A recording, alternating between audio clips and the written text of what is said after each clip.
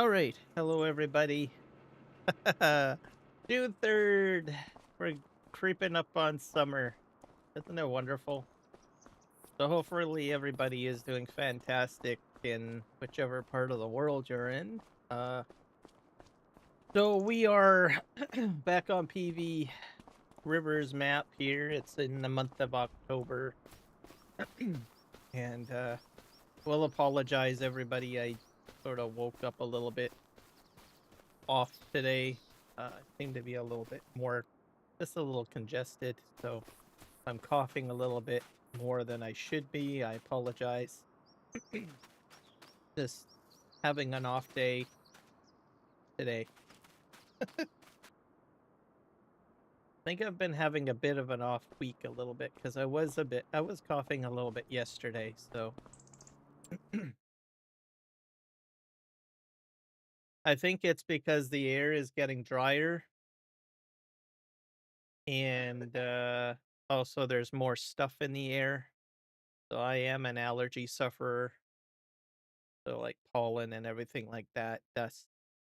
So when it gets a bit dry, it's a little bit harder on my system a bit. So takes me a bit of time to adjust, I suppose, is the term. Yeah.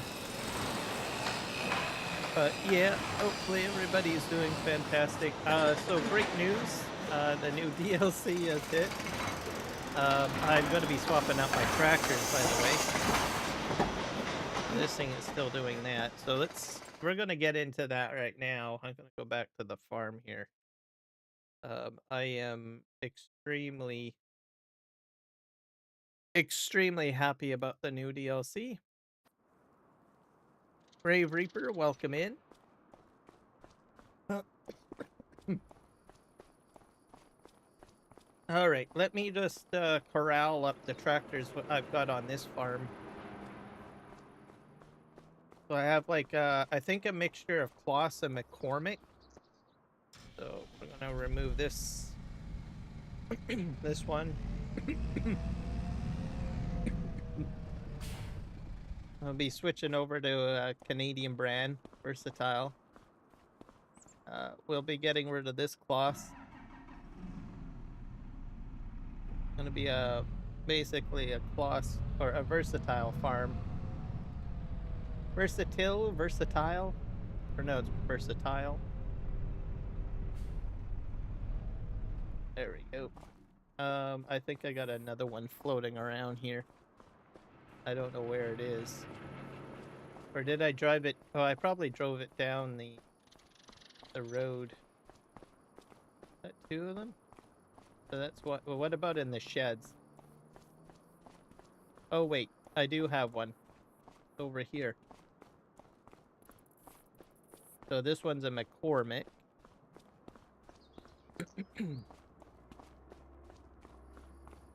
So I did this in Farming Simulator 22.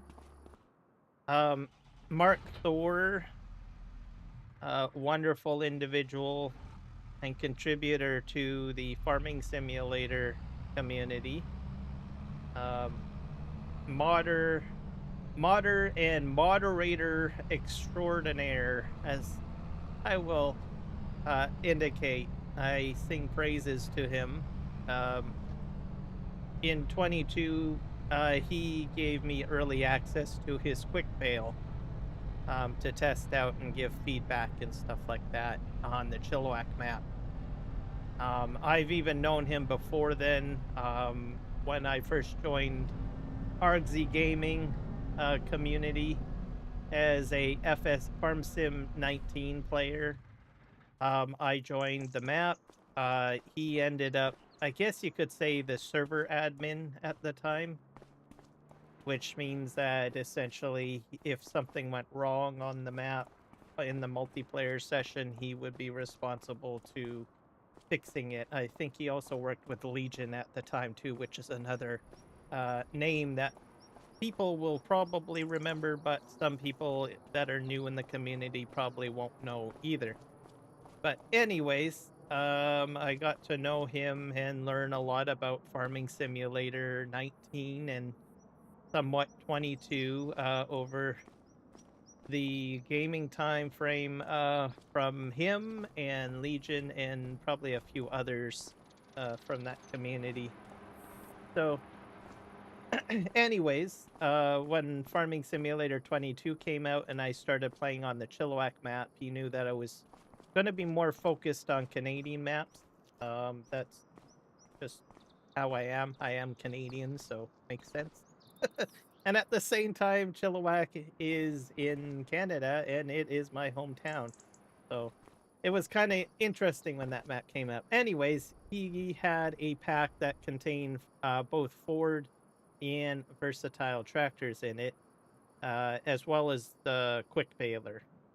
So I had all of that given to me to play with.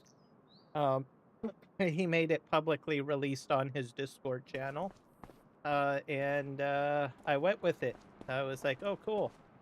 And I I swapped out all of my tractors over to versatile at that time, and Ford. So we're gonna do the same thing here. Um, but this time it's the what do you call it? The Prairies pack that has come out. So we're gonna swap out for that. So forgive me, guys. I am suffering today. So if I'm coughing a bit, I do apologize. I'd suffer in I guess not silence because I'm live streaming. That won't work. No, I just I got up this morning and it just was awful. But it is warmer and I think that might be contributing to it. I don't know where these versatile tractors are. Oh, here we are. So let's see. We're going to probably swap out the McCormick for this one. This is a let me see. This is a small tractor. That's a medium tractor and that's a large tractor. So small, medium, and large, right? Go into small tractors. I don't think we have any versatiles in or Fords in this small. Me and my group started to role play, and I am the landscaper. Your role playing in what? I'm gonna buy 2 medium tractors.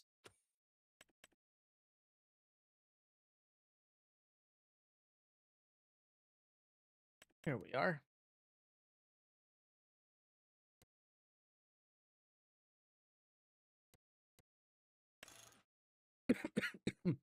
Biggest engine. Not sure what sort of tires we got.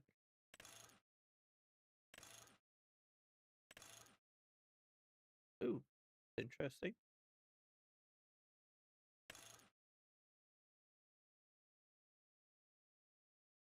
We have a 3-point attacher.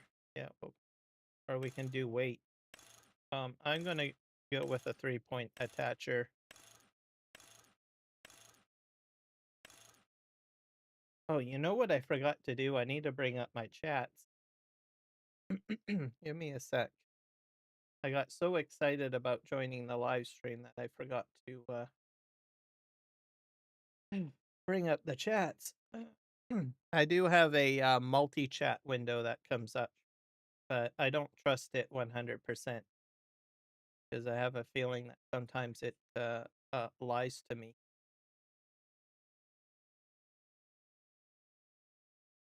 We're gonna just bring that up.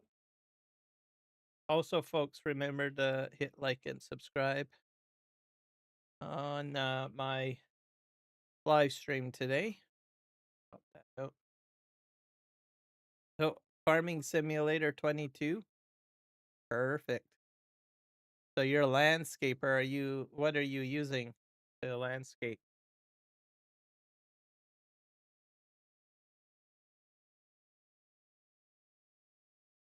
Pop this out.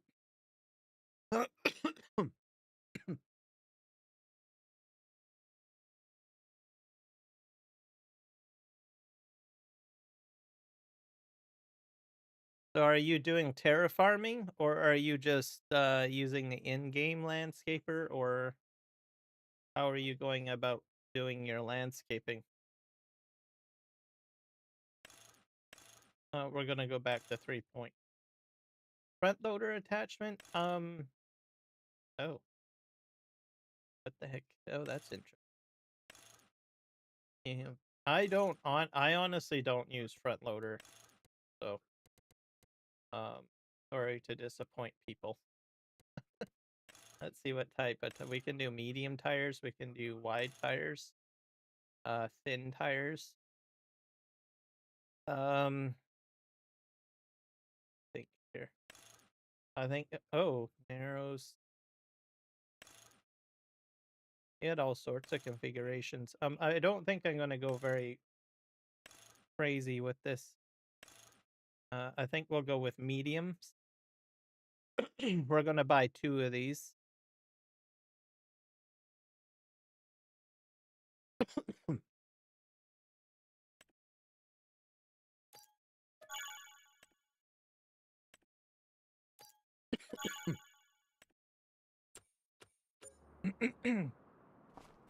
There we go.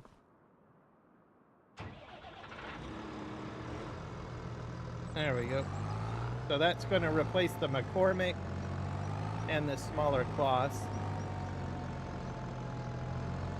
I'm going to put this in here. The sleek little tractor.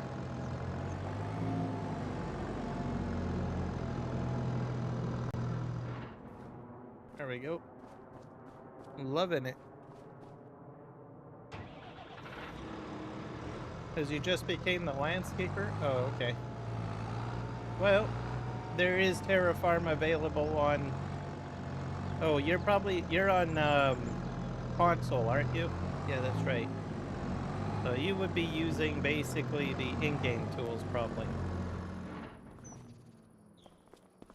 I always seem to assume that everybody has, like, a PC.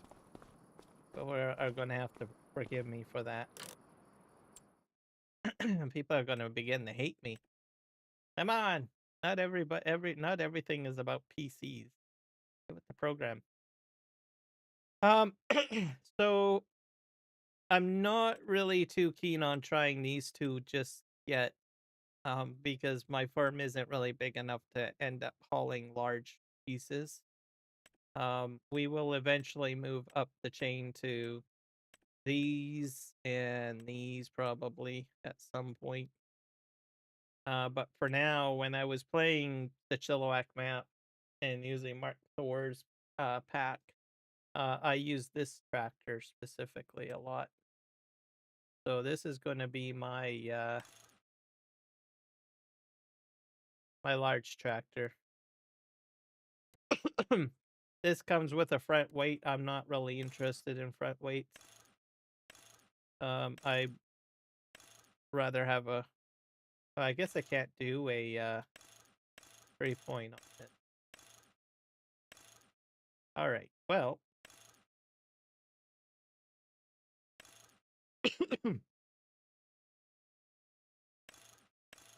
so if in this case, I need to do... oh wait, I don't have a 3 point attacher on the front, so we'll go with US, or should we go with EU? I never do EU, so I'll do EU.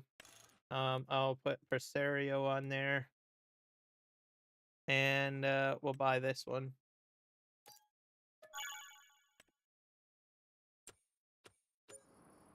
There we go. So that's going to replace the cloths. It's probably not going to have the same horsepower, but... Oh, I love that noise.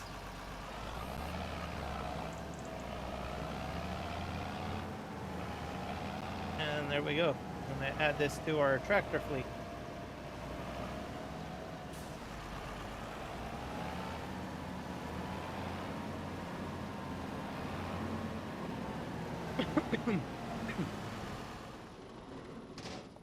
And as for these three, these ones are going to get sold. Xbox in-game tools. Yep, that's probably what you're going to need to do. It's good to do that, especially if you're good at it.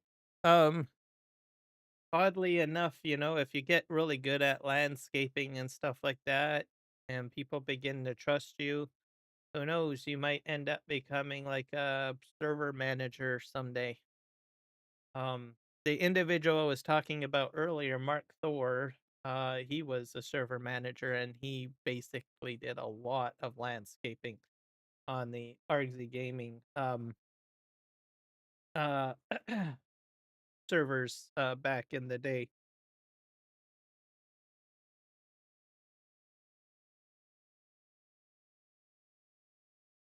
So good way to get into the community, get, you know, established. There's a lot of things you can do in the community. Like I said, you can be a modder, you can be a live streamer, you can be a moderator on on a stream, you can be a moderator in a Discord, you can be a server administrator or manager, I should say, which means you're responsible for, you know, the upkeep of a server that's being run in a particular community. So there's a lot of ways that you can kind of contribute to the farming simulator community in those retrospects. And then as you work within the community and you do a good job, you get your name well known and you could end up doing other things, right? You could end up becoming a mod tester. Um all sorts of things you can really do.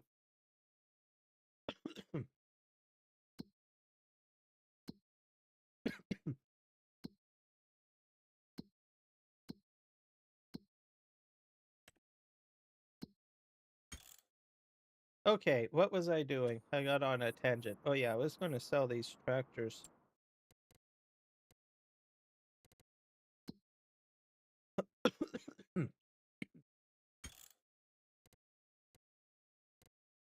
I need to go in the P.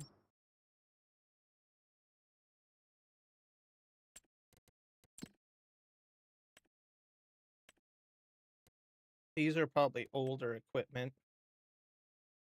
So I'll sort by age. Here's a McCormick. We're going to sell that.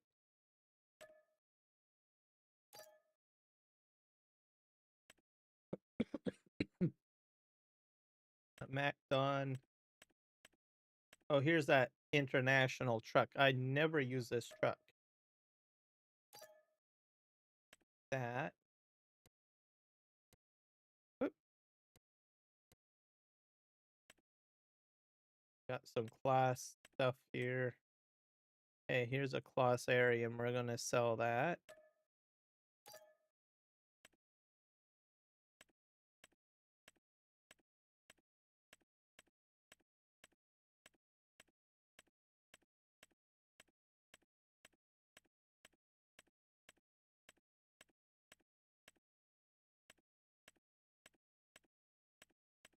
I got one more class in here. Oh, here's a New Holland. I'm using that New Holland at the moment. I'll swap that out later. But there's another class in here. Where it is, though.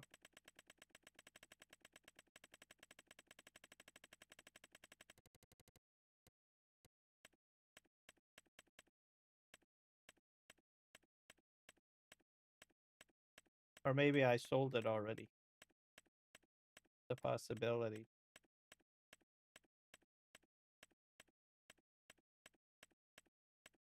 I think I might have done that already. Oh, wait. Hold on a sec. This one. Sell.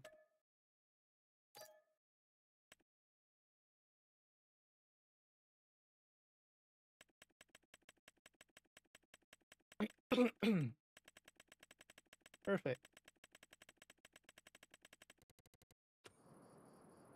There we go. We're all set. Oh, we got our starter fleet of tractors. Where are we right now? Where is this? I am at gone. So yeah, should be good being a landscaper. It's good. It's fun to do. You can go in and set up a map and landscape and all that stuff.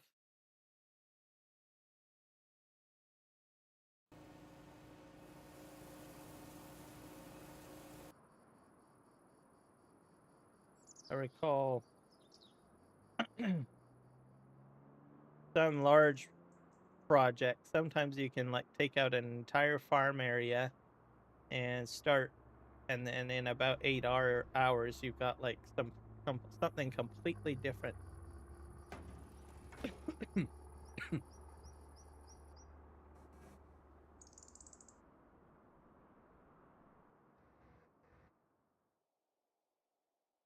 Nope. I got a Zader around here. Oh yeah. This is a New Holland.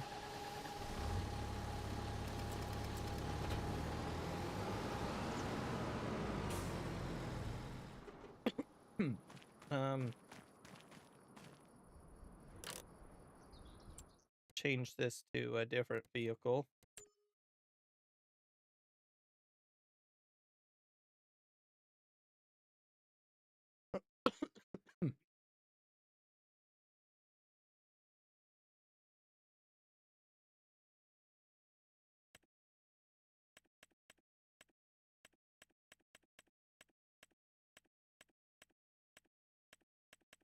New Holland. Nope, not that one.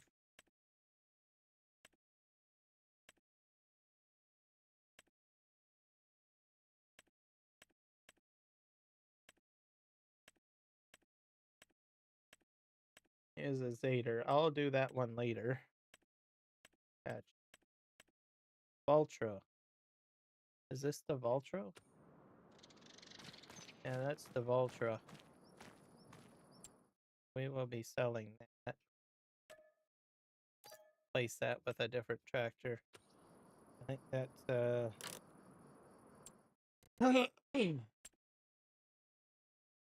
if that's a medium? Yeah, it might be a medium. So I would be buying one of these again.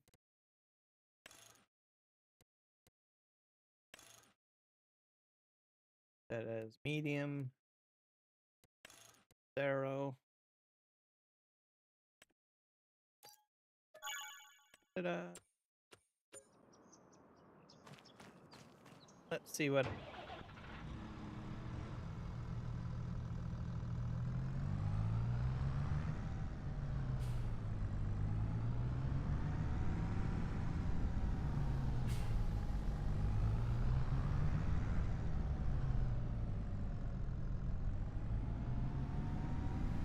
Now we'll take this back to the farm.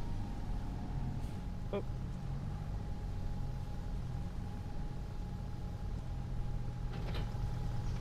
I'll go for a little spin. Is everything strapped down? Yep. This model I like. There's like a sunroof in here.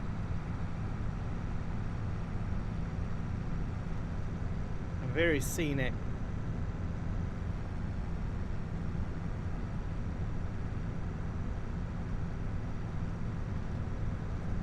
There we go.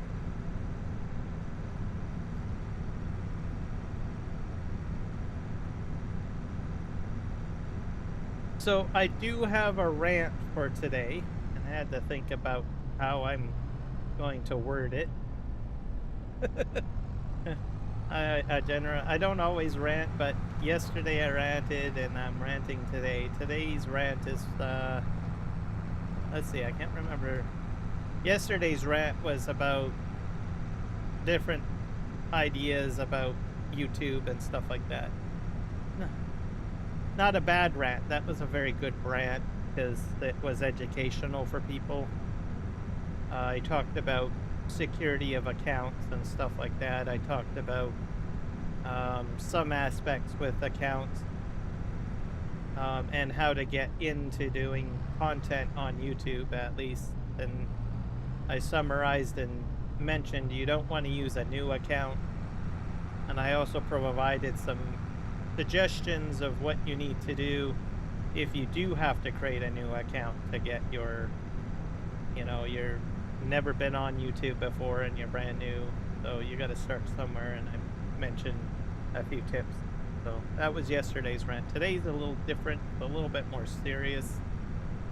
It's related to the farming sim community.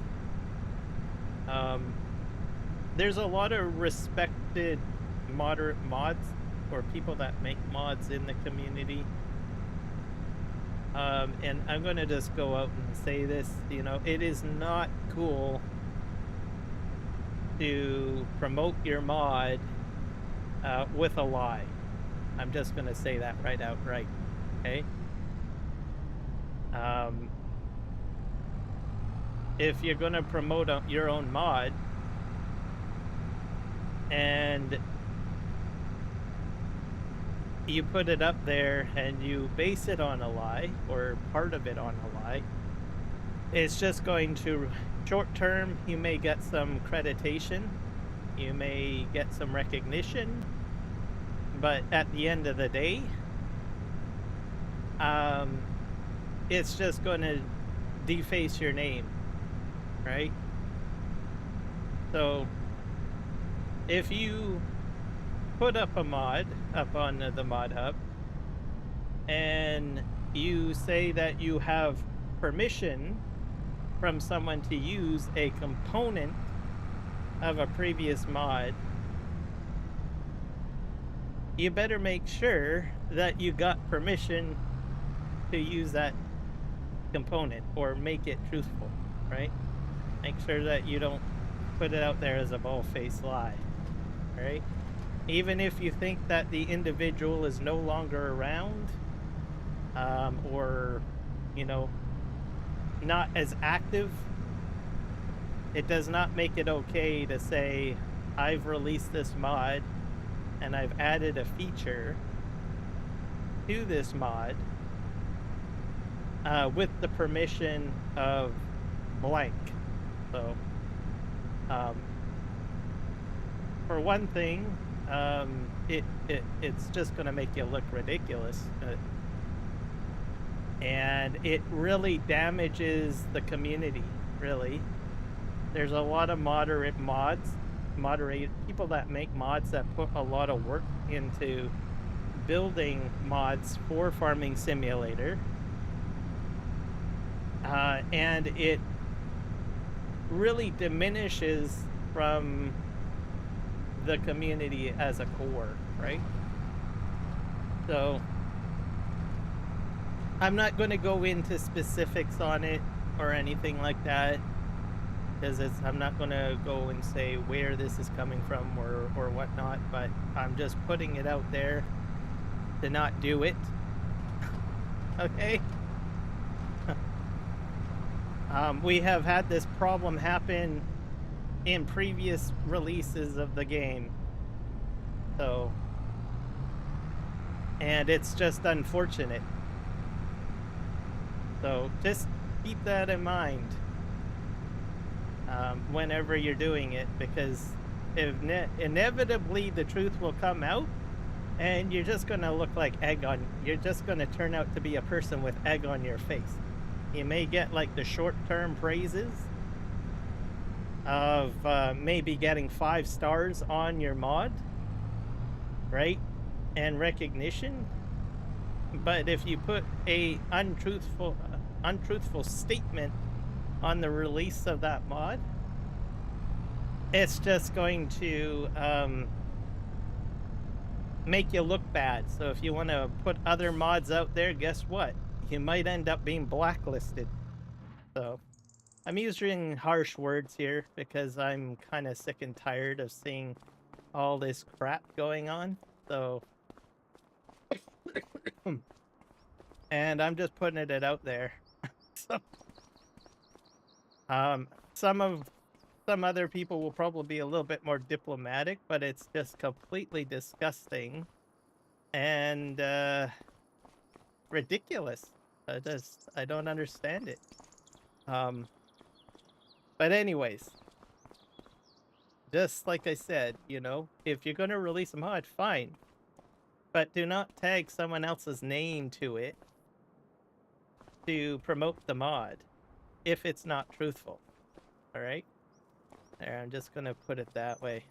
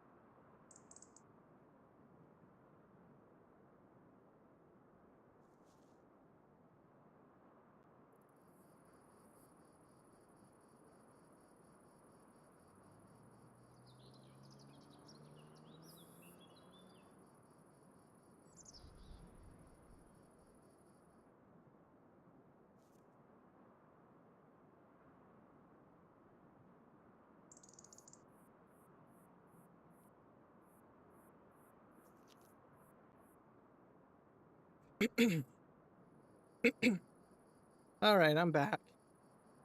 A little bit of a issue. Need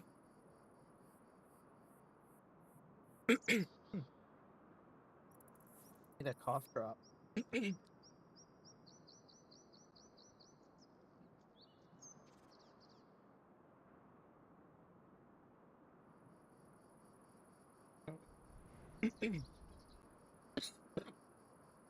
Yeah, I'm very congested today.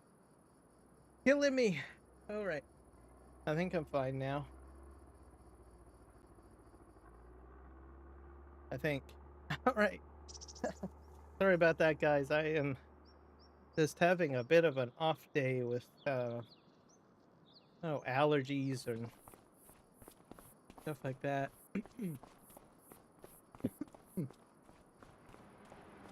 Mainly congestion. So, woke up this morning and it was just warmer. So I guess my body just has to adjust. There we go. I'm feeling better now. I went and took care of things. All right. So yeah, that's basically my rant for today. So, um, honesty is the best thing if you're doing mods. Um, and just because if someone says no to, giving you permission to do something or whatever, well, be mature about it and come up with a different idea. I mean, Farming Simulator is a huge game. I'm pretty sure that you can figure out something else that would be a great addition to the community. And if you can make something more unique, people will love you more for it. This is a very, this community has been built up, I think, even before I even showed up. And there's a lot of respectable people in here that have worked hard to create mods, create maps, create all sorts of interesting things, build YouTube channels, build servers, and they spend a lot of time in it. And just to have someone, try to fast track something is not cool.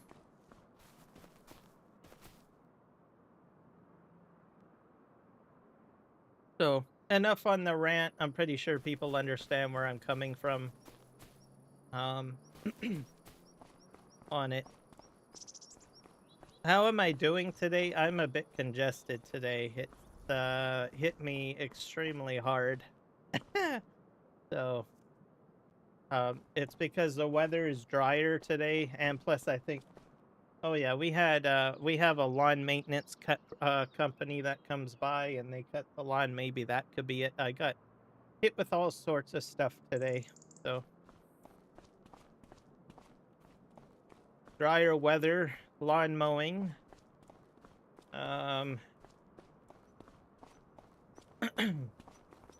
Yeah, it's just not fair. I'll go figure.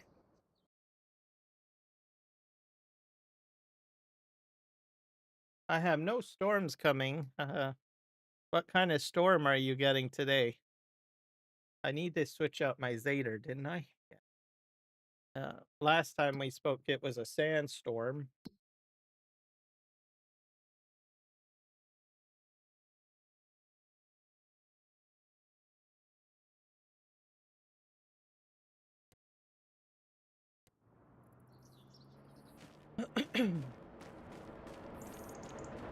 Hey, we're getting rid of the Zader here. Aye, Mr. Zader. Hailstones, 100-mile-per-hour winds, couple tornadoes, and heavy rain. Just a regular old day for you, isn't it, Michael? Nothing to see here. Just, a bit of hail, couple of tornadoes whipping by, and some heavy rain. That's nothing.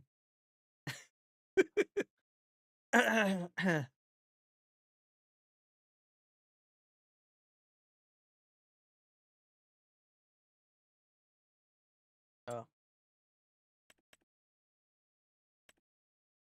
So, the one thing that I have to ask you, Michael, because you get all these storms and stuff like that.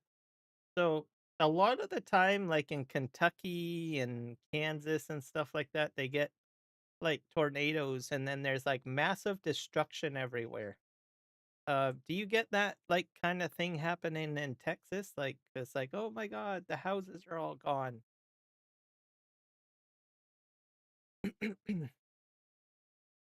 That's kind of an interesting question to ask.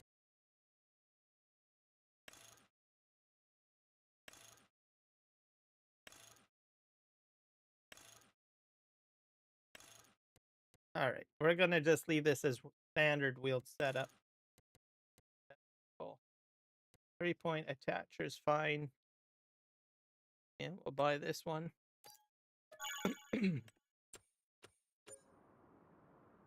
to replace this little guy.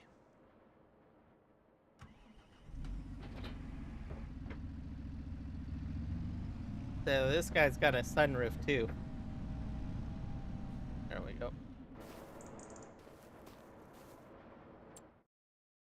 I'll go and sell the Zader.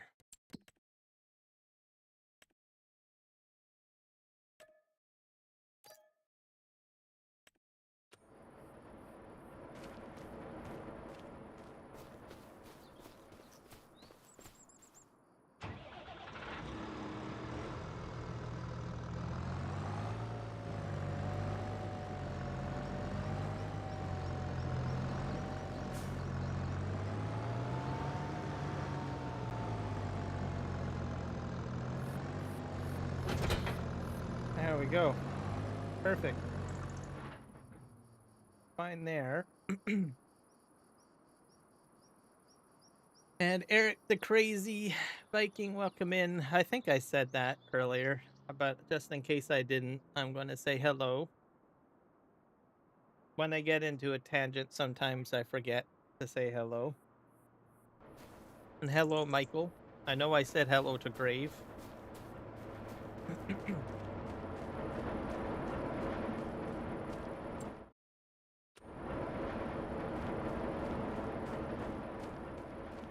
Alright, I think that's the last tractor I have to sell. I don't know if I have any more.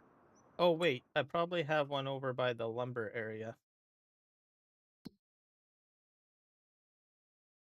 Because it's, I think this is it. Yeah. This one was having problems running the...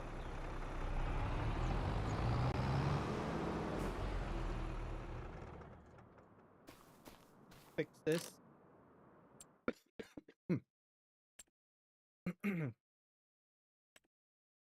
This one's a medium tractor, so we're probably going to go one of these again. Or maybe well, let's just take a look at the large.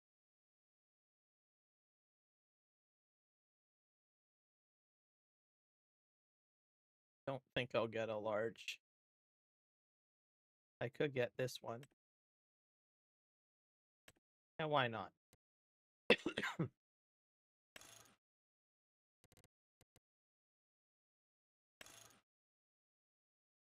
The other one I made US, this one, or I mean EU, this one I'll make US. And we'll leave the front weights on the front. What kind of wheels can we do? Oh boy. Kind of gnarly.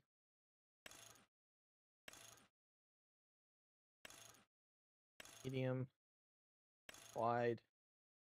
So we'll do the wides. And put the Asaria on there. Like that. Go. This one is a New Holland. We're selling that one. New Holland.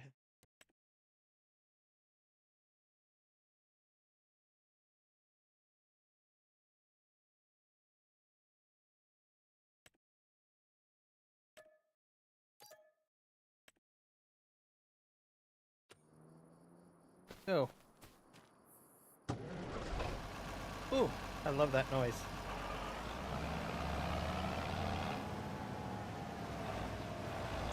Hello, Psycho Kid. Ah, we're swapping out all our equipment over to Versatile. This is the last tractor. There we go.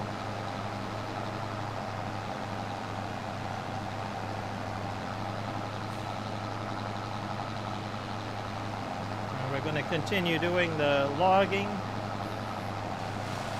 bridge construction, because I got to build my bridge. Did I cut that out? Oh boy, I really cut that out.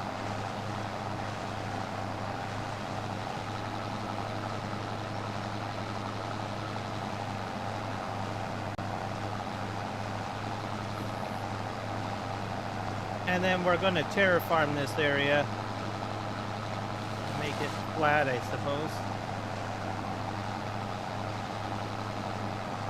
So very happy that the versatile pack is hit. Very happy.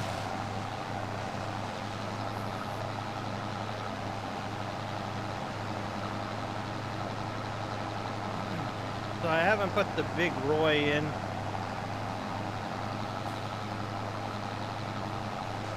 Just swapped out my large and medium tractors out, basically.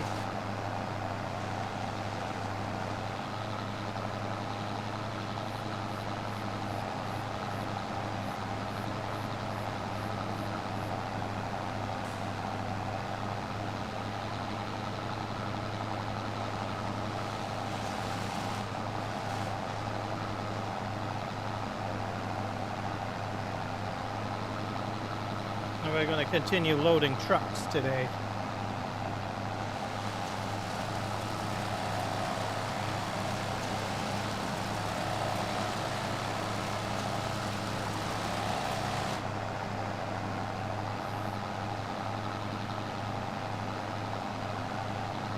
Hello, 3Js. Come on, go forward.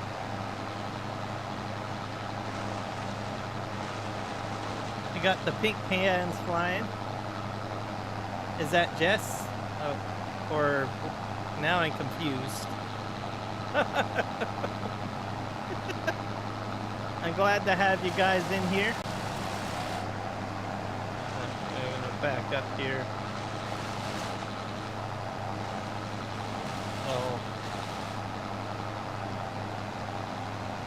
So my entire fleet is now switched over to versatile. Mainly the small and medium tractors only. I don't really need like a big Roy or anything like that yet. So we're just gonna stick with what we got here.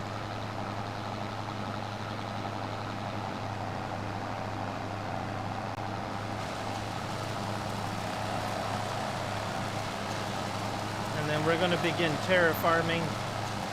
Probably maybe on this episode. We'll have bridge building done today.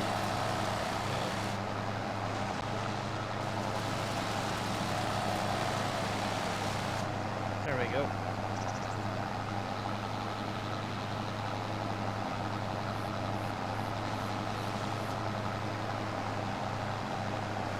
I'll put this down. There's something still here. Even if it disappears at the top, I like to just go over it like this just in case, as it might be under the surface of the ground. Hopefully I didn't miss any more stumps. FS Miner has updated his pack, by the way, so I got the latest pack. Some of his equipment is now more compatible with Terraform. There's some more bulldozers, as I understand, added. The other thing is he's added a couple of new trailers. So if the trailers don't work, it's probably because you don't have the interaction mod downloaded. So he has a couple of trailers where you actually have to get out of the cab of the truck, go to the back, and use the interaction mod to open up the back of the trailer. And there's a few other surprises of interaction too on other mods in his pack, like a couple of his buildings, I think. So just be aware of that in case you're using FS Miner's mods and you're not able to dump from a particular trailer. It might be because you need to manually interact with the trailer in some capacity. So he is, I think, moving more into realism with his mods, which makes sense because he is a huge construction simulator fan, and there's a lot of interaction, I think, in the construction sim. I think I played like an older version at one time, and I recall that I had to do a lot of manual stuff, like opening up panels and picking up objects and stuff like that. So Not all of his mods are that way though, but I'm just making you guys aware that a few of them require the interaction mod, and it's on the mod hub. He mentions it in his video, so I'm gonna go ahead and try to get this all chewed up here.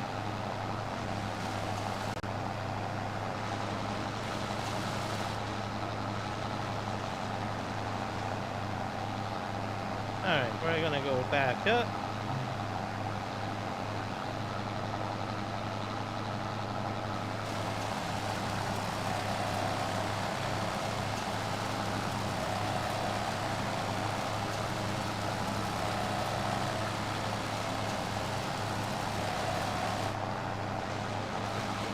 That was chopped a little higher than usual.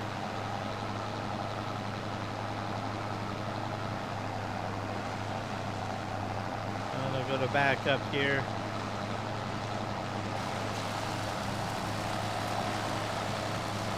So, have any... Oh, this probably is a good idea. I should probably put in a poll. I'm gonna get votes from you guys.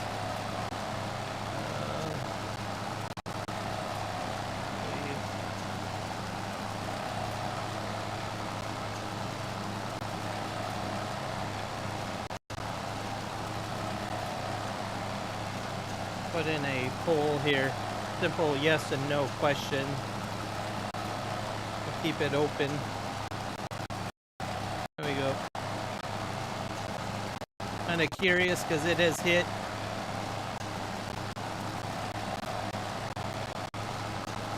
There we go. Myself, I'm excited about the DLC.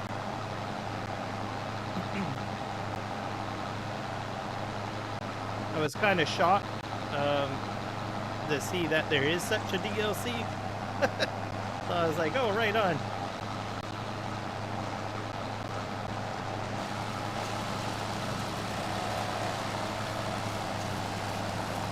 I don't know if I'm grinding this properly here. But like I said, I'll explain my history with it. I used basically the Ford and Versatile tractors in FS25 to summarize, and Mark Thor had a very small pack of that, and so I used those. And this exact tractor, in fact, he had a model of it, so I basically plopped out all of my equipment on the Chilliwack map to this, and I think most, not all of my equipment, but most of my equipment on PV Canyon Crossing in FS22 was basically this exact model of tractor in Farming Simulator 22. And Giants decided to make a pack with it, so it's like, oh, right on. So very happy about that. I'm also surprised too, because not many people talk about Versatile or Ford. Well, I guess Ford more because it's a more established name, right? But here we are. Also, I don't know, I watched everybody should watch the introduction from Giants. I think it was posted yesterday. Kind of goes into the history of each of the machines, including EG, which I didn't know was a Canadian brand as well. So I was like, oh, well, that's cool. German and Canadian brand, I think. And then talking on the Big Roy, which was made in Canada, was the very first articulated tractor, which I didn't know ever invented. So invention of articulation was because of that. So I was like, oh, well, I didn't know that. That's kind of cool. So anyways, there's all sorts of other fun facts about Versatile and the history of the equipment and stuff like that. Everybody should check it out. They also explained, you know, where Ford came into it. Um, Simply put, basically, Ford bought the Versatile brand, and then they took a couple of the models and painted it Ford, right? So that explains why they look the same and what have you.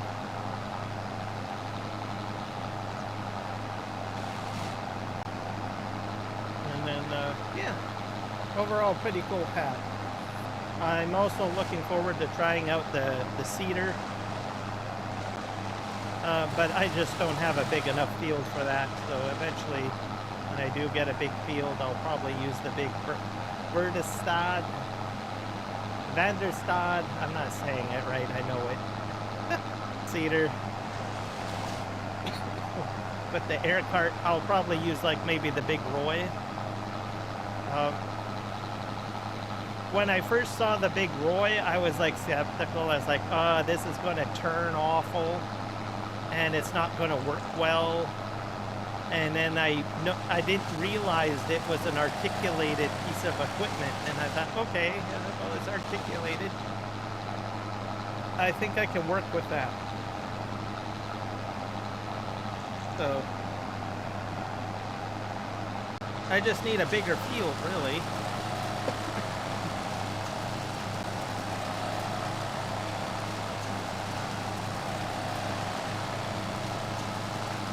I don't know if this is going to behave itself. Are you going to grind?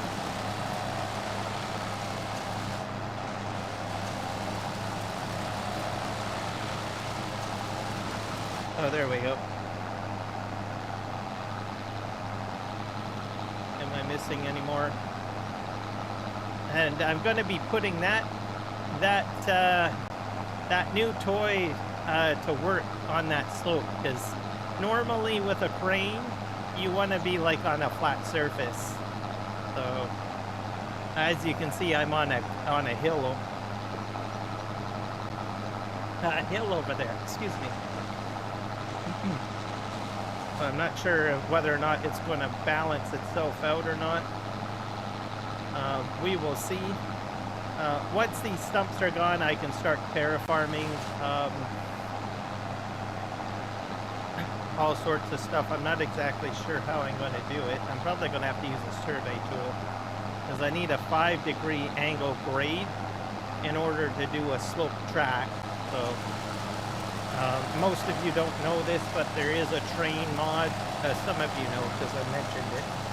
But if you're going to work on a slope, you need a 5-degree slope, or else you're going to have some problems laying your track. So that's why I'm using Terraform to be a little bit more precise, to maintain a 5-degree angle slope. And I don't know how I'm going to do it, because look at how much of a slope I've got here. Right? That's just kind of crazy. So it's going to require a lot of backfilling. And I'm probably going to make a lot of mistakes. Because I've never done anything like this in Farm Sim before, and I don't do this stuff in real life. So I'm gonna have some problems. Even this slope, I don't think is a 5-degree angle. I don't think. It seems to be a bit slope. It's probably like a 10 or 15-degree angle.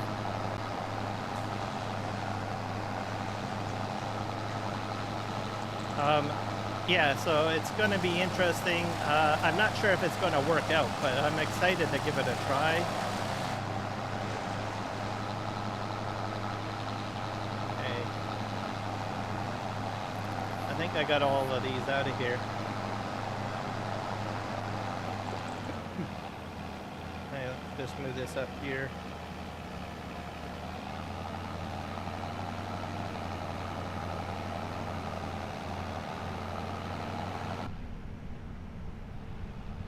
Get back inside cab here.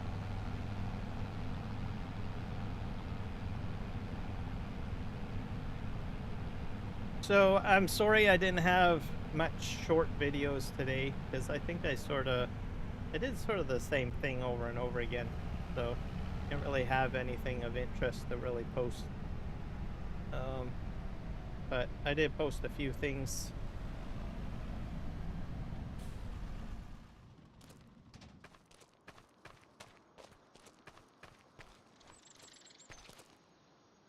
Hey, this is here. Where's my logging truck?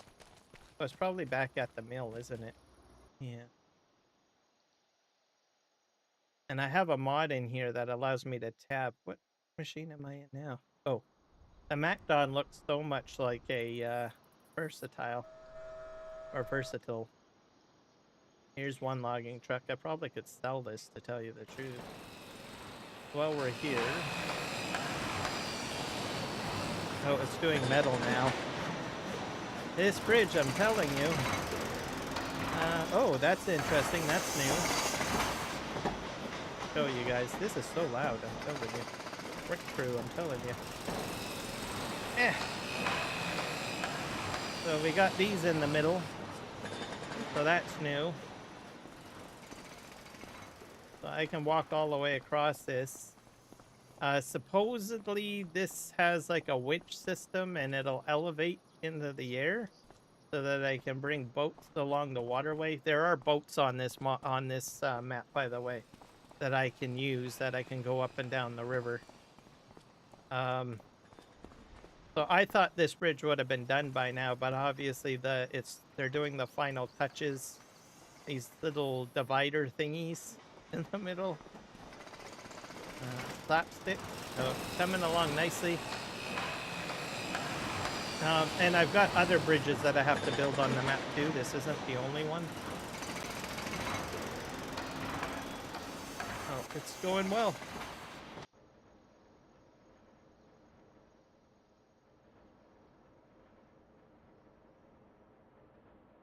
What else? There is one mod that I'll talk about with regards to the map, because I didn't know this, but apparently one of the members that contributes to the mods for this specific map, which is Mr. T. Miller.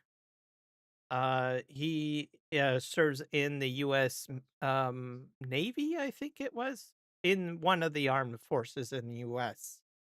Um, and he was overseas in the Philippines for the longest while, and he was doing Twitch streams from over there. And it was kind of interesting. He's incorporated some of the culture, like he added like a um, tofu factory or something to work with tofu in here, and a few other mods. But anyways, he added a new one that's more military related that I thought was kind of cool. Let me see if I can find it. So, do you want to quit? No, I don't want to quit. I want to go to construction here. I think it's under factories. I'm not exactly sure what they are, but I know it's related to the military. Like, I think it's a patch or something.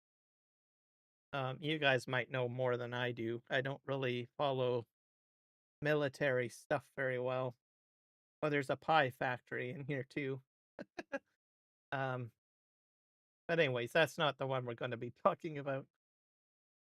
Where is it?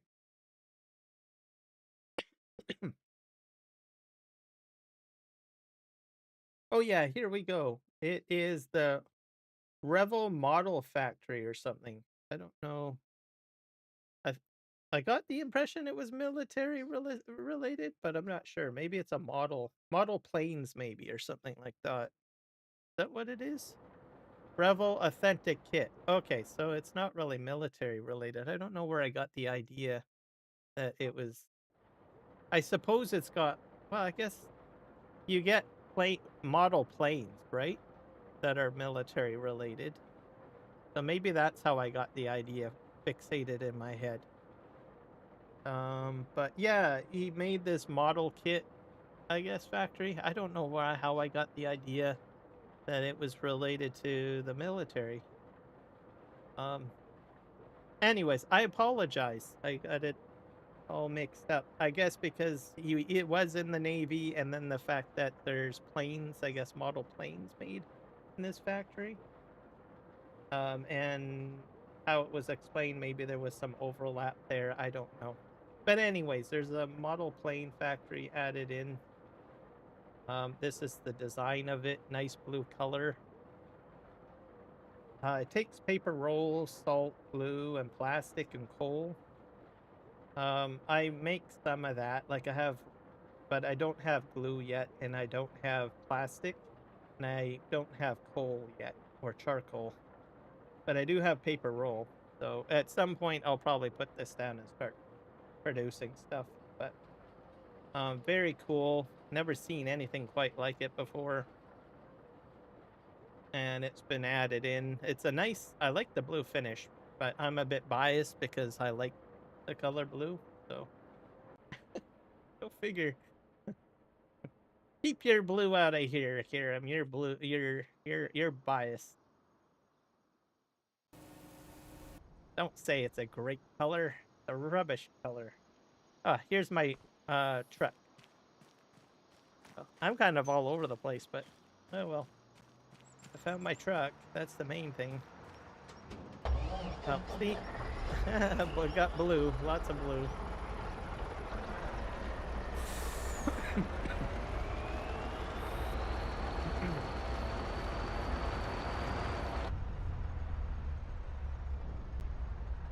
I'll turn this way. And we'll begin loading the rest of this, and then I might start off with playing with the survey mod, maybe. I'm gonna have to figure it out. I probably should have watched another video before live streaming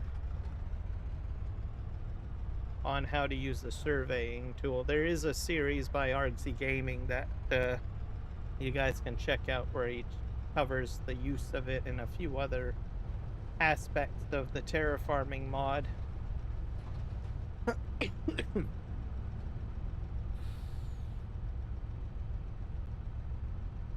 Go this way.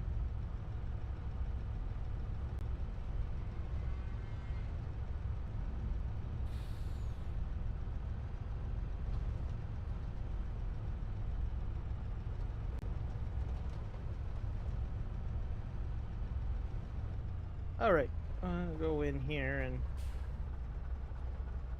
gonna try out my new crane. It's like the new best thing for logging. For me, anyways. Yeah, let's see here.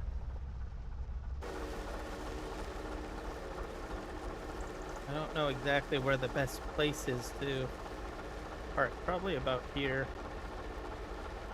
So this is definitely not a 5-degree angled slope. It's going to be a lot of dump truck loads dumping in here. I'm telling you that right now. So what will probably end up happening is I'll be using most of this as backfill. And I don't know what happened here. It's kind of interesting. It's almost like King Kong went in here and just scooped out something or whatnot.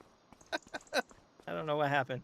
The other thing that I'm concerned about, which I didn't notice, somewhere down here. Where is it? There's some odd rock formations, which I don't know if I can chip into.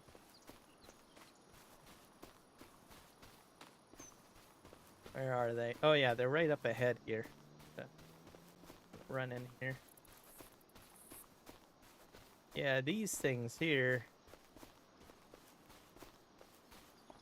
So I'm not exactly sure what to expect with these. I have a feeling that they are probably purposely placed here and they're not part of the landscape. So I have a feeling that I can't just dig into these rocks to be precise. So probably gonna have to go around them or leave them. I don't know. Might not have to. I got plenty of space here, and this is pretty flat, so this part of the mountain maybe I may not need, but hard to say. What's on the other side of this mountain? Is that something good to know? Because maybe I want to build a slope. Oh boy. Alrighty.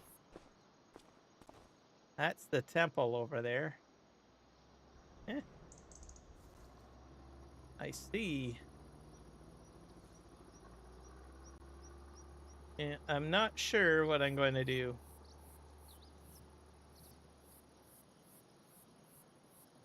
Temple's there, so I don't know. So I'll have to be careful when I start landscaping not to, I don't know, make this too ugly. Plus, this is a much steeper slope. This like drops like right down. It's almost like we're like in a volcano or something. Why anyone would want to put a farm in a volcano beyond me. Or a temple for that matter. Maybe there's some spiritual energy in the temple that's keeping the volcano dormant or something. I don't know. Speculation, right? Here we go. I'm gonna go jump in here.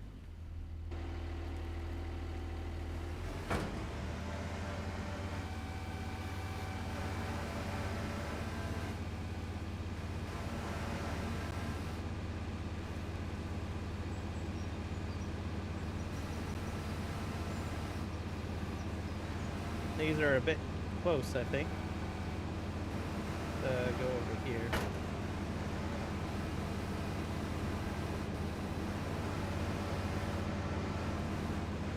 Pick this up. So very easy. Like I said yesterday's stream, the crane controls are extremely better in 22 or 25 compared to 22. So I was shocked when I started using this machine yesterday. You guys probably, if you were in attendance, experienced my excitement as I was like, I don't know. I don't know about this mod, or not mod, this release. So, and this is base game.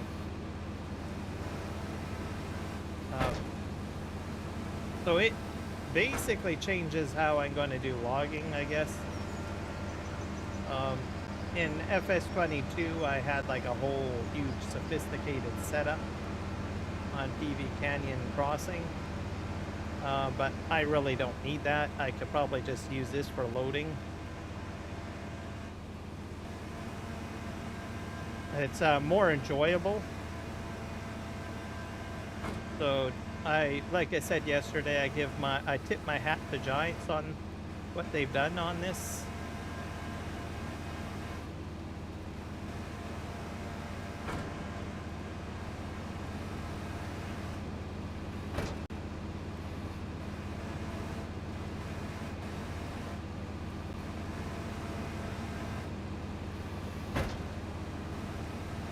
Now, FS Miner does have a crane, but it's a stationary crane. I might consider dabbling with that just out of curiosity to see if its handling is equivalent to this. I mean, it won't be 100% equivalent, but mainly my focus will be on how the seat clamp or the attachment at the end of the crane operates, just to see if it's good.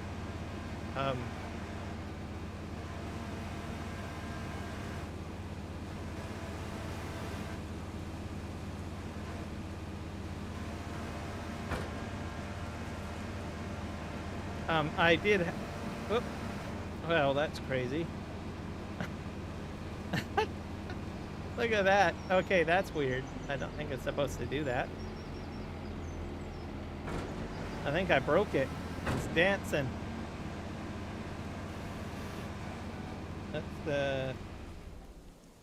Okay, to fix that, guys, you just have to turn off the engine. So just turn it on and turn it off, okay? Just like if you're troubleshooting a computer system. We all know that if you turn it on and off, it'll fix it, right? Some of you guys are probably like rolling your brain, your eyes right now. It's like, yeah, right, Kieran. Yeah, whatever you're saying. Yep. Yeah, right.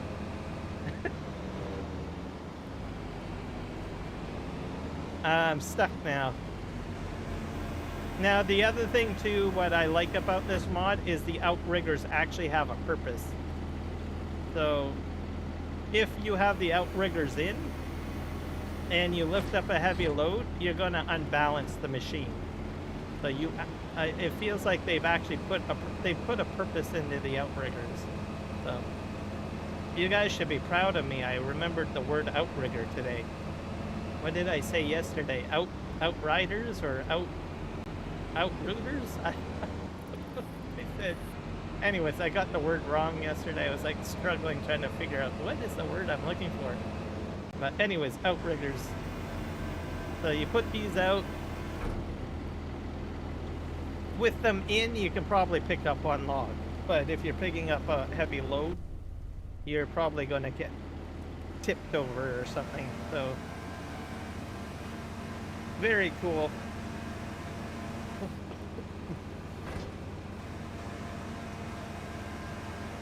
Hello, Kiwi Farmer, Sim Farmer, welcome in. I am exceptionally happy today, sir, because Versatile is here. So I've swapped out all of my tractors for Versatile earlier in the stream. So I'm all set up. I didn't go with the big tractors like the Big Roy. And what other model is there? Let's see here. I'll go into the shop. So let me go into the shop. So if we go into here. So I haven't put on the farm this one, or these two. When I get a much larger field and I start using like the Seed Hawk or something like that, or the Vertistod feeder, I'll probably switch over to those. One key note, I think it's this one and this one. There is a color problem. I don't know if it's fixed or not. Yeah, because you see the top, it's all black. Not supposed to be all black. That's part of the mod that Giants put out that allows you to use all sorts of colors. So if you want to still use the tractor, but you want it in the traditional format without it all being black on top, just remove that color mod that they released back in December, I think it was, that allows you to do like the special colors, like custom colors, like metallic and gloss and all of that. Just uncheck that. I imagine that in a future update they will fix that. I left the mod in place because I still use it and I'm not using these tractors at the moment. So this tractor is affected. And I think this one. Oh. Oh. Okay. This is even worse. It's going to blue. So this is supposed to be the versatile edition. And it's gone completely blue. So that's probably related to the same pack. Just like I said, uncheck it. Or just wait until Giants patches it or this mod or this DLC. One of the two. Let's see what happens if we go into Ford. The most of the focus was on these two. They never really talked about the Fords. Yeah, the Fords look fine, I think.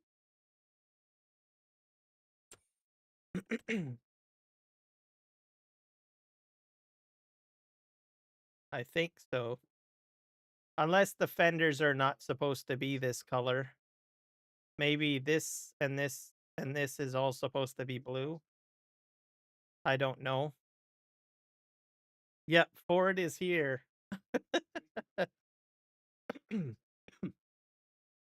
So there might be some issues with the Ford, maybe this piece, the mud flap, or I don't know what you call these. They go over the tires. I'm not sure if these are supposed to be blue or this bottom part of the cab might need to be blue as well. So there might be an issue with the Fords. But Ford looks way better, I guess, compared to um, the Versatile, which has some issues with too much black. So, and this one, well, this one goes, well, completely blue. So, go figure. But like I said, I gave you guys the workaround. Just simply uninstall that one mod or uncheck it or unselect it and you'll be fine. The only problem is if I suspect is if you're using it for other mods, like other tractors on your farm, you may have some color problems perhaps. No one really talked about that. So I'm just going to leave it in and just go with the flow.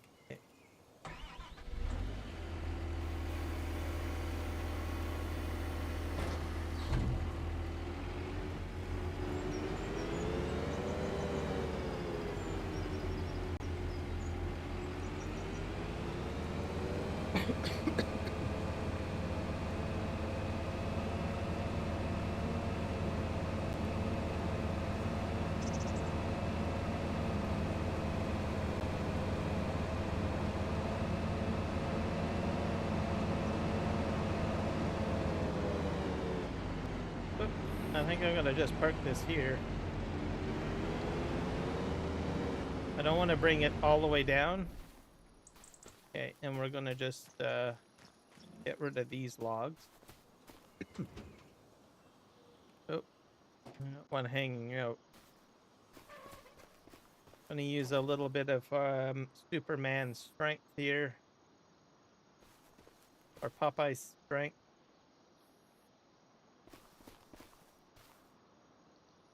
Just put this over here.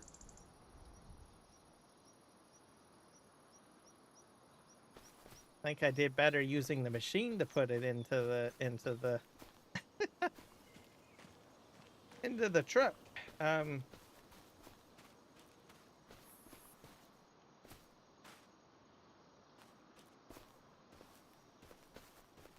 Put that there. We're going to run this to the paper mill. This will be the last load because I don't have any more trees. But that crane, to summarize, I'm very impressed with it. I'm not sure how many people use it, but a lot of people use like the front end loader. What else? I can't really think what else people use, but the load truck. Or the excavator. I have an excavator back here too. I find that works a lot better than the excavator because I can lift up more logs.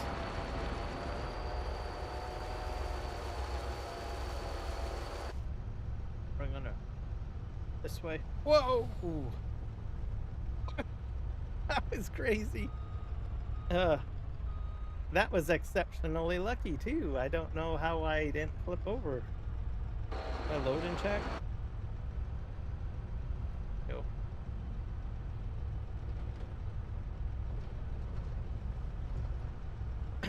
So I will be going to this, probably try the seed hop down the road. I better slow down.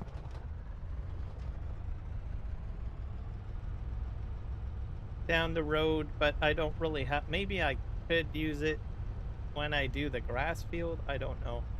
I'll have to look at the size of that field. Ooh, I've got some Jake brake noises happening here. Oh yeah. I never noticed that audio before. I love it.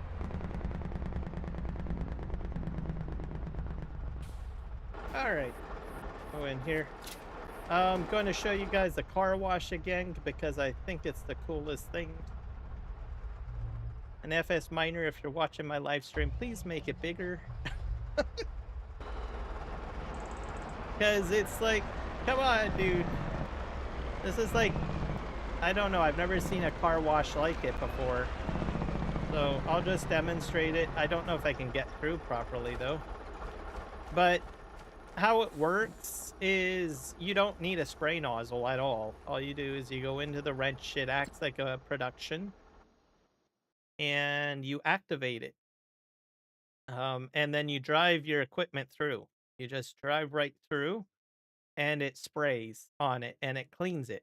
There's no getting out with a spray nozzle or anything like that.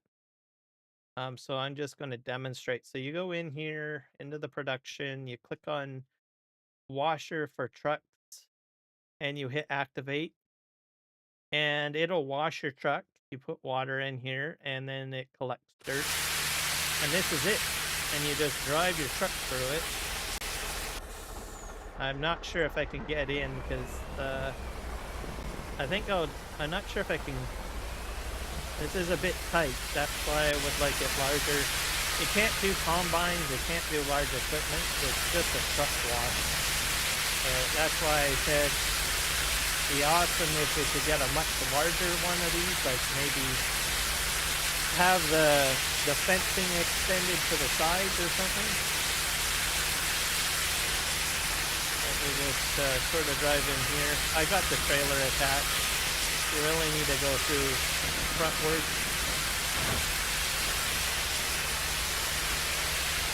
Just drive through like that. And there you go. You're clean. Then you get in your another truck and you do the same thing. Right?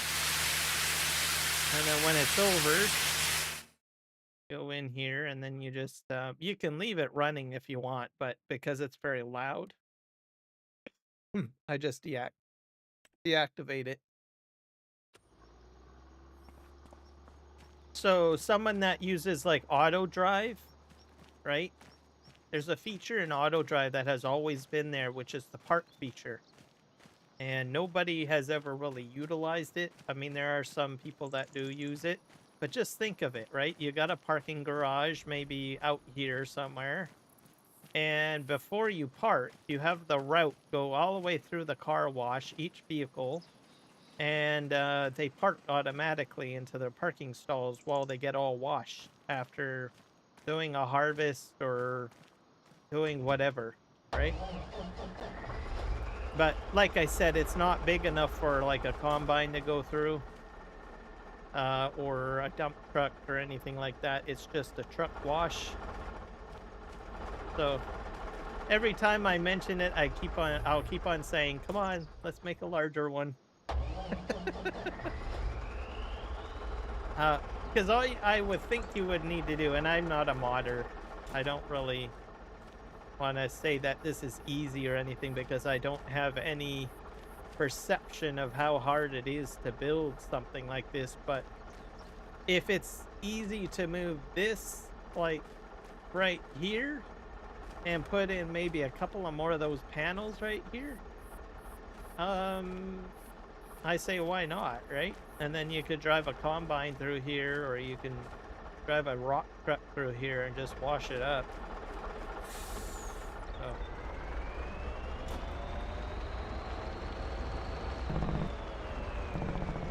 So there you go.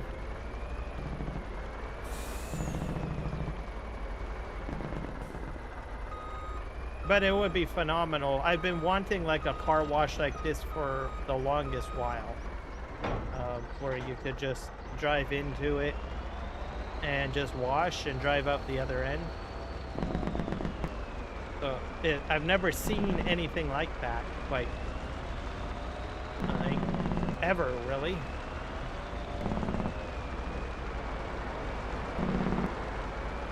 at the same time, it's a production. It'll collect the dirt, which I think is pretty cool too.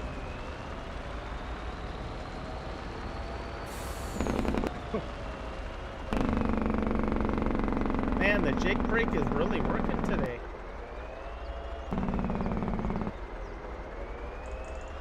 All right, we're gonna head back here. We're gonna check the bridge first because I'm trying to get into the routine. If I finish a task, check the bridge, then do a new task, then check the bridge, then do another task, and then check the bridge.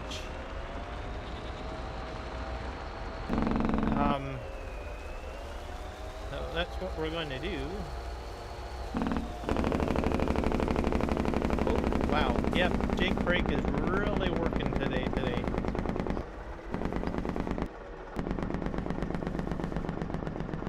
There we go. All right, let's double check that bridge. I'm pretty sure it's probably fine, but it's like chomping down on metal at the moment, so go see how it's doing.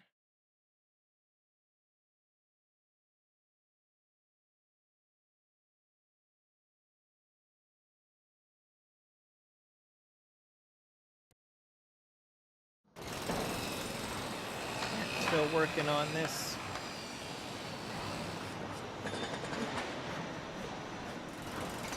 We have lumber here.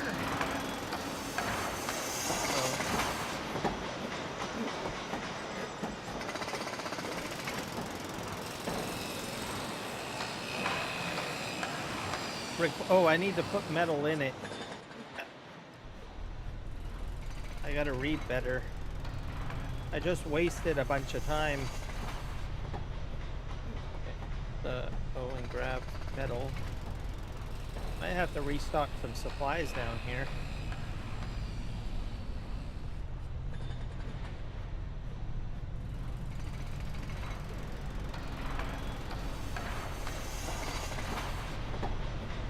There we go.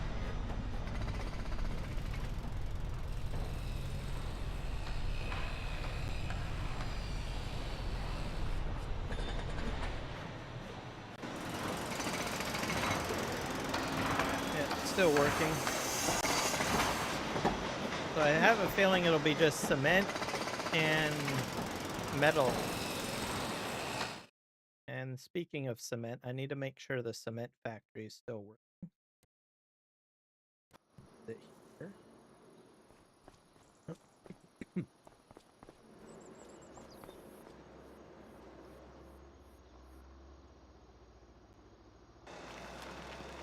Just get more out of there. Okay. Go over here. We'll take a look at what we've got lined up here.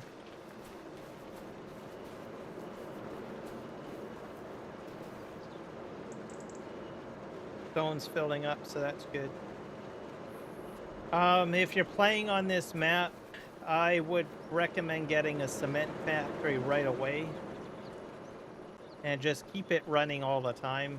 Either that or put more than one cement factory down. You're gonna need a lot of cement. Let's just put it that way. Or some other way of getting stones. So cement factory and stones together. The wonderful thing. I started off with just one of each, but I think for most of you guys, you probably might want to put down two. But for aesthetic purposes, I'm only putting down one of each because I honestly didn't want two of the factories out here. But I had considered doing it, but I was like, no, I don't think I really want to do that. So, and I was able to get these operational right away in the beginning. So I'm quite fine with just having the one because I only have like a couple of projects running at a particular time. So I finished off my house, as you guys can see, right? So that was project number one, and then I got the bridge to finish off, and I'll have more bridges as well to do.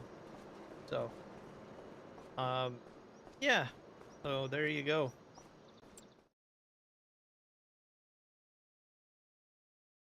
Um, let me see. Oh, I there is a guy part of this that I want to share a video from. Uh it's basically Billy Alpaca. So, um I like his approach on things, on how he does things. For one, he works on this map. Okay? Great guy. Same with Dave too. But I've talked about Dave much, but not many people know about Billy Alpaca. But really great guy. I think we both share the same philosophy on certain things, except that he's more experienced in modding and all of that stuff. But presentation wise and stuff like that, I feel that we kind of share a kinship in a way. So for one, um, he works on this map and he works hard on it. But the other philosophy is that he's very open to sharing information, especially on live streaming. And today I was surprised. I checked out one of his earlier live streams, well, a replay of it because he's in the UK and he live streams at a time that I'm not usually up. So, but he goes over OBS and the setup of OBS because he had someone ask him questions about how to get into setting up OBS and stuff like that, and he did that all on the live stream. Um, I'm gonna try to find the live stream and share it out to you guys so you guys can check it out. And let's see if I can find it. Watched it. I was like, "Oh, this is cool." I knew he would share. He shares a lot of information, but I didn't. He never really talked about like live streaming and how to get set up and do all of that stuff or show OBS. Um, and I tip my hat to him because half of the time I don't really talk too much about OBS simply because it's a hair pulling experience just for me to get set up and my memory is not that great. So when it comes to precisely explaining things, so I usually try to explain what I'm comfortable with explaining, right? But anyways, he has a phenomenal memory. I gotta find his channel. And is better at explaining things. And today's live stream, or the one that he posted this morning, I thought was amazing. So I'm gonna go find his channel. I think it was today's live post. See if I can find it. Is it this one? These are videos. Maybe it's under lives. Yeah, I think he's dual streaming. I think this might be it.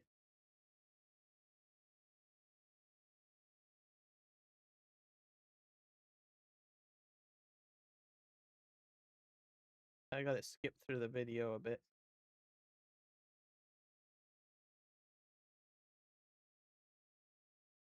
But yeah, everything you need to know about the map, he's like one of the top folks. Um, with regards to the map that I'm playing on, the productions and stuff like that. Him with Mr. T. Miller and of course Dave, who's the number one guy, because Dave is the one that makes the map. But they have a core team over there, a good thing going. Here we go. Is this it? Oh yes, OBS settings. So yeah, about 14 minutes into the live stream, he goes in. I guess someone asked him about it, but anyways, um, here is the link to the video. he predominantly live streams on uh Twitch, but now he seems to be moving over to YouTube and building his community over here. He has about 489 subscribers. Um if you enjoy this particular map and want to know more about it, I bow to him on these matters.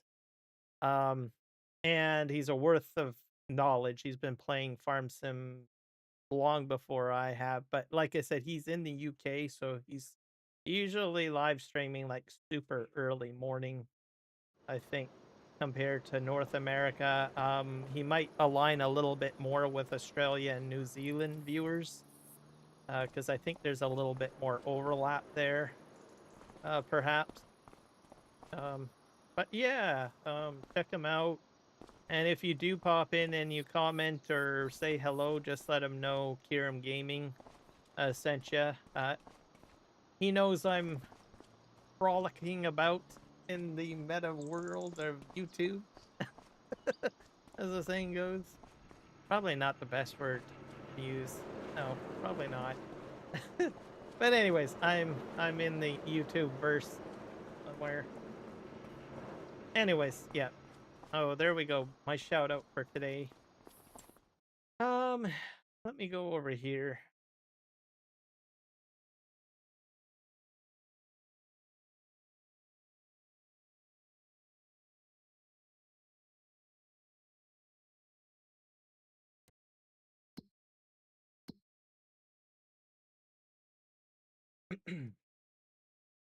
Now, what was I doing? Oh yeah, I was going over here. So I think I need to buy the survey tool because I don't know how I'm going to do this. I think uh,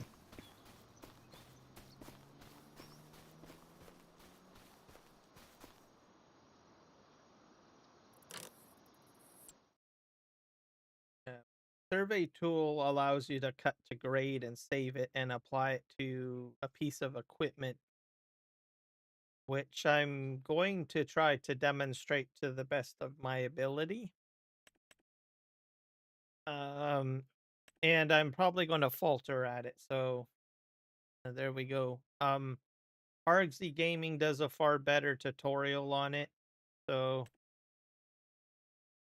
there's when it comes to like terraforming, there's a lot of steps involved. Um, and like I said earlier, my memory is not precise at times. We're gonna set. Oh, I don't want blue. We'll leave it as red. I want it to stand out. Oop, that's a dark red. Uh, lighter red, lighter red. Let's. Can we set this to like matte or something? There's glossy. Let's do metallic. Yeah, that looks that looks great. Buy that. All right. Leave the legs as is. Oh yeah. So this is what you get. You get this little container. You can pick it up and move it around. I'm not exactly sure how I want to create my slope. Like most of this is flat, so I don't know if I want to put my sensor back here. So I think I'll probably start here. I'll do a 5-degree angle grade, and we'll see how it goes. I may have to change my mind and maybe create like sort of a trench here, maybe. Uh, that's a possibility too. So I'm just going to see what happens if I put it at the cuff of the hill, but I have a logically, I think this is a mistake. So put that out there. So we got to hit R. Oh, and we need to unfold it. How do we unfold it?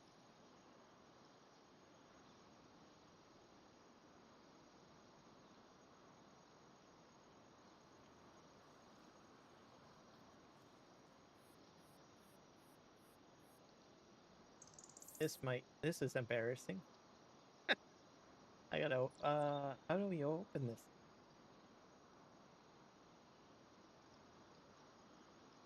can't open it. Did I enable the interactive mod, I wonder? I can't remember. The object. First you need to unfold it.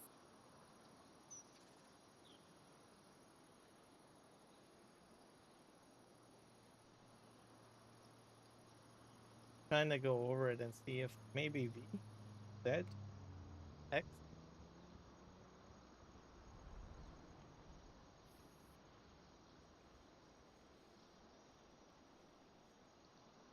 Might have to watch a video on this again. Okay, give me a sec, guys, because I honestly don't know. I'm probably missing something. That's okay. That's okay. I'm going to learn as we go along. I'm going to share my video, too, that I'll be watching. I sort of find it. I'm going to go to Arg Gaming. Second shout out, Arg the Gaming. There we go. Let me see here. So he has 3 videos on this topic, basically. And they're in a playlist. I'm going to get the link and then I'll probably bring it up. Maybe I'll bring it up in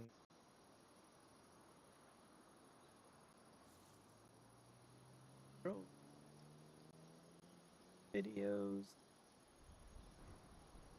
Live? Was it? No, playlist probably.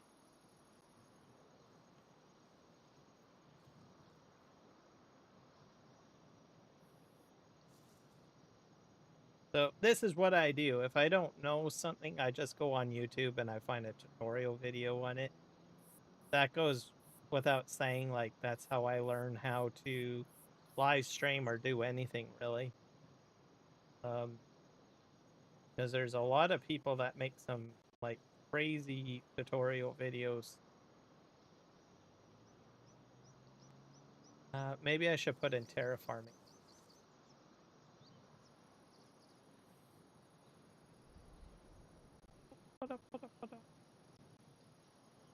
Okay. Let's see. Surveying. Yeah, so his second video from 2 weeks. Grab that. I'll dump it into the chat for you guys in case you want to check it out. So if I can bring this up on over here.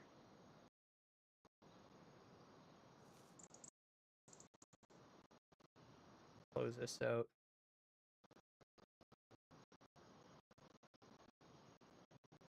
Oh, Microsoft Edge has received an update.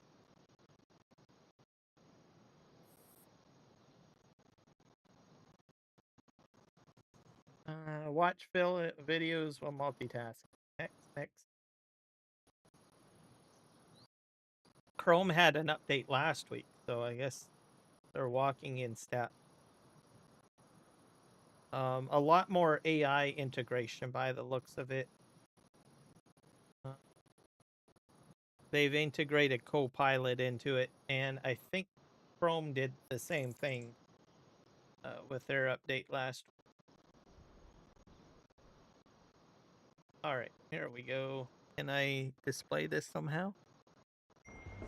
Ooh, commercial. Kick. Wait, no, commercials are wonderful things. They're RevGen, sorry. Yeah, let's see here.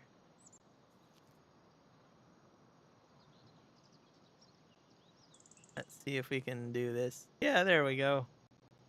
All right. We're going. I'm going to shut down the volume. We'll play the commercial.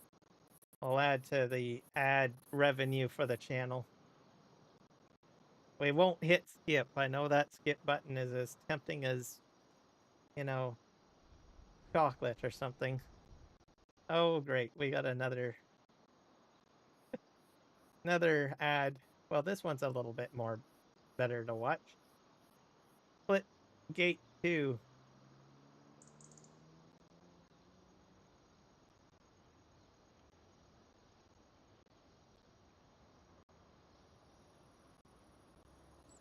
I'm not into like first person shooters. I'm horrible at it. So I do have a nephew that is exceptionally good at it. So sometimes he'll come and visit, and then he'll be like, "Hey, let's try this." And I'm like, "How about you play for me and get my character up or something like that?" So he'll be like, "Sure, no problem." So and he's pretty good at it. He has very good hot what do you call it? Hand-eye coordination.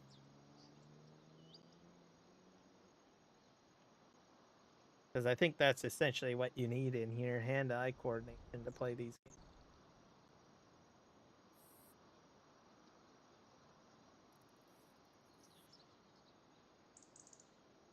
This is a very long commercial.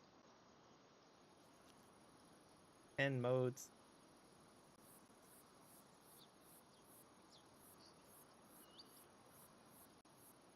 Play free now. Okay. Let's just...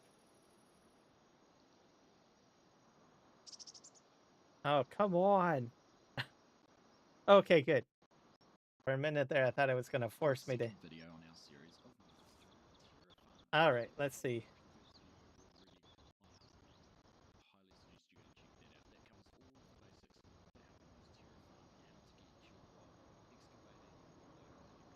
I just need to know how to open up the bot.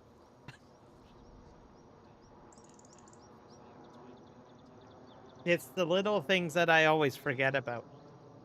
I'll be honest with you guys. It's always the small things, and that's a small thing, right? I always put so much focus on the more complicated things. And then I come across something that's simple, like opening a container. Okay, we've done that already.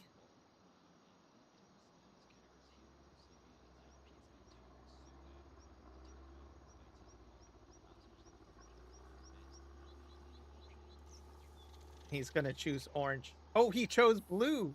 I'm shocked. Oh wait. Oh wait.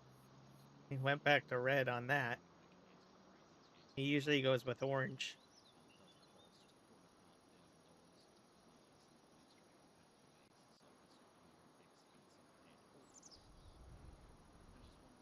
It's all about the sexy legs, right? Kind of make them stand out, I guess.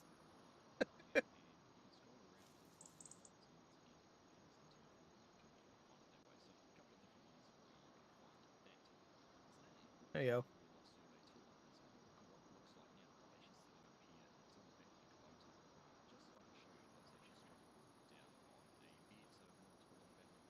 Oh, that's handy to know. Other day, I couldn't open a hydration drink bottle, so I found a C-clamp in Juan's tool box to do it. I probably would have done the same thing too. To tell you the truth. Or one of those vice grips or something. All right, I'll see you later, QA. It's B. I found the answer. Thank you, RXZ Gaming. All right. Everybody, RXZ Gaming for you guys. All right. Let's hide this off. We'll keep his video up in case I need it. It's B. B for brilliant. Now, let's see here.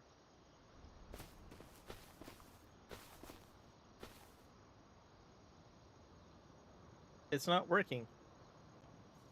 Now, what did I do wrong? Hello, Whiskey Creek Farms. Welcome in. I'm hitting B. Oh, maybe I gotta... Why is it not working?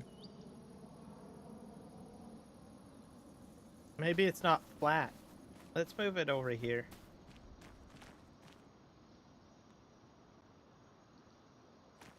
Super strength is on. Okay, let's turn super strength off. Maybe that's interfering. Have to go in front of it.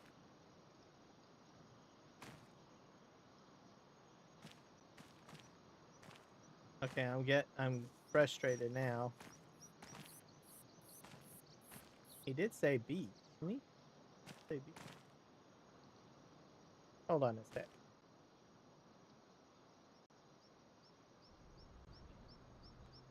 We'll go back here.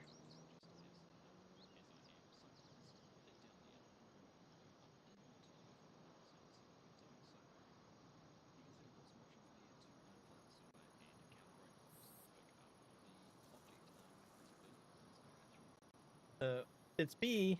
It's B. It's definitely B. He is a boy.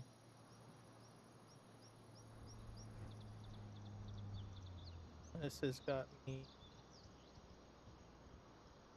Oh my gosh. I probably got something messed up with go in here. Maybe I need to.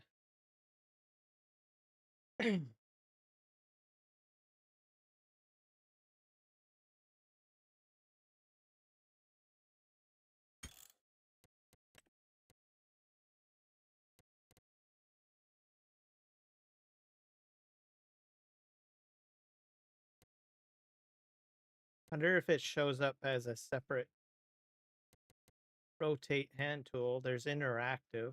Maybe it's set to interact. No, that's that. Use object is R. Activate hand tool. G.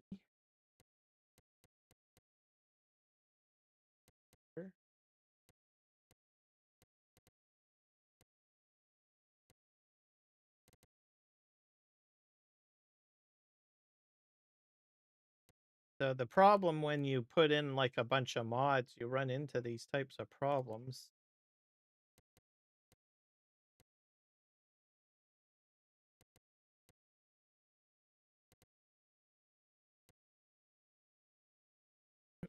And then I did add the interactive interaction mod just recently. So I'm wondering if that has an issue with it. I'll just see if there's like something else in this placeable open flap. I wonder if it's J. Close flap. I could try J.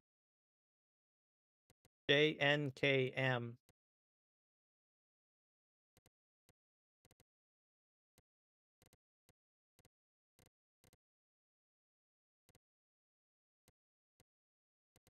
This is a me problem now.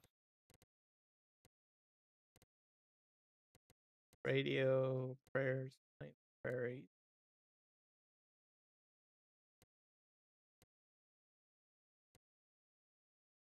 So sometimes, oh, lifting axle. Okay, I got that. Terraform. Activate machine, toggle input mode, toggle output mode, open machine setting.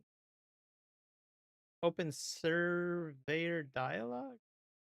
Open ground texture dialog. That's the key hub.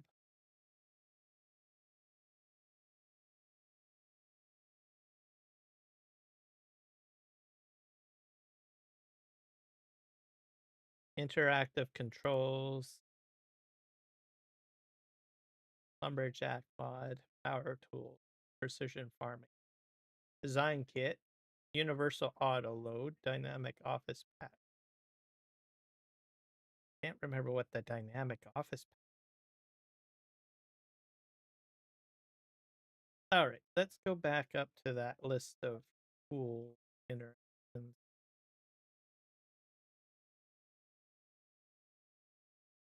JM. All right, let's try that. J M K.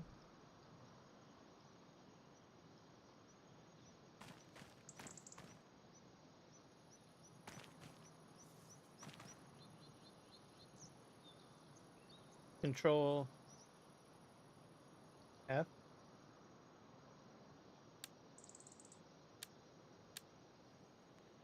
Oh, this is the left control. Control Alt F? I don't know. I'm lost on this. This is crazy. That's my own fault for having too many mods.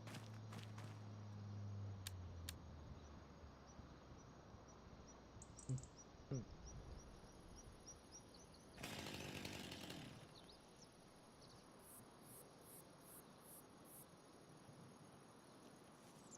See, what about Y? Sometimes Y works, right? Oh, oh, that's interesting. Control Y? Shift Y? Shift B?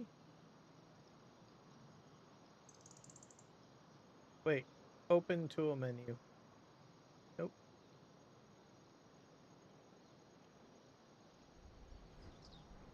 This is not working out great for me.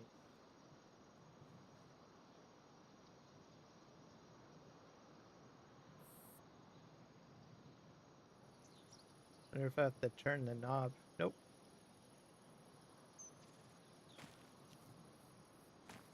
Super strength.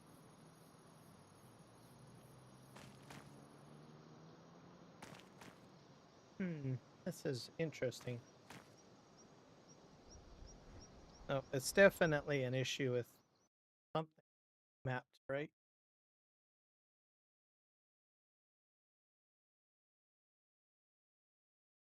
Oh, let's see. Let's go into controls.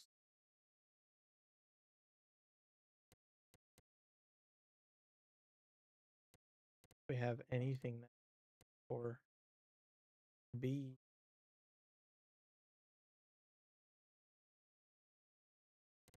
Use object is R. Interact. Maybe I should set this to B.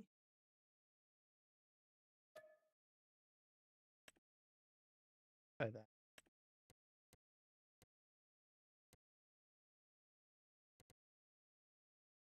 Two things set to R. Toggle hand tools. Level pickup object. That's G.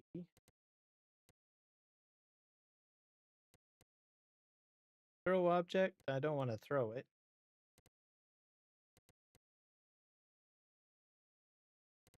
So let's just see what happens if I do that. Save controls.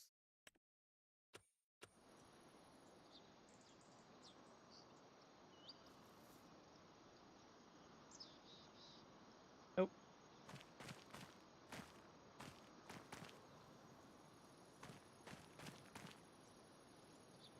This is not fair. Throw object. Pick up object.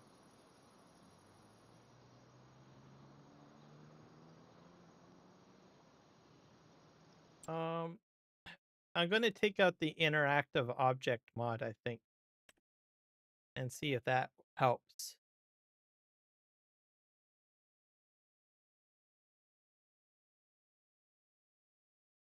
Because I added that because it some of FS Miner's mods do require it, but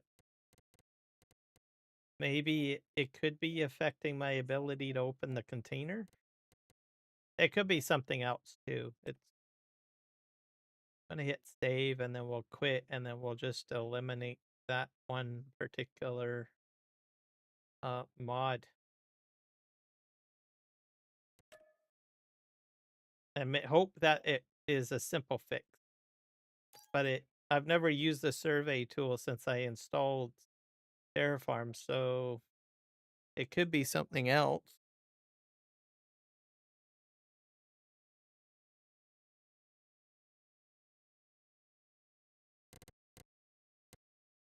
So we'll go into careers.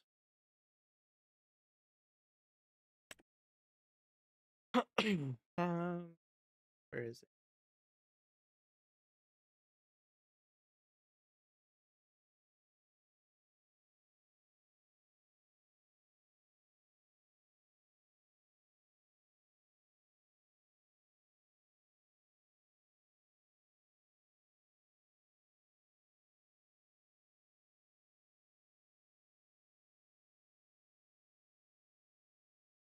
interactive controls. So, like I said, this is the mod that you would need to open up the back door on a few of his trailers in here. I'm not sure which one.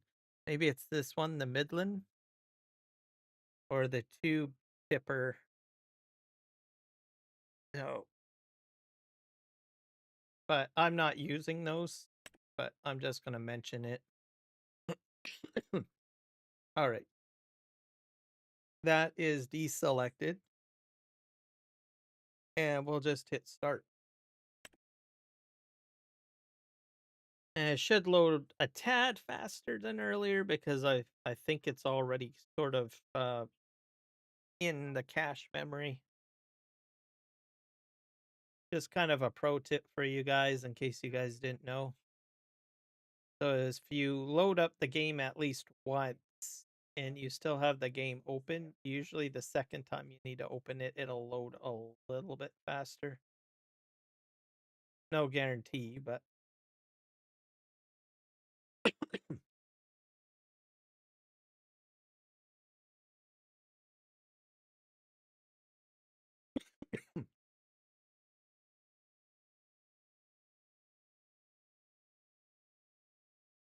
so if you can prevent, like, if restarting the game, like, to troubleshoot a problem, just don't close out the entire game, just sort of close out of the session. So either the map or the server,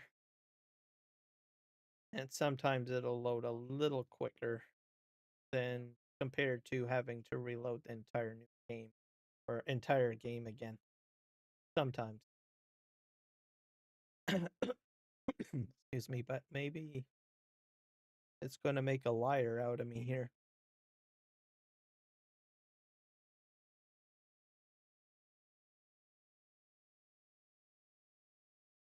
I don't know if I have any other interactive type mods that I'm trying to think of that I might have put in.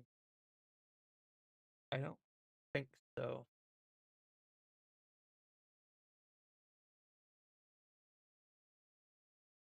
Hard to say.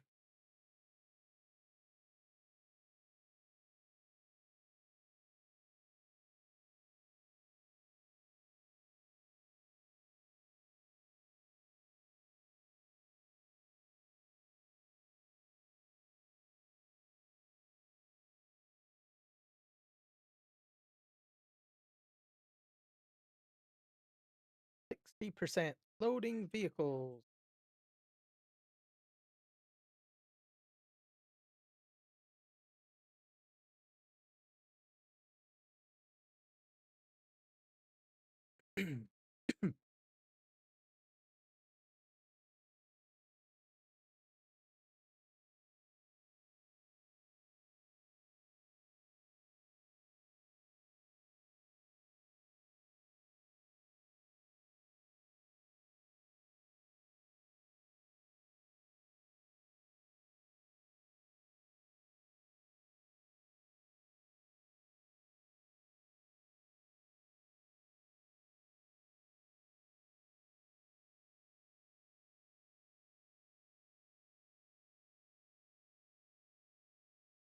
$84, $85.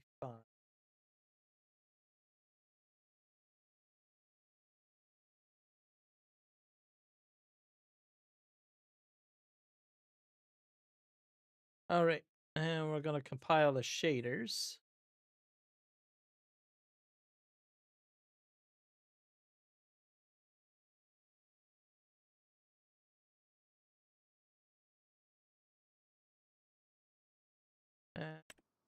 Yeah, a little bit quicker. Okay, I should be right here now. I still have a problem. The power tools thing keeps on showing up, though.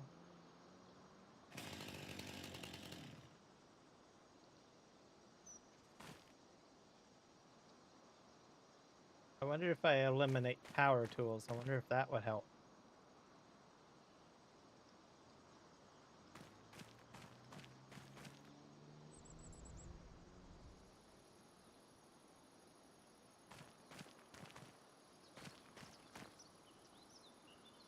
The things that we do to try to get into a container, right?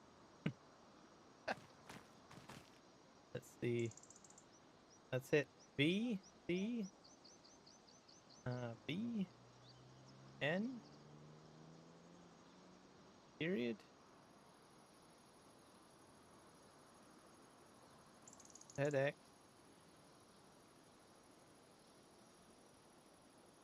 X seems to do something, but sure.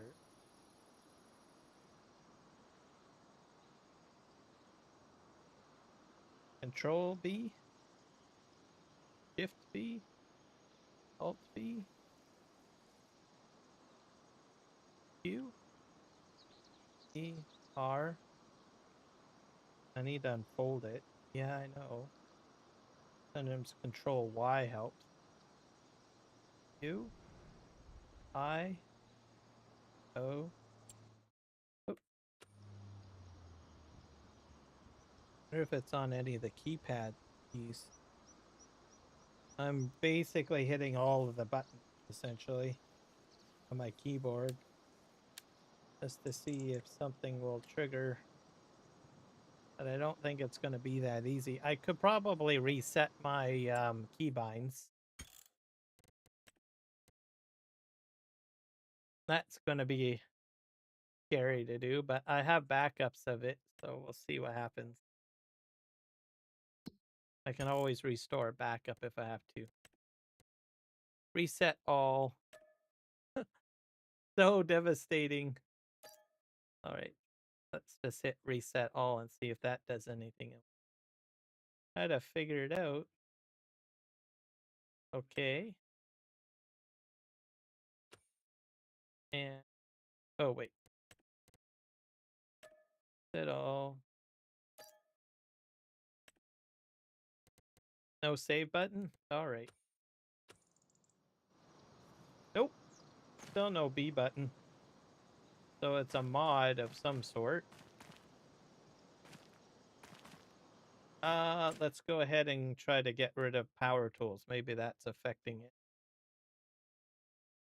Let's hit save and we'll hit quit.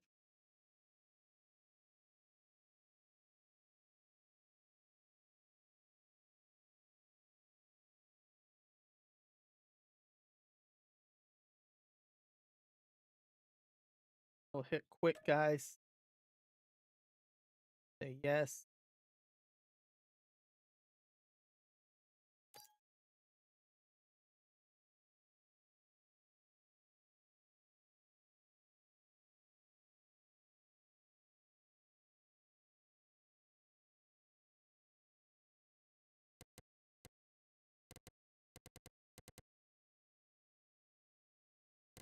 Okay. Let's go into careers. You will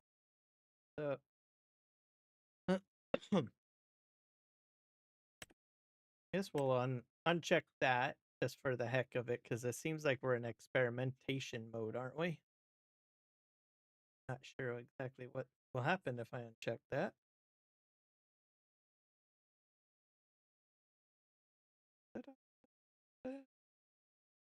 Power. Just gonna scan these mods, see if there's anything else that I think might affect it. Enhanced vehicle control add-on. I might kick that out. Extended production pack, extended wood factory.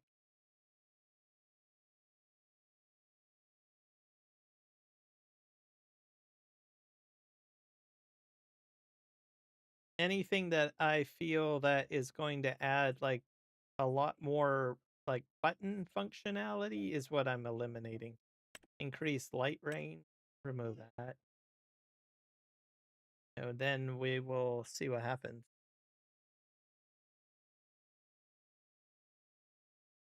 Lumberjack mods 1.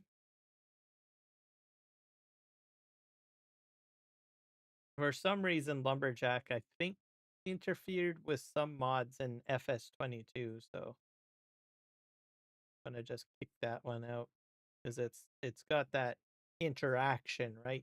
You can super strength and pick things up.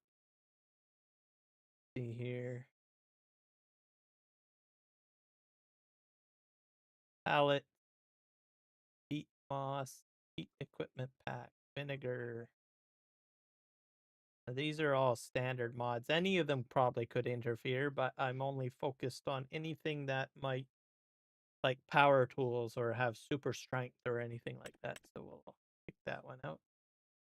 Production, storage, control. Like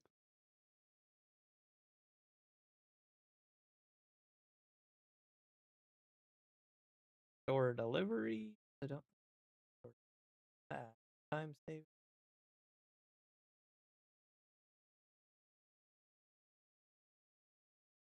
I think that'll do it. So let's just go with that and see it start. I wonder if I'll have to, maybe I should buy a new one. Buy another one of those surveyors and see what happens.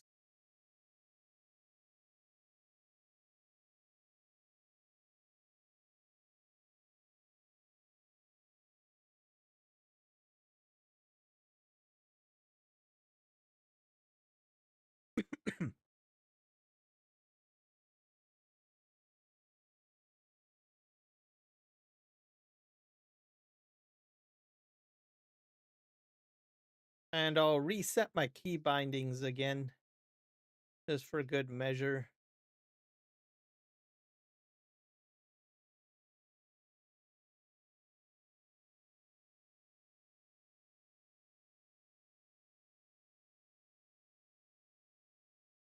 And to be honest, maybe I will not figure out what's going on at all on live stream, but oh well. One step at a time.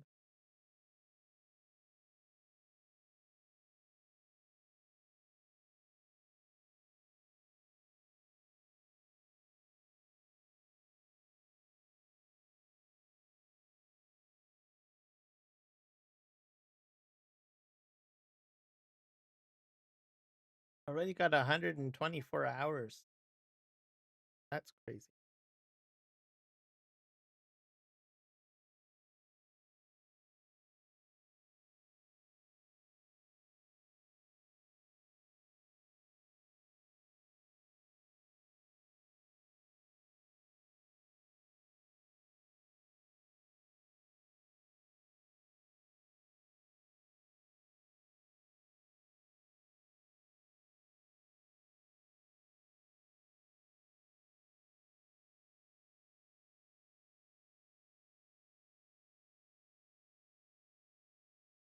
Okay, compiling shaders. See what happens.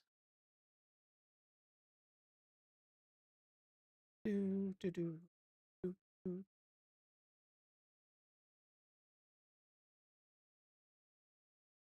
Start.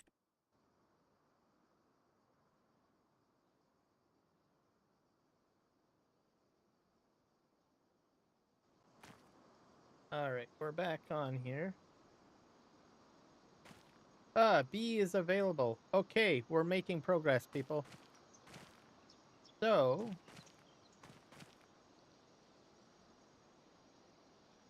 the real question is, which of those mods is the culprit? So it's a mod conflict. One of them anyways. I don't know which one because I unchecked quite a few of them. Can I pick this up? My camera keeps on scrolling up. Why is that? I might want to reset something else. Yeah, that's just crazy. Why am I scrolling up?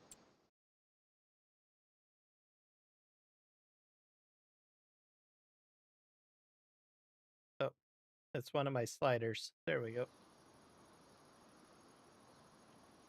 Can I pick this up?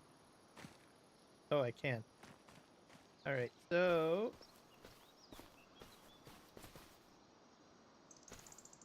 let's go in and calibrate. So we hit R. This is the new information.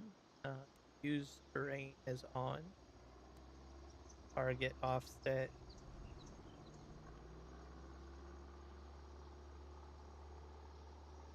I guess we can name this.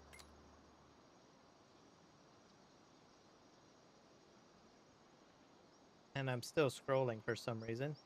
Let's call this Hilltop Surveyor.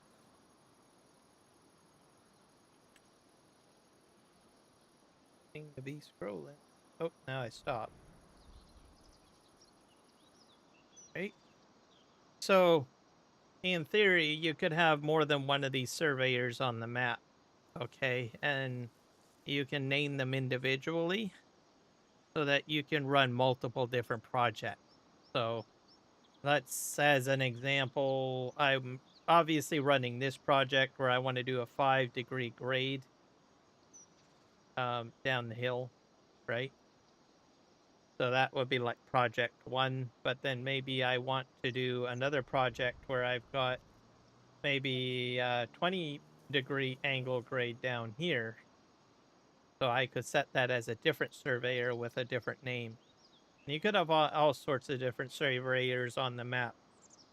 From a multiplayer perspective, once you've got this set up per se, and you've got 5 or 6 players on the map, you would just attune each individual piece of equipment to it. So you'd have me basically calibrated to this surveyor, and then I would have, I don't know, Jess on here, and she would be in a bulldozer. She would calibrate to it. And maybe Whiskey Creek Farms in here, he'd be on, I don't know, front end loader, he'd be calibrated to it. All 3 of us would be working off of the same settings on the surveyor so that we're all in sync with cutting the grade.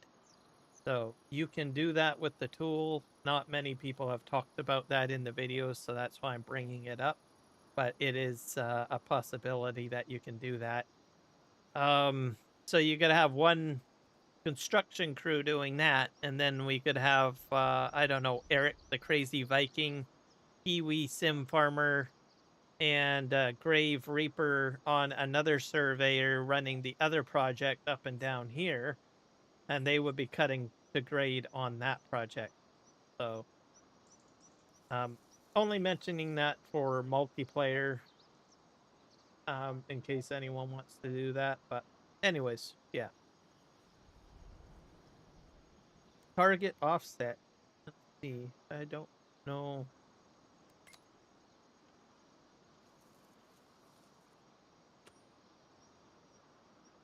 Start offset.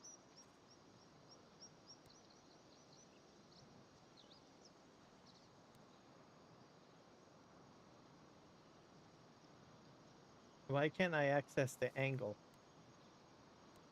So that. Oh, I know. I have to put this down. So we're gonna head probably about here.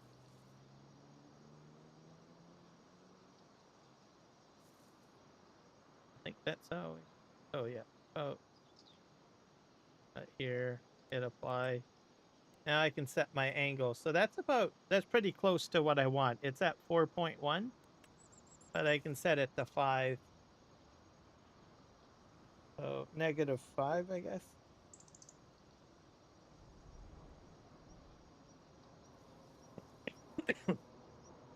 And there we go. So I would be able to, let's see if we can calibrate a machine to that. And we'll hit exit, I guess. I'm gonna go get myself a bulldozer.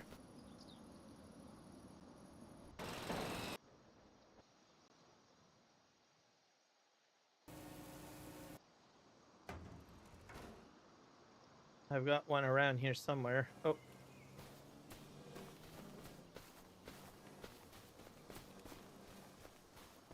So I'm just playing around with this. It's not gonna be perfect because I'm still sort of, I don't know, learning and teaching at the same time.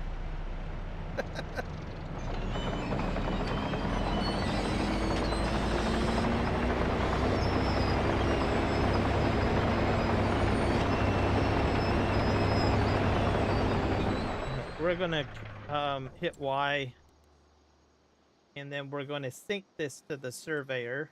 So see. So here's my surveyor. So if I had multiple surveyors, obviously would all show up in the list. But I'm only using this one for this project, which is a -5-degree angle, which is in sync with my railroad track specifications. So in order to do hill slopes with it, and I'll show you guys what I mean and how I know this. So this is calibrated, and we'll hit back.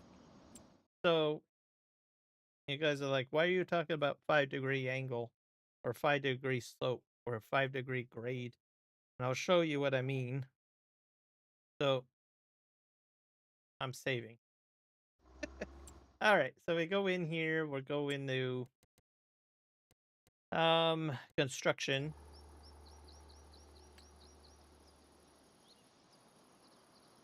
And we're going to, I think it's under here, under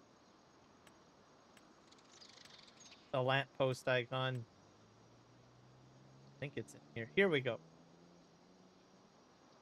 So we have the different tracks here. I think it's left turn 10 degrees, 30 degrees. Where is the one where it shows you?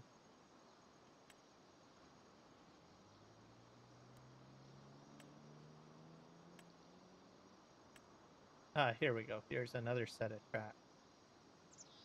Yeah, here we go. We got our slope settings here. So you got your retractable track that you can put down, and it says track to place on slope of a max of 5 degrees. And that goes for both of these tracks, the options for hills. So if you're trying to use this train track mod, you need to have a 5-degree slope. Or grade is what I'm trying to do. So that's why I'm trying to cut to grade.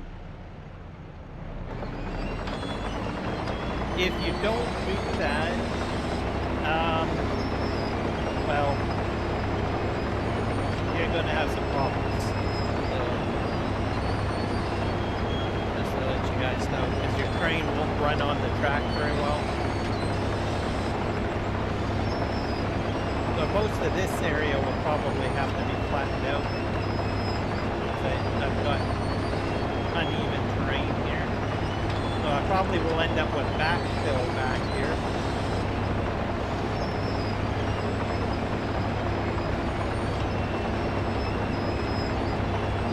And if you look at the right-hand side, it says Hilltop Surveyor Calibrated. That lets you know that I'm set up correctly. And that I'm synced to the right one.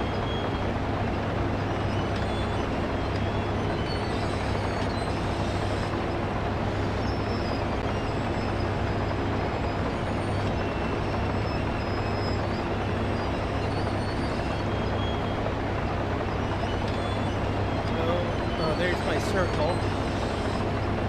So that's a 5-degree angle slope.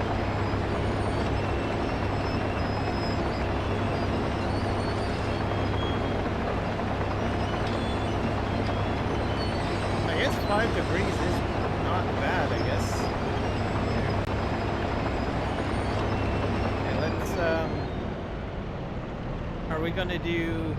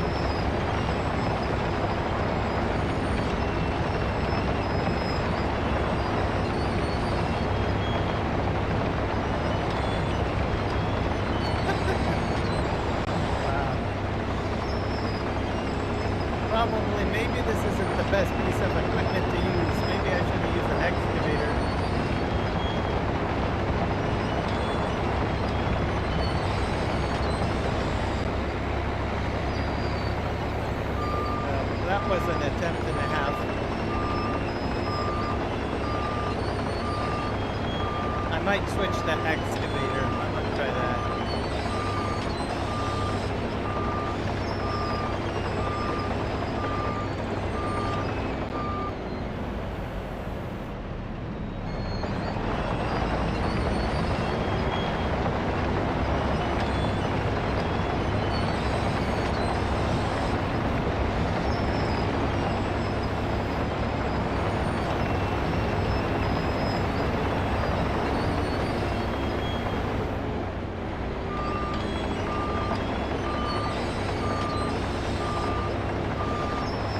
And that circle tells me that I've reached the grate.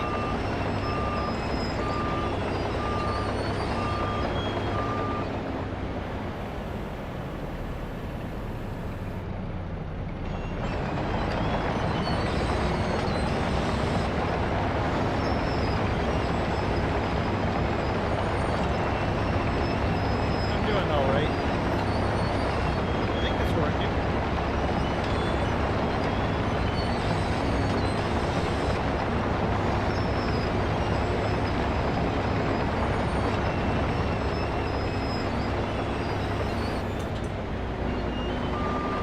And it's just gonna take a bit more time to do this, perhaps.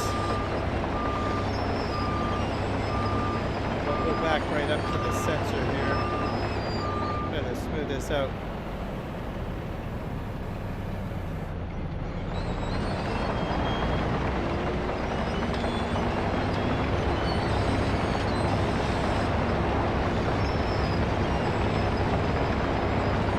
So, trenching.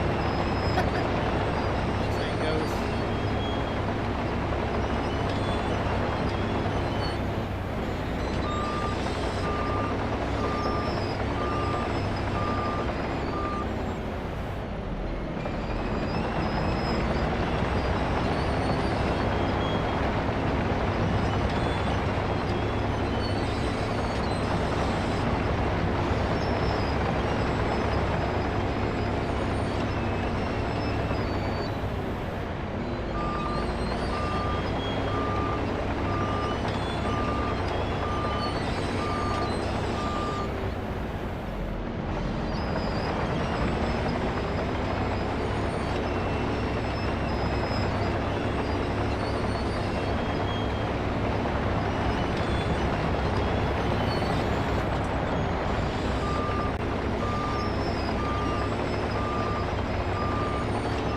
Okay, we're going to switch machines. I'm not sure if this is going to be the most effective machine I want to use. Let's just try an excavator. I've never tried an excavator before. There we go. It might be a little quieter too. So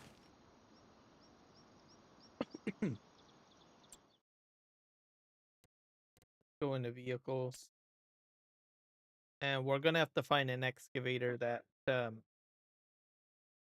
has Terraform enabled, and I'll show you how to tell that.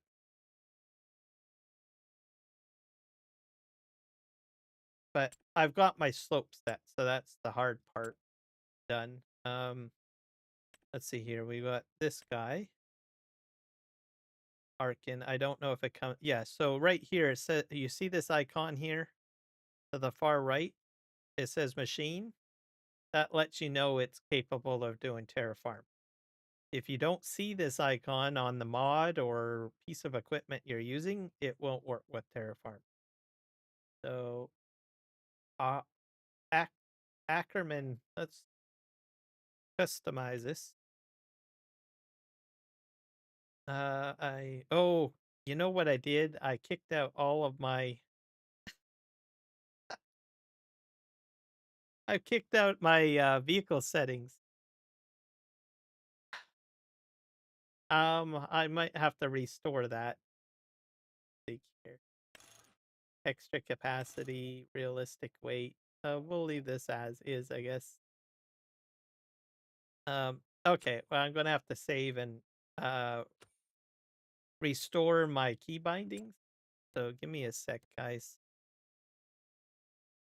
I'm gonna have to quit out of the game to do this. So in case you want to know, there's two ways of backing up your keybinds. You can go into the Farming Simulator folder and back up your input XML file, or you can use the FSG Mod Assistant Mod Switcher folder tool because they have a function in there for backing up your keybinds. If you're coming over from Farming Simulator 22, you can use the keybind XML input XML file from that game and just transfer it over too. So Giants was brilliant to make it not so complicated. So just keep that in mind. What was I doing? I was gonna save. Oh, saving already.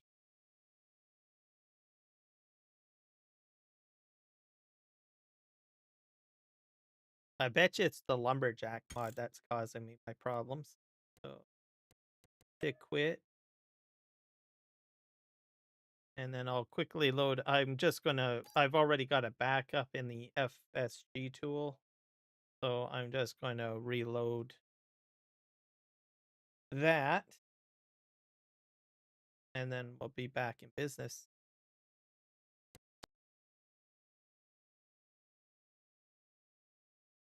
And I have tutorial videos on how to use the FSG tool. 2 videos on input keybinds, by the way, on my YouTube account. So you guys can check that out. Or if you need the link, I can provide it to you if you'd like. I made those 2 videos early on. One going into the folder explaining that, and then one using the actual tool.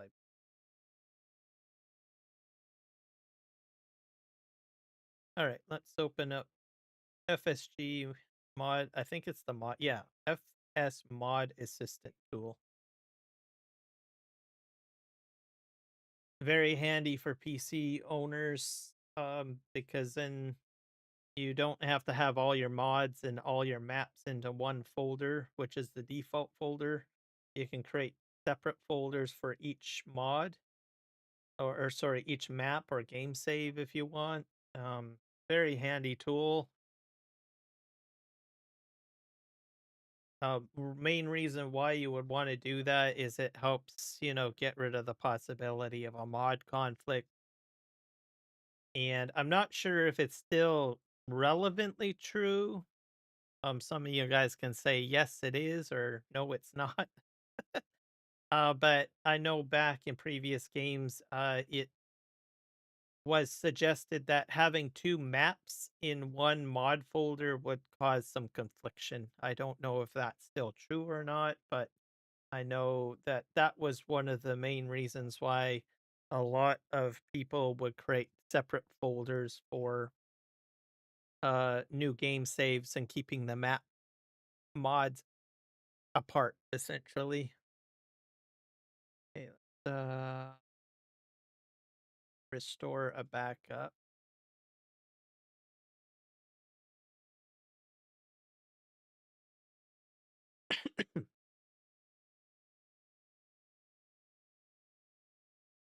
Let's see if that works.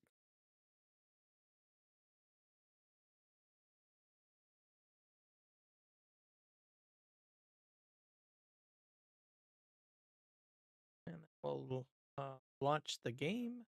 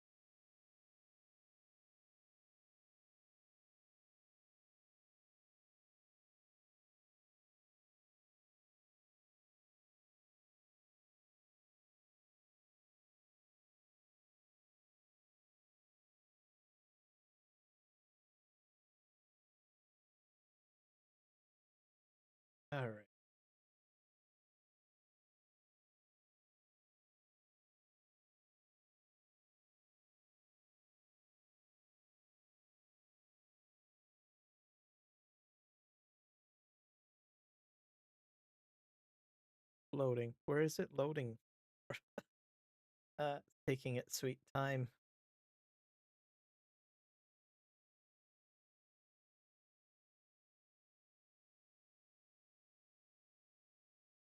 There we go.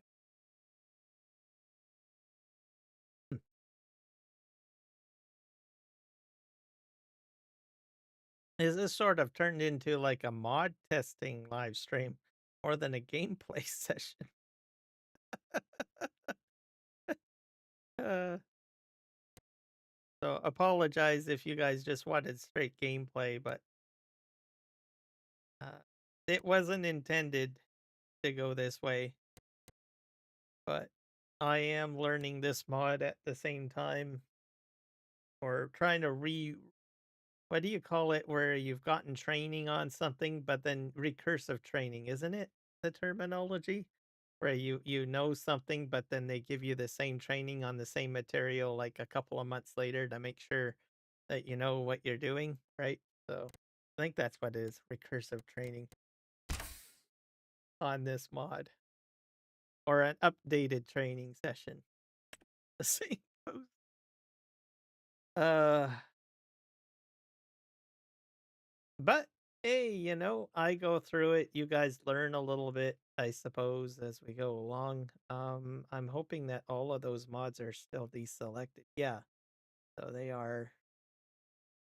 Um, I'm going to leave them off. I'm not going to bother trying to figure out which one is causing it. I'll spare you guys the the painstaking process of me loading one mod at a time and determining which mod is the actual conflict. So with the surveying tool.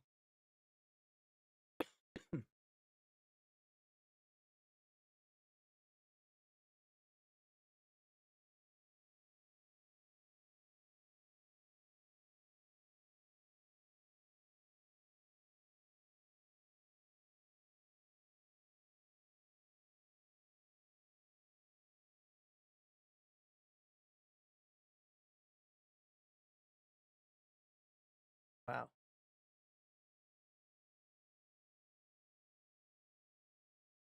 So I'm starting to feel a bit better, not as congested. So that's good. So whatever I did like a few moments ago seems to help.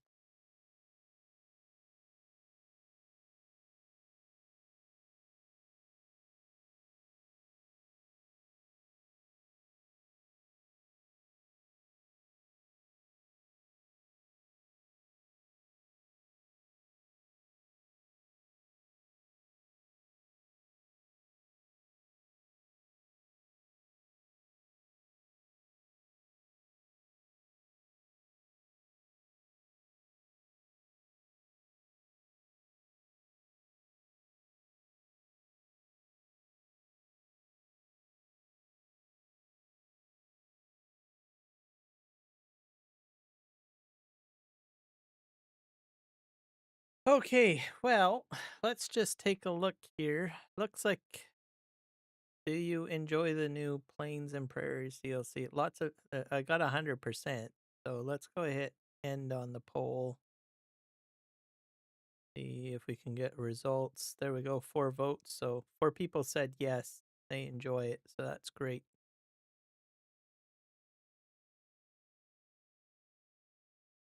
So I think it's a great addition. Now I don't usually use the seed hop stuff.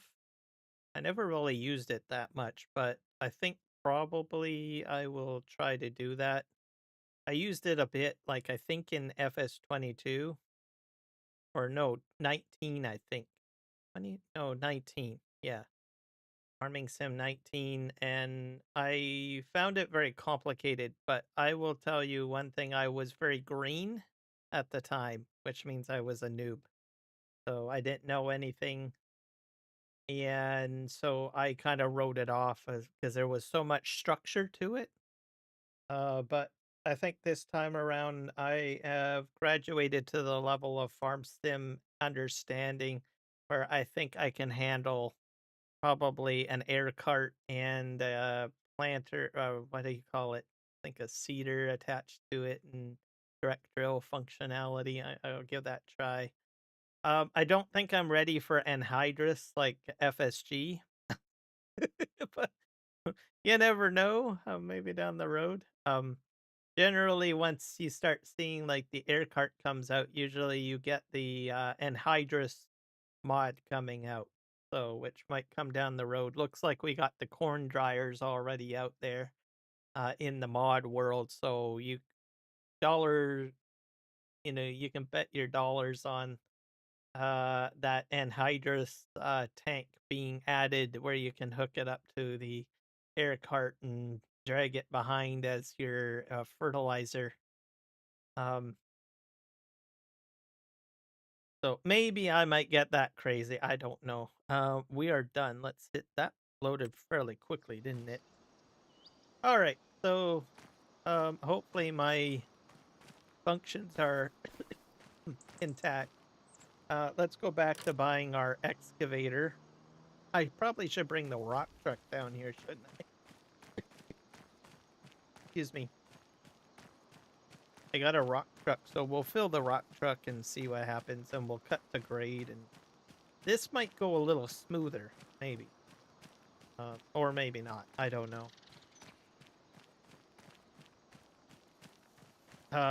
The other possibility, too, is my key bindings and joysticks might not be mapped properly to run the equipment. I noticed that FS Miner has a mod or a review video on joystick configuration, so it might be different. I don't know. I'm just going to kind of wing it and see what happens.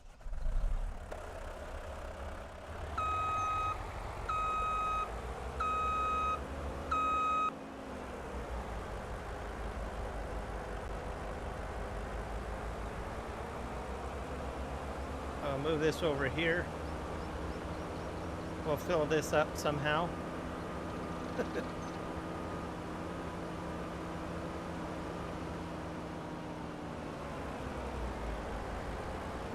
Looking from up here, I guess it's a fairly steep slope, I guess. Not too bad. All right. Let's, that there. We'll use an excavator. Let's see if we can find one.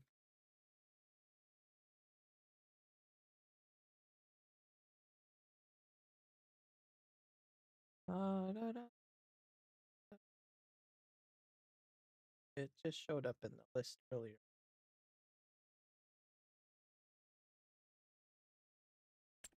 Go under here. Here's this one. We have a few others here too. That's a finishing bucket. Yeah. Others. I think we'll just oh, that's interesting. This one. This one does work. And Doosan, we'll use the Doosan. This holds about 12,500, so it's a bit more material. Hit customize. Design. FS Miner decals if you want. Extra capacity. Why not? We'll try the extra capacity. Or no, we'll keep it normal for now. Because I'm not really doing a big... I just want to get used to what I'm doing first. Without going too crazy. But there is an unrealistic feature which gets you up to 12,500 liters of material if you want to do that. So, but today I'm just going to take it a little easy till I figure out and get my bearings straight here. Oh, it's getting dark in here. I'm going to turn my lamp light on here. My desk. Did it come out? Oh, there it is. All right. Let's oh, boy. Let's see here. I don't do a lot of excavating. It seems to be functioning the way I normally use one of these, so All right. First things first, we need to go into vehicle configuration, so I think that's hit Y. We're gonna go to the survey icon, last one to the on the left-hand side of icons, and we'll hit calibrate. And we're gonna apply the hilltop surveyor, and we should be good to go there. We'll probably set. We want to do discharging of stones, I think.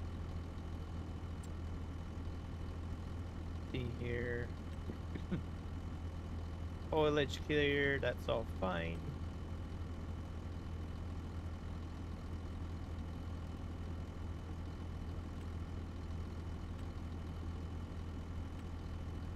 Enable material.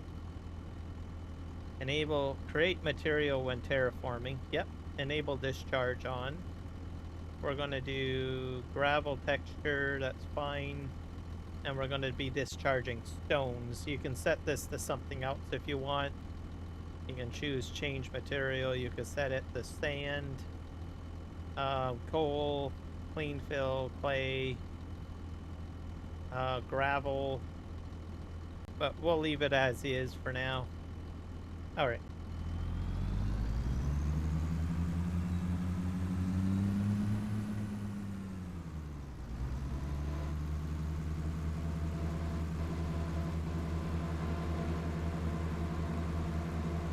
See if this works. I don't know if it's going to work. Oh, I forgot. I need to change it to grade. Oh. I think is I. Oh. One of these buttons here are. Oh.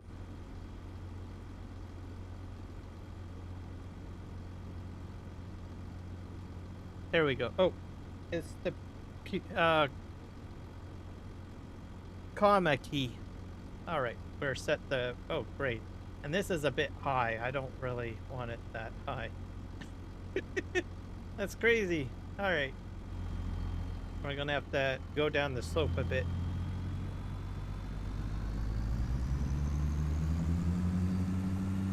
Because it's continuing the 5-degree angle past the sensor, which really isn't what we want. I think we're about here. So let's just bring our dump truck down here, or I could probably make a pile and then reload the truck later. I think that'll be a better idea, right? All right. Okay, let's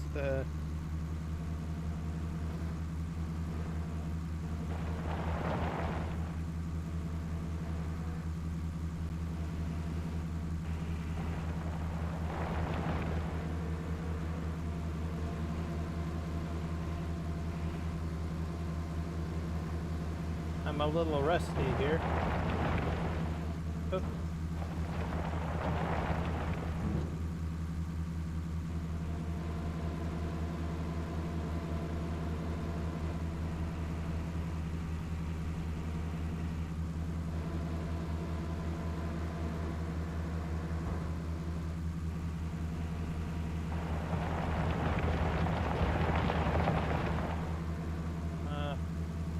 Yeah, definitely rusty.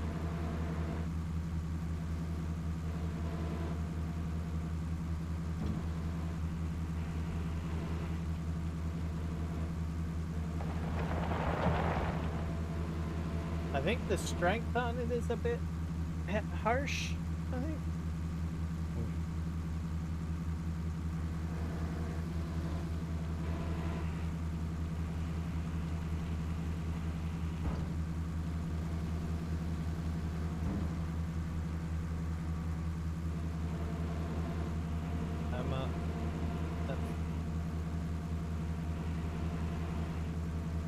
I really am bad at excavator work here.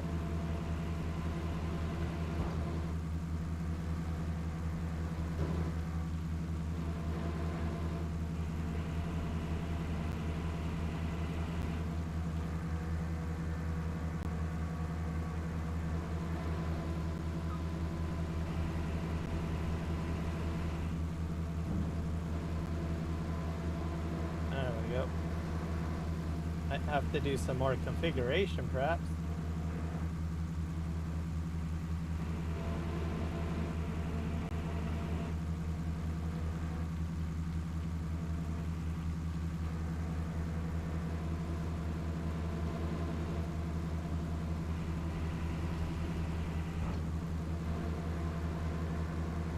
It'll just take me some time to get my muscle memory back. Okay. Yeah, I'm glad that I didn't go with the unrealistic, or else I probably would have had a huge mess.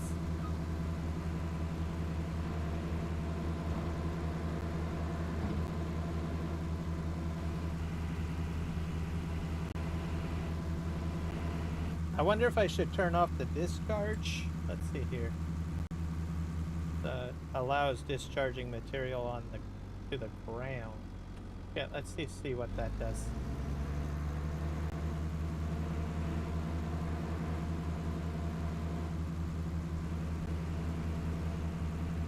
Nope, it stays in the bucket. I wonder if it'll allow me to dump into the back of the truck, though. Find out.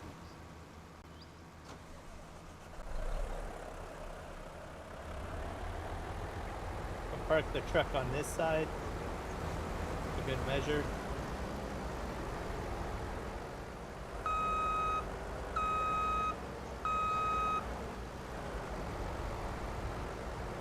I'm making a trench.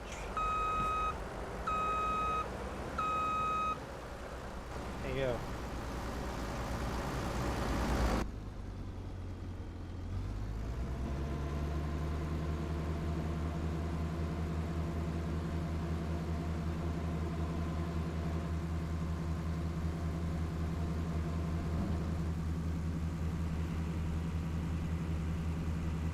I think I emptied it. Yeah, it does work in the dump truck. So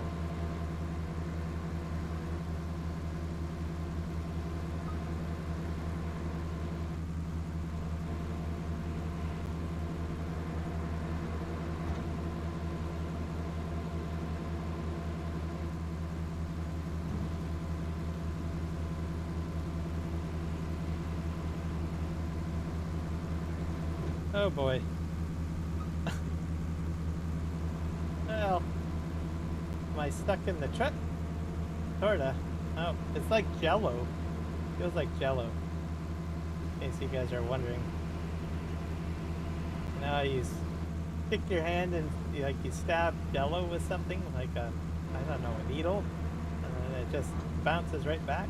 Kind of like that. Now you guys are never going to look at Jello quite the same, I bet.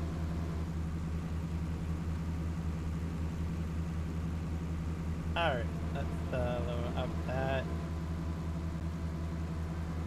Alright, let's turn on that.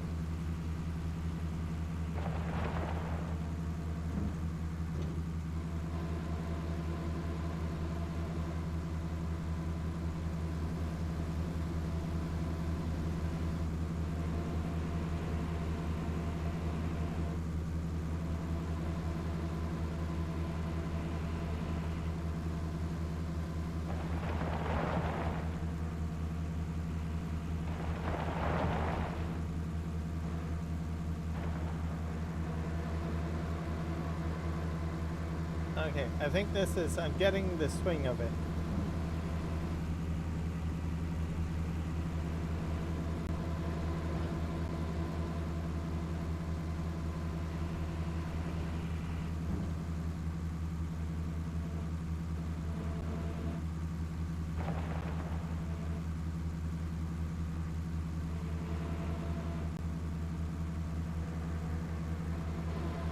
I'll have to move a little bit forward, I think.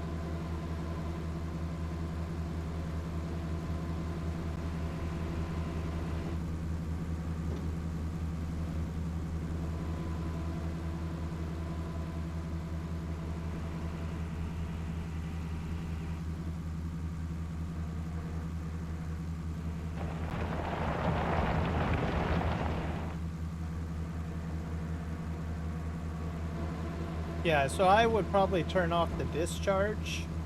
That way it kind of stays in the bucket a bit easier. Just as a pro tip. I suppose some people are more experienced with using these than I am, that probably would leave the discharge on. But for me, I just want it into the bucket. And to stay in there as a newbie.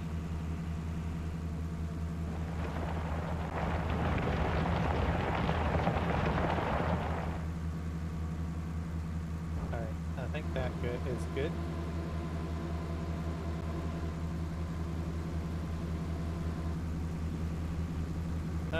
Jello moment again. Sorry.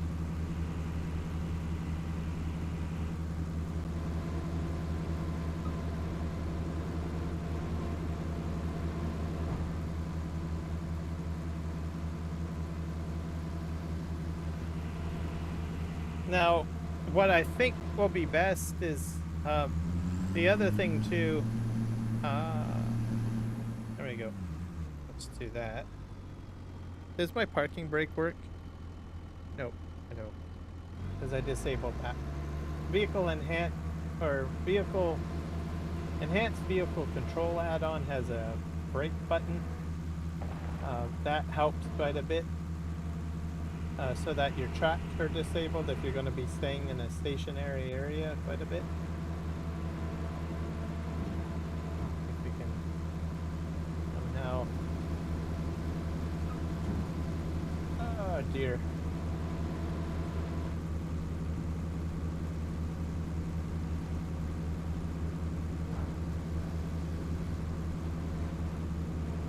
Yeah, I think I have to move the truck back a bit.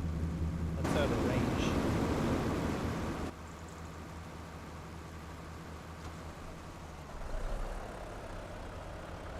This construction project's going to be very interesting, to say the least.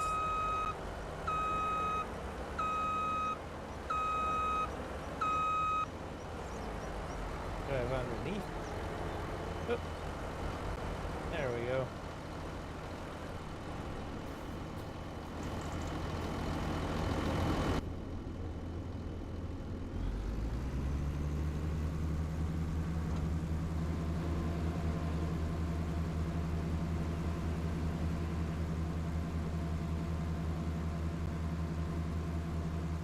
All right, well, I'm feeling a little bit more confident with what the heck I'm doing, so that's good. Oh, did I turn this off? Oh, there.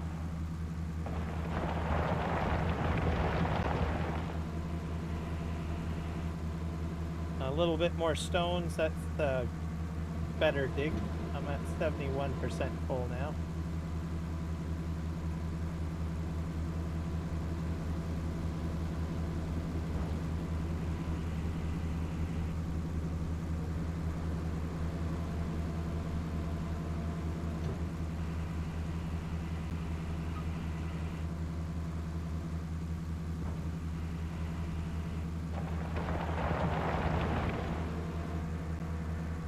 Hello, Aussie Cricket Kid. Welcome in. We're just doing some terraforming digging here.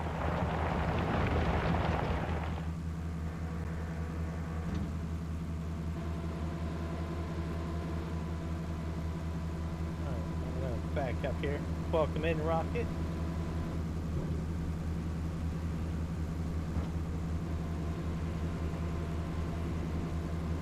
Dump that out.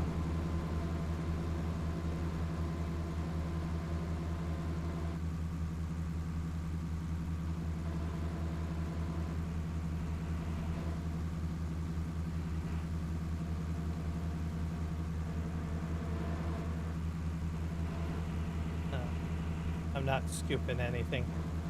Let's go over here. I'm going to try to make this fairly wide. It's going to be a trench, I think, at the end of it.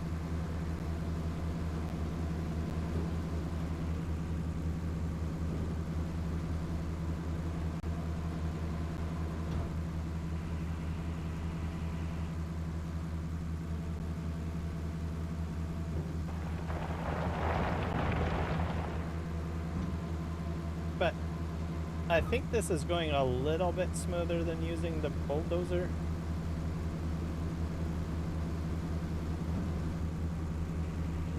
I might go over it in good time with the bulldozer later once I get like the generic French built.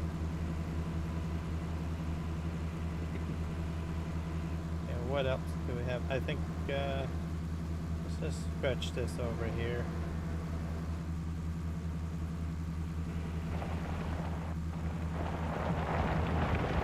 That's a much better dig. There you go.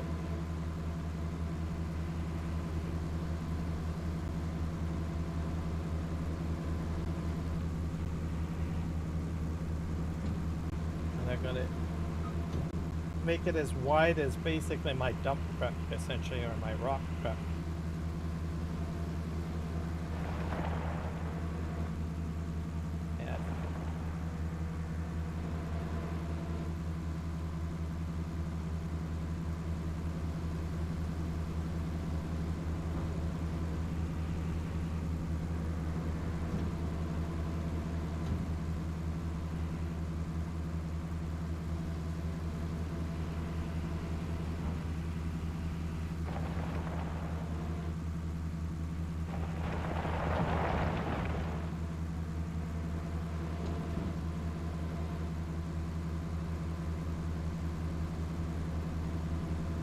Once I have enough material out of the way, I'll go in with the bulldozer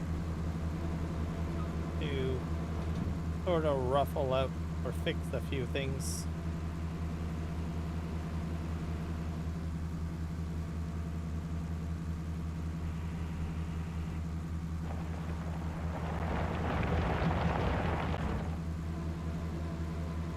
That's 52% full.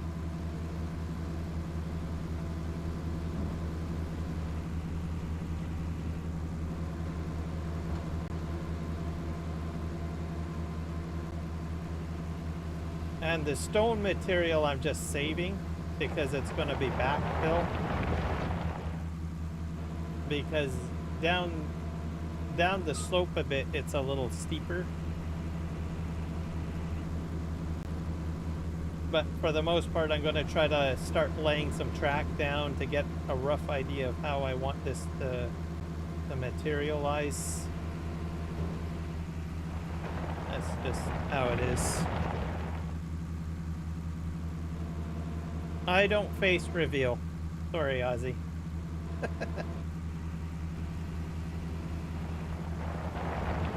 Just think of me like a Scroft, basically. Or Billy Alpaca. There's a lot of content creators that don't show their face on live streams.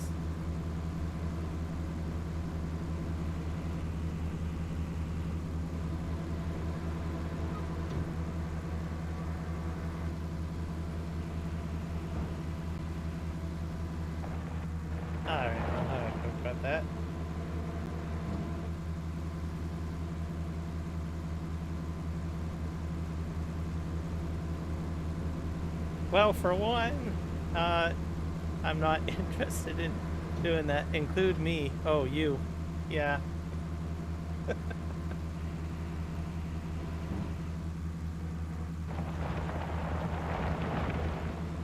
Well, if you become a member, I think there might be a live stream that I did that's locked behind membership. If you become a member, you might be able to see my reflection in the window, because I did a live stream with my cell phone, and I had it pointed at a window or something like that. So there is some slight reveals, I suppose, but I guess it's not as good as a clear image or anything like that.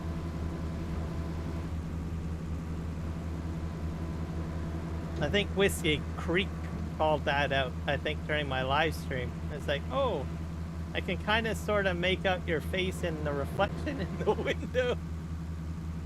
So I was like, oh, okay, well, good for you.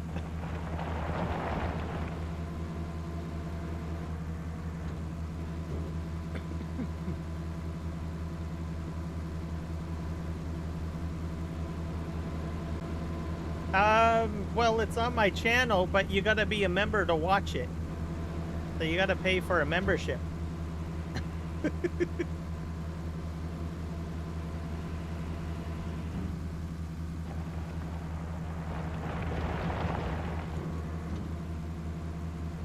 Yeah, you can share your link if you want.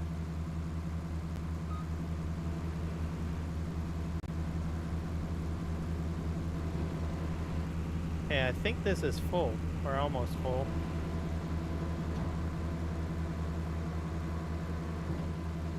Let me...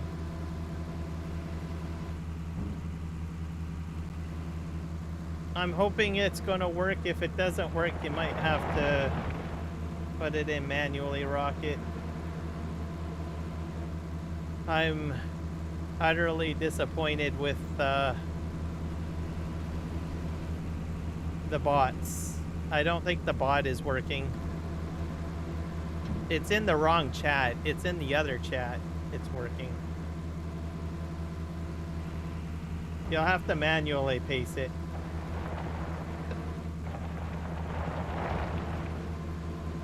Yeah, there you go. I'll eventually get the frickin' bot fixed one of these days. I just need a bit of a break from botness because I've spent, I don't know, a few days on it. Okay, that's full. Okay, I'm gonna make sure you turn off your terraform before you put the ground out your bucket. Just a pro tip. Or else you'll start digging. See how our hole is coming along here. Coming along sort of all right. Got one load.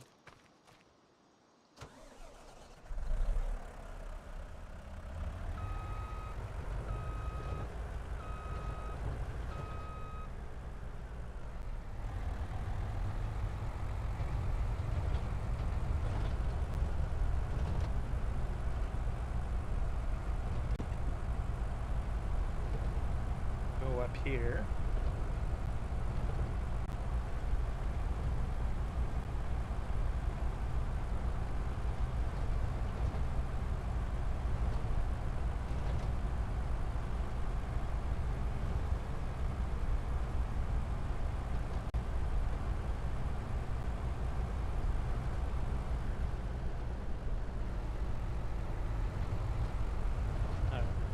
I need to fix that. That's a bit bumpy. Empty this out. So this is my rock storage or stone storage. Because I'm going to need backfill material at some point. Alright. Drive forward.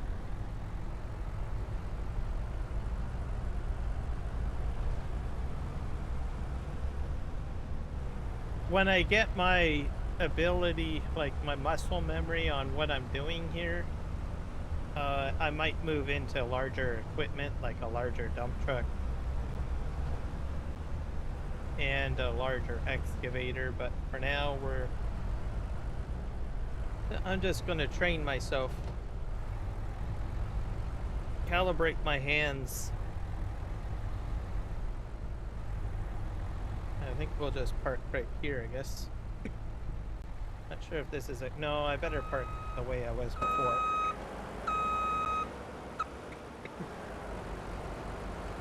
Back up.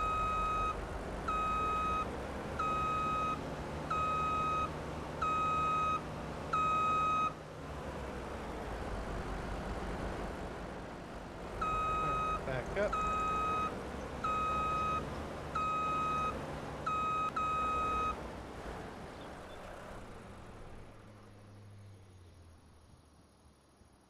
I usually recommend 4.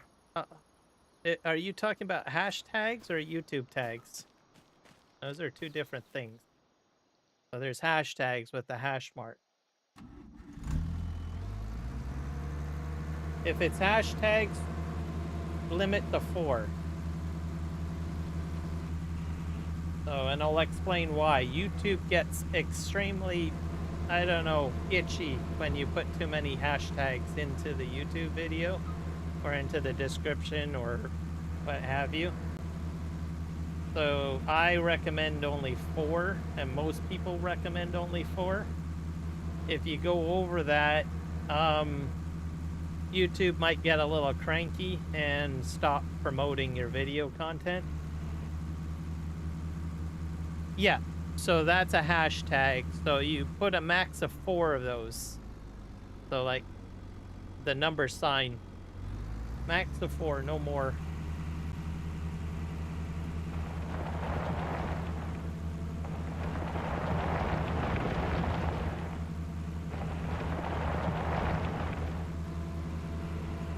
If that rule changes, I'll mention it. But for now, that's just how it is. The consensus is that they are extremely sensitive when you use hashtags. So to be forgiving, you can do a max of 4 without having your content get demonetized or not demonetized, but removed out of the algorithm, essentially.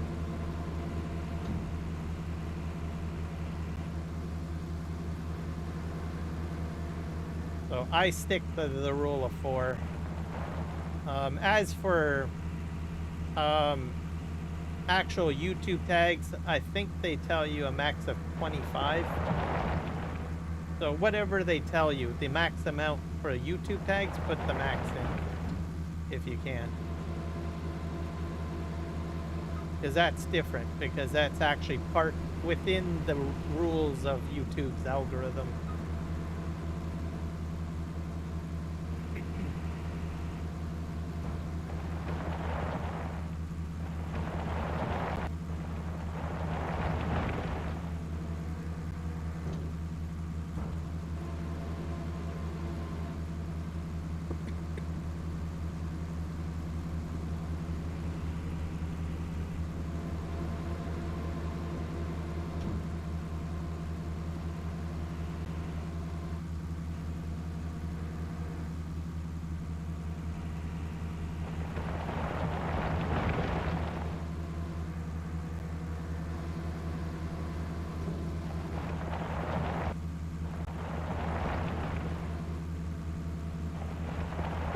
This is as flat as I can get it. I'm gonna try to cut into here a little bit. I'd be a bit careful though, because I don't want it to be too wide.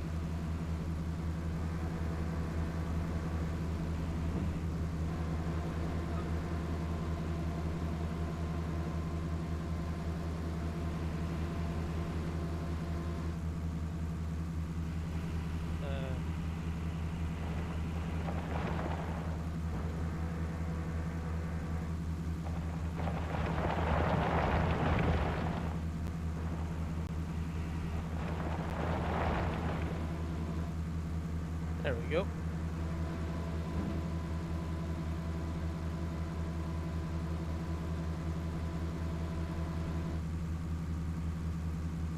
For the description for the stream and video. Or video. Yeah.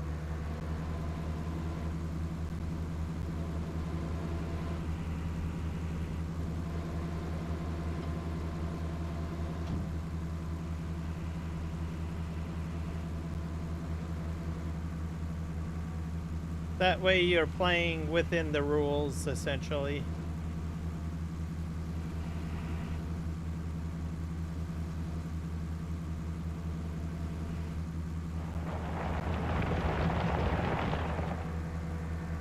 Now the reason why, the reason why you want to put hashtags in is that content can be discovered by other means. So as an example, through a search engine, some people use AI for searching for videos. I know it sounds weird, but yep. AI will access your videos. So as an example, if you're using ChatGPT and you ask it a question and you say, I'm looking for, how do I terraform in Farming Simulator 25? It could potentially use hashtag searches as an example.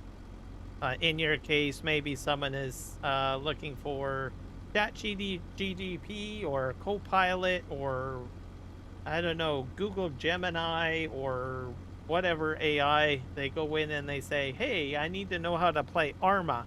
And it could potentially do a hashtag search for Arma, right? And your video, your content may be accessed that way. So people have to think outside of the box of the traditional norms of searching.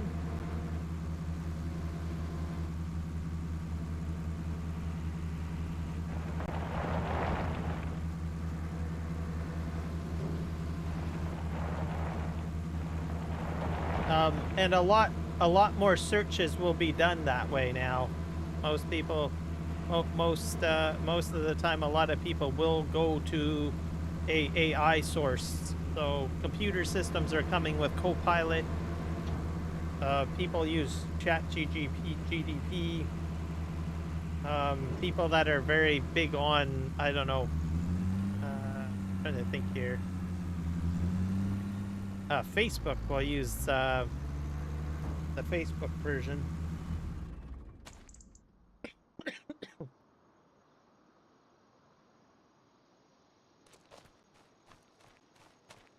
Yep, and you can put that in.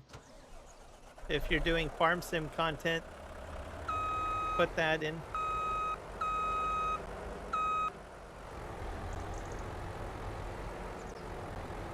And just make sure that the content that you're utilizing is accurate. So if you are doing farm sim content, put in the tags. If you're not doing farm sim content, don't put in the tags.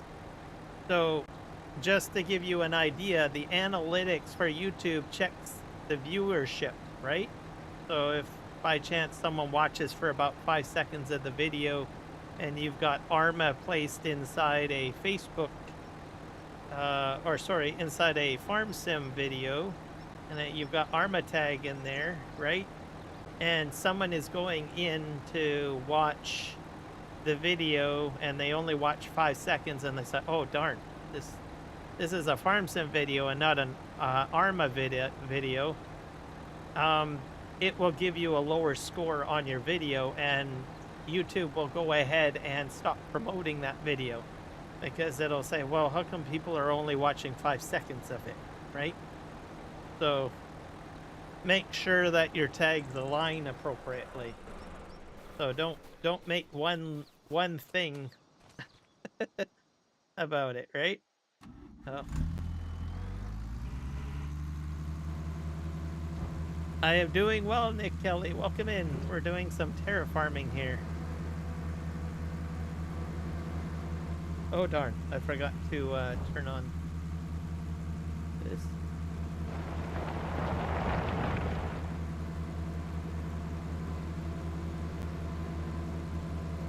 See if I back this up close enough. I probably didn't. No, I didn't.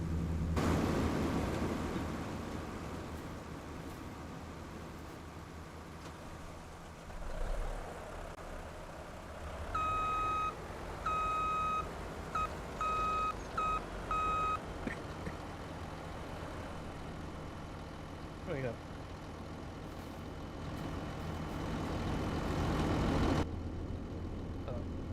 I'm probably providing more information that I need to, but just making sure that I rather over-explain something so that people understand the reasoning behind it. Because there are some people that will say, oh, well, this Arma tag has a really good hit rating. I'm going to use it in all my videos. And unfortunately, it doesn't quite work that way. The analytics for videos will pick up that behavior, and it could hurt you in the long run. So you want to make sure that you're using relevant tags related to the video, essentially.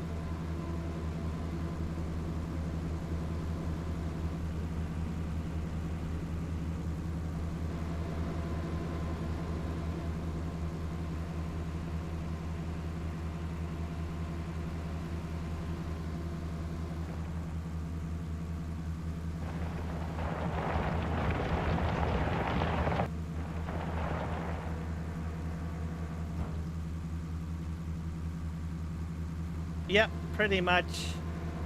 Another thing that I was going to mention, and I might probably post something as a, there are channels where they do a live stream and they will analyze your entire channel.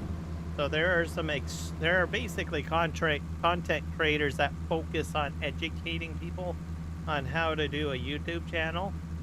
And sometimes what they do is they do a live stream where you go into the chat with them during the live stream and you say, "Hey, can you please look over my YouTube channel and tell me what I'm doing good and what I'm doing crappy at?" And they will give you a list of things right on the live stream, of what they believe that you could do to improve your channel, right? So they'll look at thumbnails, they'll look at, you know, the layout and everything like that. There's a lot of people that do that. It's quite popular. I've never had my channel analyzed because I honestly don't want to be scrutinized on the internet. But if you're brave enough to have someone go ahead and critique you and you're open to criticism, there are actual experts in the field that give out advice on what you can do to improve your channel. So it's out there. But be prepared, they will scrutinize you pretty harshly. Yeah, exactly. I'm guessing you've done that yourself, Nick Kelly, or seen it.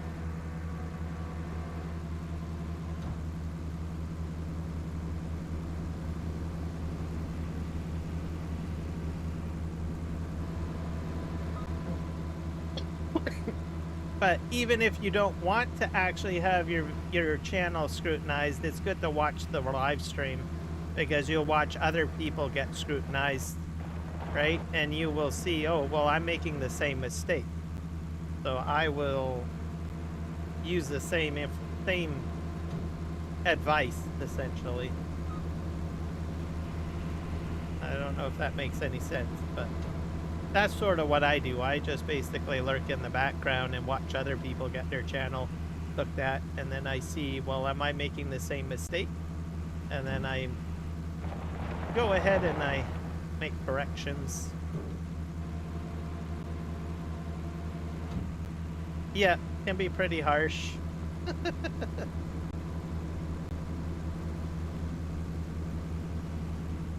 Okay, I'm full here. I'm gonna turn off Terraform. But it's a good way to learn. And these are the experts, literally. They're the ones that I go to get advice. And learn. And oddly enough, these are people that have been doing live streams for, like, I don't know, since the inception of YouTube. And they started off with a gaming channel or a small hobby channel, live streaming or doing videos.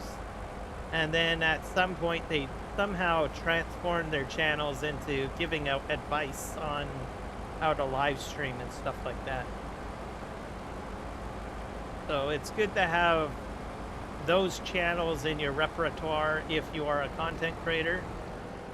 And if you want to stay, you know, decently important with whatever niche you are doing, because the whole industry is rapidly changing. So if you get into a comfort zone and you don't stay competitive, you might find yourself, you know, no longer relevant, really.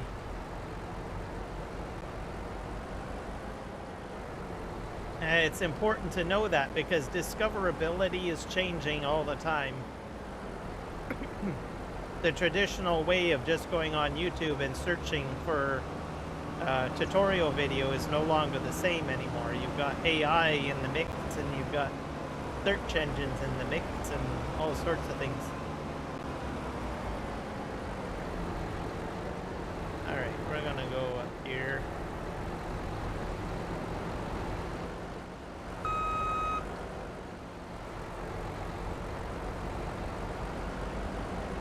gonna back up down the road here.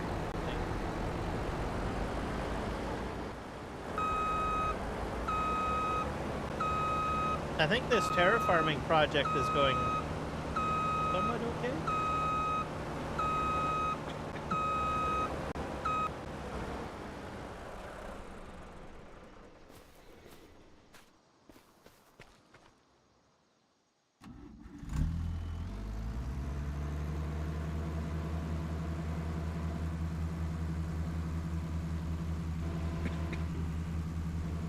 Go.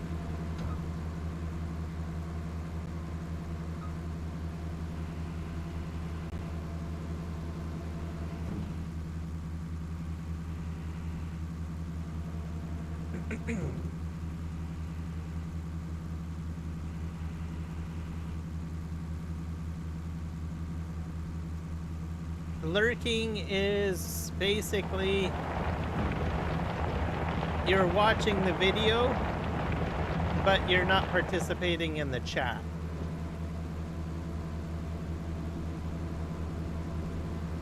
So a lot of people will say that in an instance like this, especially if they want to let people know, hey, I'm here if you need me, but I'm not going to be engaging in the chat. So there's actually a lot of people that usually lurk.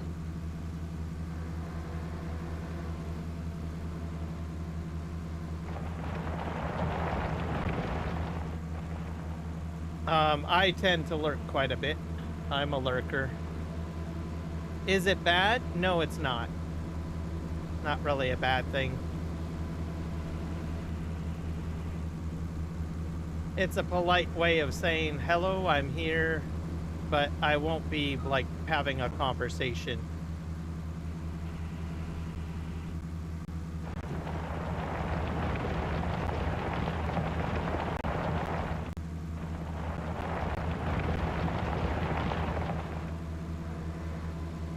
So I tend to do that quite often. I think probably most of my audience does that quite often.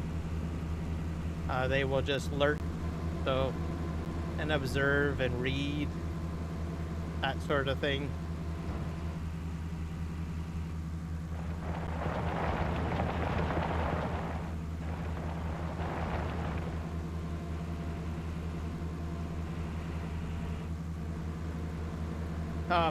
Most of the time what I do when I'm lurking is that I'm playing a video game on one monitor, and then I'm watching the live stream or listening to the live stream on the other monitor.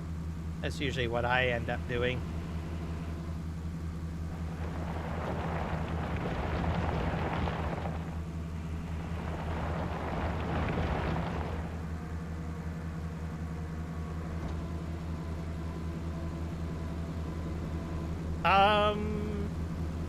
Yeah, I guess, yeah, that would be technically it. Because you were speaking earlier in the stream and then you went silent, so yeah, that would be technically lurking. Yeah.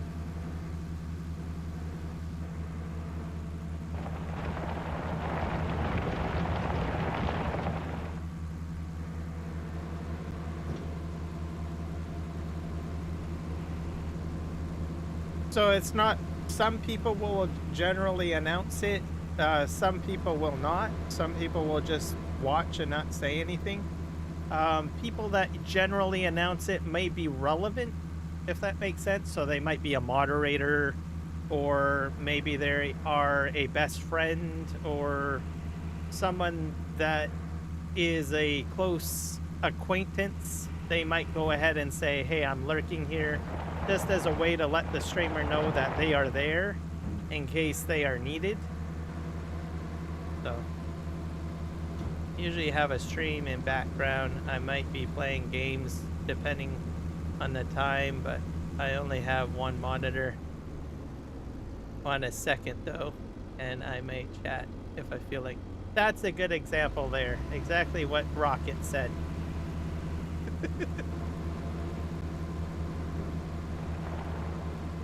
I think I made a mistake. I went over there and hit that corner. Darn it. I'll have to fix that later, I think.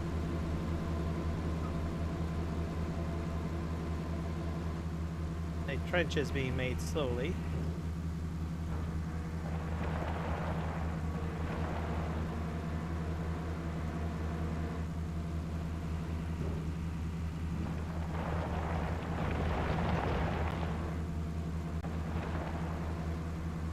At least this will be a nice area for my track, I guess.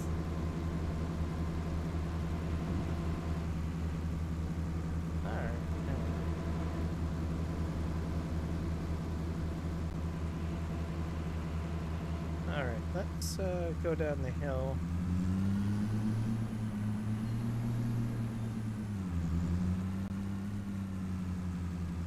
I'm gonna back up my truck though a bit.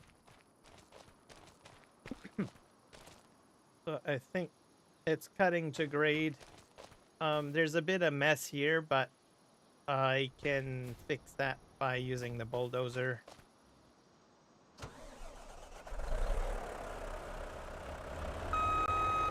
And this is about 76% full. Back up about there.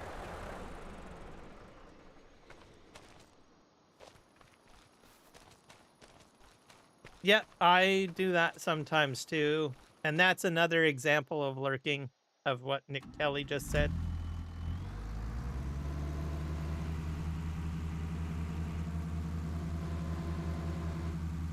So it kind of depends. So those are probably some prime examples. I think a lot of my fellow content creators generally, they will lurk because they're working on different projects, which I understand because I do the same thing.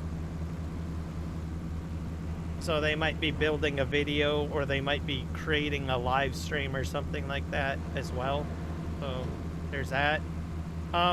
Moderators like Nick and Rocket, if they're well known in their community or something, they might be moderating multiple live streams all at once. I mentioned a person named Mark Thor earlier. He's notoriously watching at least about 5 or 6 different live streams all at once and moderating all of them, and they're all from different content creators. So if you see a moderator saying lurking, and it just lets the streamer know that they're there to do their moderation role if needed, but they're also doing other tasks at the same time, which they could be monitoring other live streams.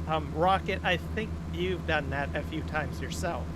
I think usually you're like with Kiwi and also watching me. And maybe the 3Js. So that gives you kind of an idea as well.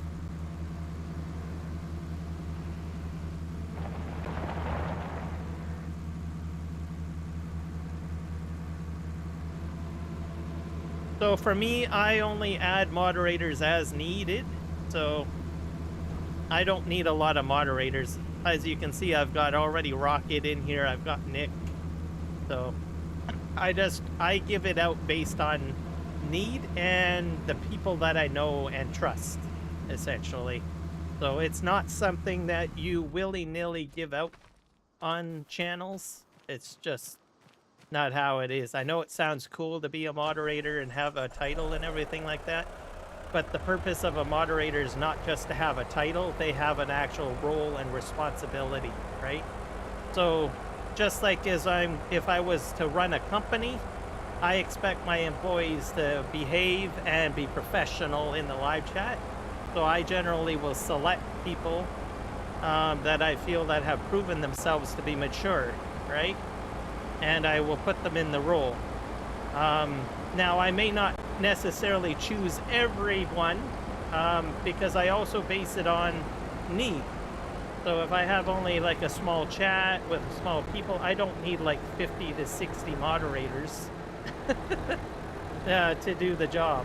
So just like a company, I run my live stream efficiently.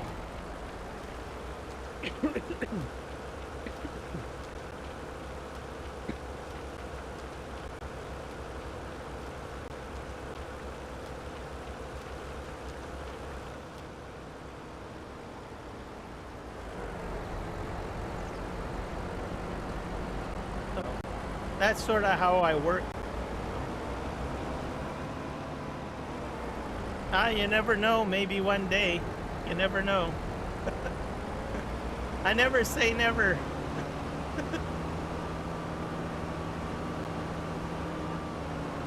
But at the same time, I don't make any promises. So.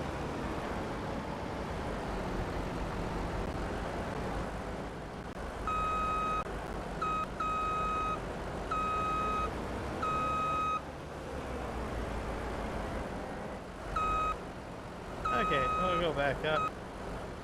But rule of thumb, and most content creators will say this, you should never ask to be a moderator. It is extremely taboo, which means it is very wrong. I'll just put it that way.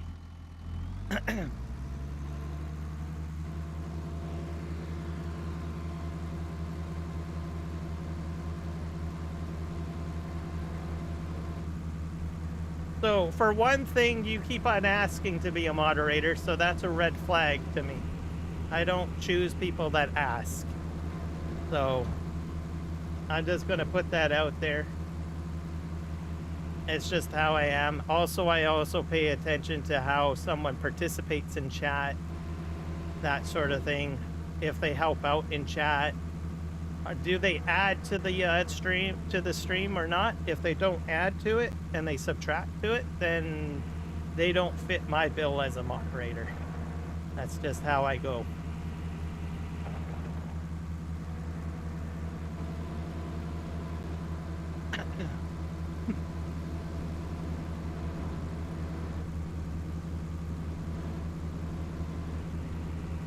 I think this trench is coming along fairly nicely.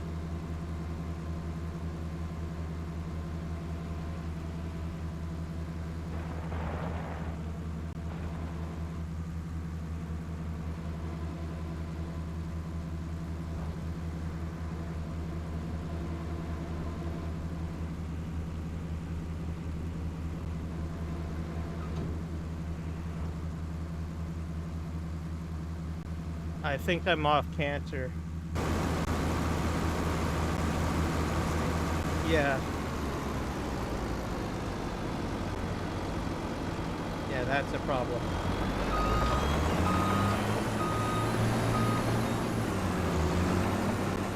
I want to have the machine flat. There we go. I'll have to get my mod back in here to put my brake on.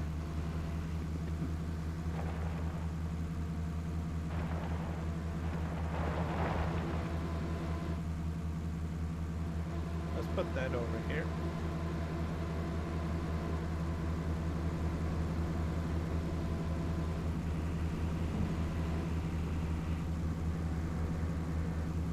Jello. I'm in Jello again.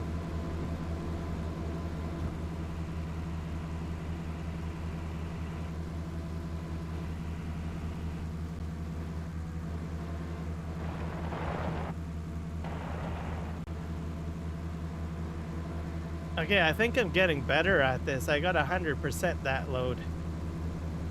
So I went from 20% to 50% to 70%. So the muscle memory is kicking in. I'm getting better.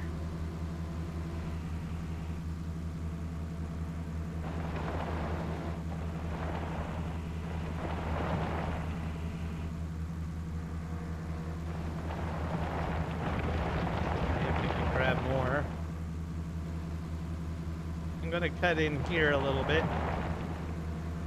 I'm full already.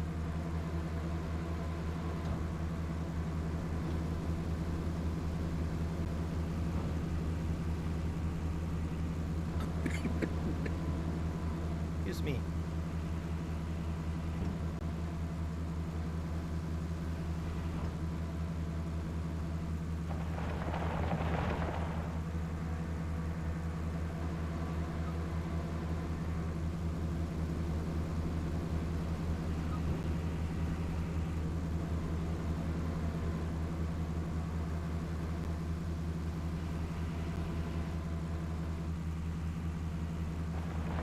I'll probably have to do this a few more sessions to make sure that my muscle memory is efficient before I start upgrading my equipment to like a much larger bucket capacity or something.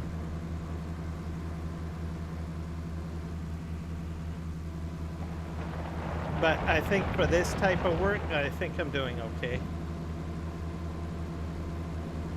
No, it's okay. You didn't know, which is all right. You're learning. You gotta ask questions to learn, right?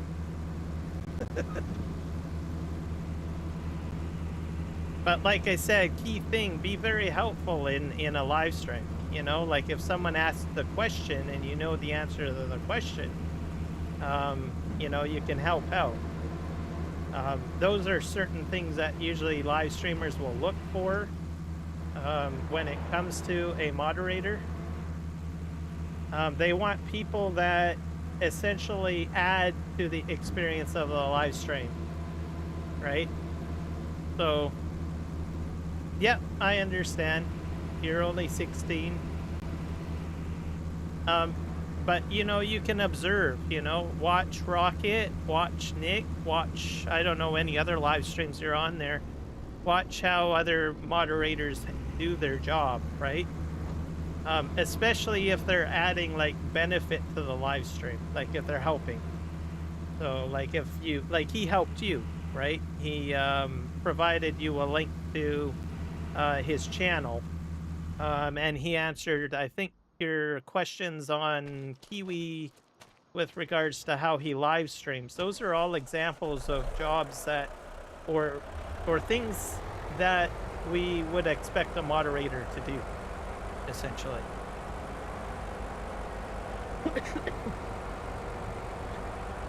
Excuse me. And then you got Nick Kelly too, also sharing advice on some of the topics that I was talking about with regards to live streaming and stuff like that. And, you know, backing up some of my statements and everything like that. That is also another example now of how to do it. Now, granted, some of these examples are pretty high up there. And you're like, well, I'm just 16, right? It'll take time. Just observe the live streams, you know. Eventually you learn, right? You learn how other moderators behave and how they conduct the business during the live stream.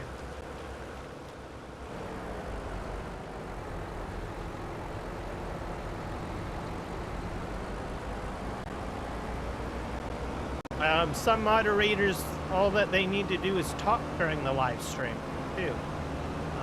Depending on the structure and how the live stream is supposed to be, but sometimes they will be responsible for engaging with the chat more, to spruce up conversation or add benefit to the conversation. Which is basically what Nick Kelly and Rocket have demonstrated in the last, I don't know, 30 to 45 minutes, I guess.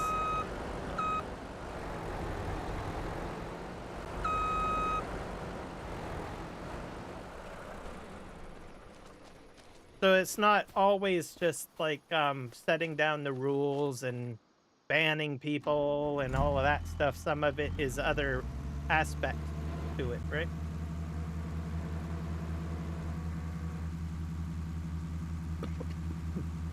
See, there you go.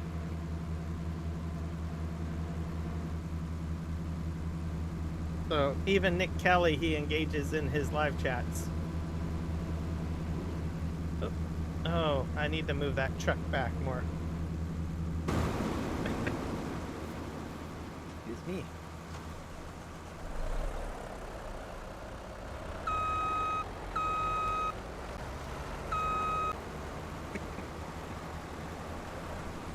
There we go.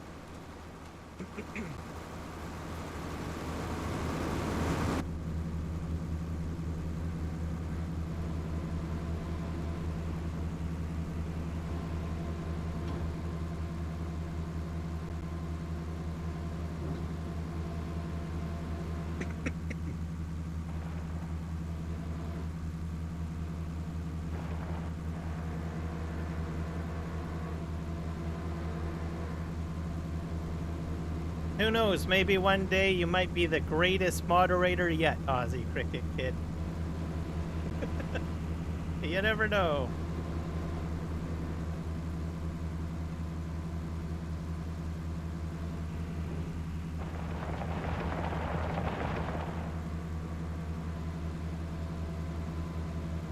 It's not actually a bad job too. Like even if you do it like as a live streamer,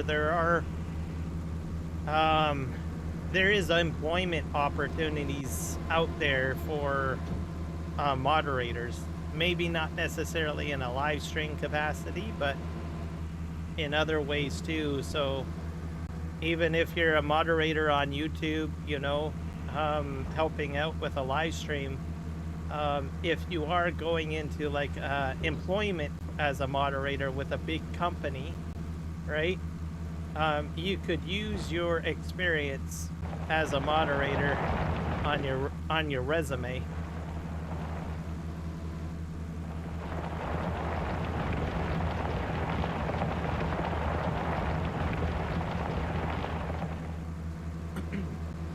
So as an example, they might do like an expo or something like that, a big company like E3 or Blizzard or Activision. They will have moderators moderating the chat, right? Answering questions and stuff like that. And they get paid to do that kind of work, right? I'm pretty sure most of them probably have had some experience in the field, you know, whether they ran their own YouTube channel at one point before they started working for that big company or acting as a moderator.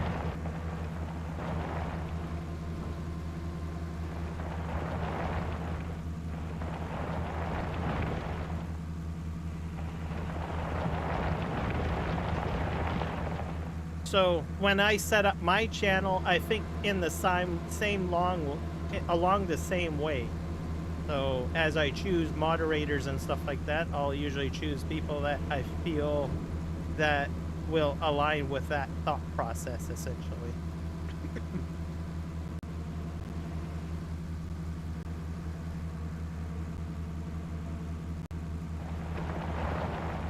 I know it probably sounds boring how I'm explaining it.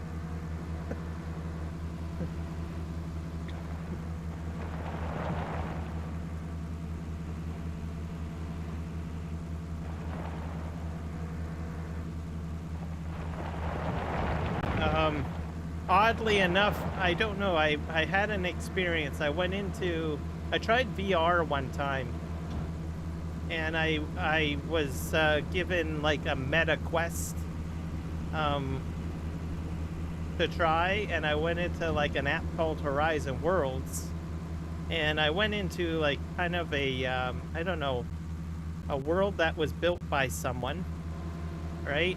And it was like an entertainment hangout hub. And I went in there and I found someone, and I was talking with them, and they said to me, I asked them, oh, well, you have an interesting tag on your icon or on your avatar. And I was like, oh yeah, I'm a moderator in here. I was like, oh, well, no way. Well, how does that all work? So because it's an entertainment hub world, right? I can't remember what the world was, but anyways, it doesn't matter.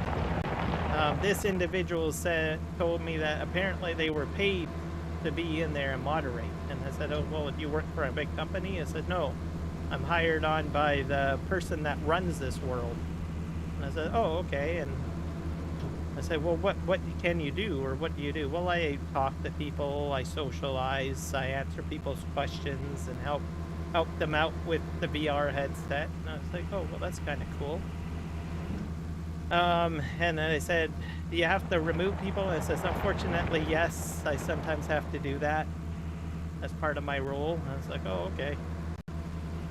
And I said, you get paid for all of this? And they were like, yep, I get paid to do all of this. So like I said, there is employment opportunities in the moderation field. I think it's probably more, you know, like in big channels, like YouTube channels, Twitch channels, big virtual reality worlds or something like that. But I thought it was educational and entertaining and interesting.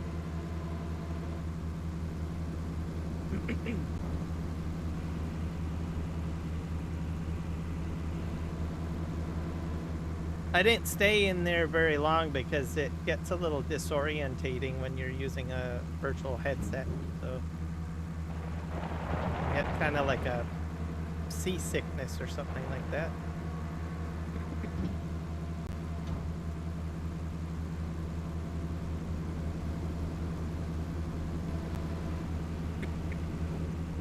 And building a railroad. This is turning out pretty good. I think I like this a lot better than the bulldozer.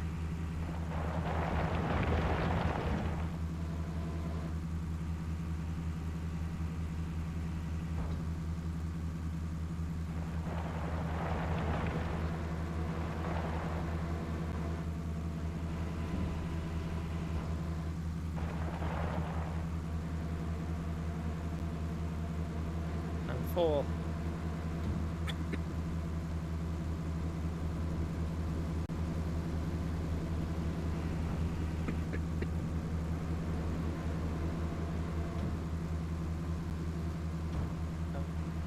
I don't like the fact that this edge is like this.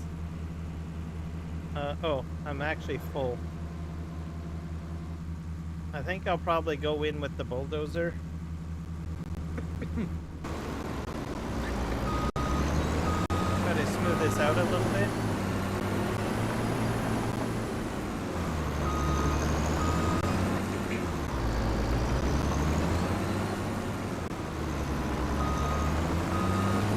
I don't know how I'm going to do a 5-degree grade down the hill. We'll find out.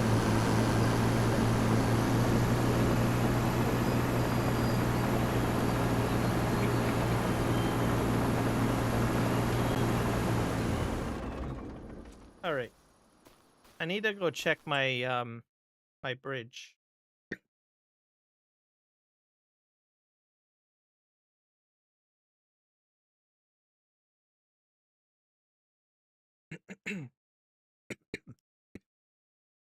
Take another cough. Maybe I'm coming down with something. Oh, I do feel a little bit better than I did before.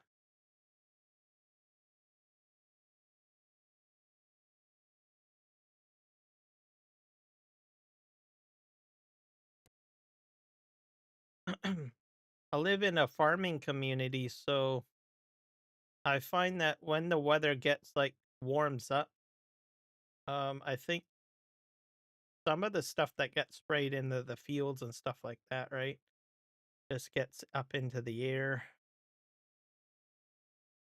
I don't want to blame farmers or anything, but they got to do what they got to do. But why is this going like that? There we go. Fix that.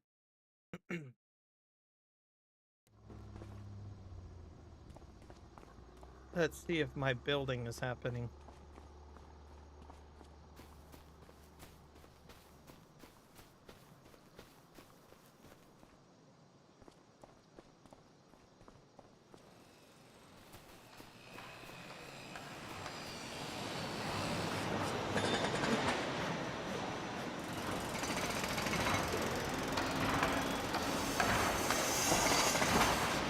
Still processing metal. Go figure.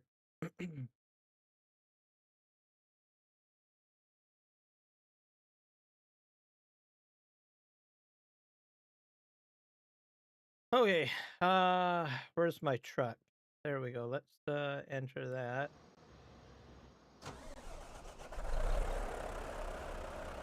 What's going to be really cool is I'm going to use this dump truck to backfill, I think, at some point.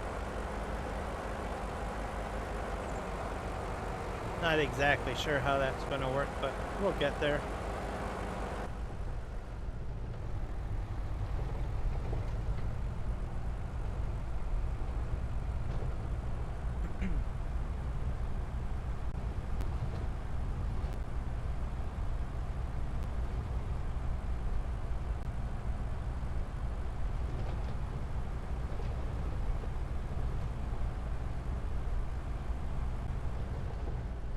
Alright, we're gonna go in here.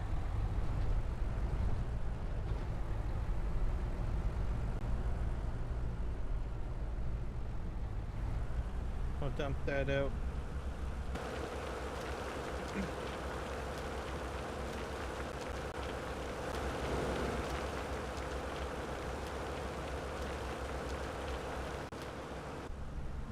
Perfect. So if you guys are checking out the stream for the first time, all this area was filled in with trees. So even right where I just dumped these rocks, that was all trees too. And all along the left-hand side here was all trees. So I logged it all out. Now we're getting into like the terraforming part here. I'm gonna smooth this out with the bulldozer. Getting in here and chiseling this out with the bulldozer is a bit of a challenge, though. But I can fine-tune everything. But this, because I did all of the hard work with the excavator.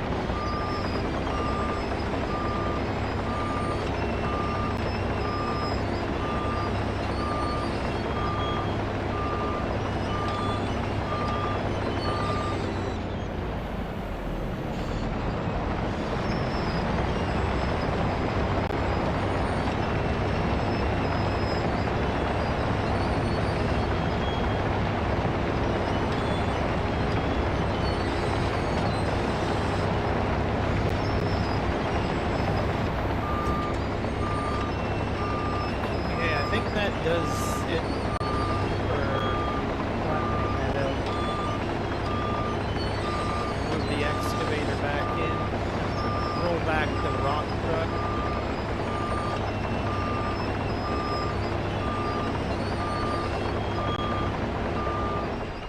I totally forgot how noisy that machine is. Hello, Nacho. Good day and welcome in.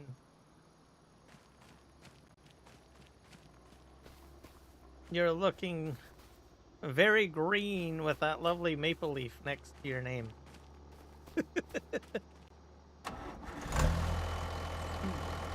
We're doing some terraforming today. Finally getting to the what is it? The piece de resistance, or the main focus. We're gonna go down here.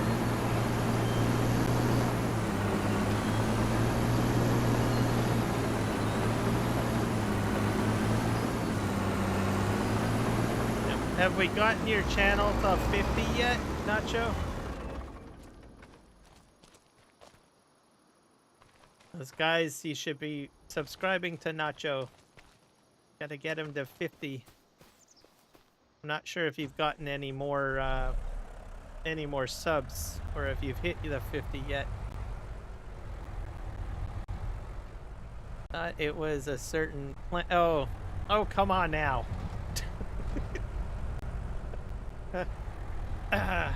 To be honest, I wouldn't blame anyone because we do have it legalized in Canada. We've had it legalized for I think about 10 years now. So I think that's one of the reasons why a lot of people probably match the two up. You're 48? Come on, there's got to be 2 people in here that can hit him at 50. Come on. There's got to be someone that hasn't subscribed to Nacho's channel yet. He just needs 2. Two subscriptions. Well, preferably maybe a few more. Like maybe try to get him to 55 at least. Just for good measure. Here's his channel, everybody. He just needs like 2 more. I'd be happy if he gets like 2 more. That's it. Just 2 more. There. That's a link to his channel. You are like so close. Yeah.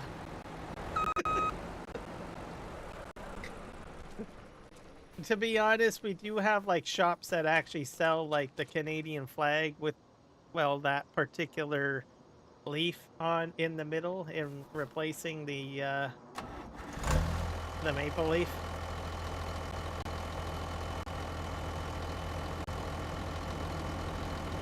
Hey, you're just doing fine. You are being present and being you. That's all that I ask. Alright. So hopefully maybe that shout out will get you to 50. Hopefully. I'm not sure how many people are watching my live stream, but I dumped it into both chats, so we'll go and roll the dice and who knows, maybe magic will happen and you'll hit your target of 50. And when you do hit 50, I think it takes about, what, 24 to 48 hours before you get the ability to do it, I think. So it won't be right away, so I will warn you on that. After you hit 50, it'll just take a bit of, like, a few days or whatever. If I am not mistaken.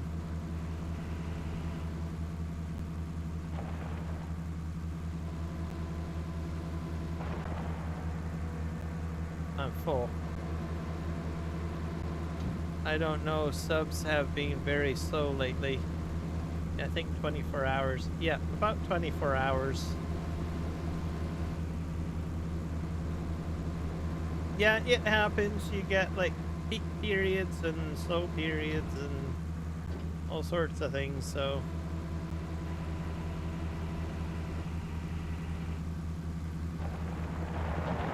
But you'll be rocking and a rolling in no time, and you'll have real life farming live streams.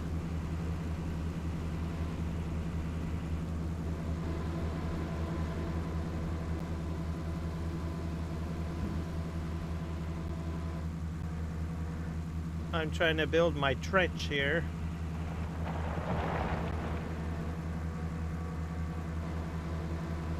Might have to back this excavator up a bit, but that's fine.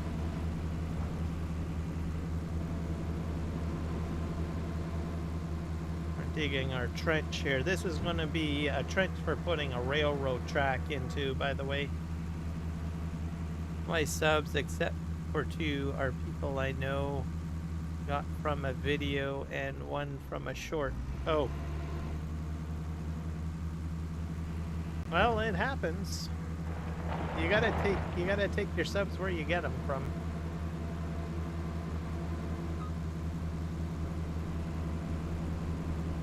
Maybe not from Subway, maybe, depending on how your local Subway is. Just a bit of a joke. Now someone out there is gonna say, I live by the Subway diet. That was a thing, by the way. Subway diet.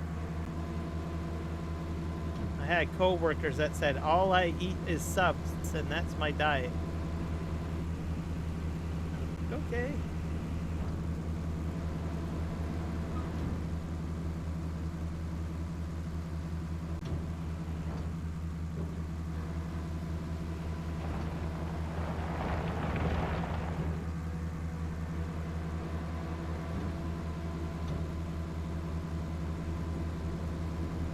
Yeah, I do, and I do quite enjoy Subway. Oh, okay. Well, you know, get your subs from there.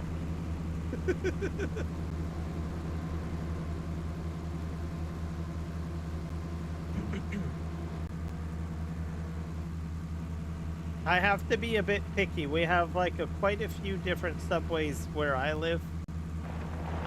And there are a few locations that don't do very well.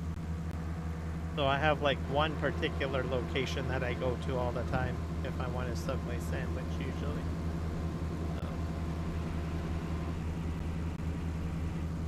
It just depends on the staff and what have you.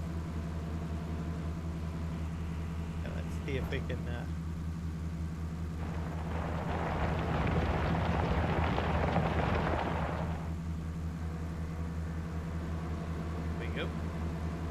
I'm probably going to have to back the excavator up a bit.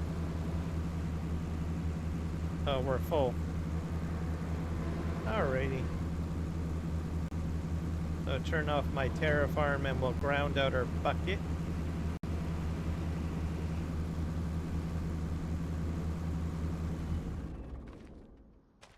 Drive our truck out of here.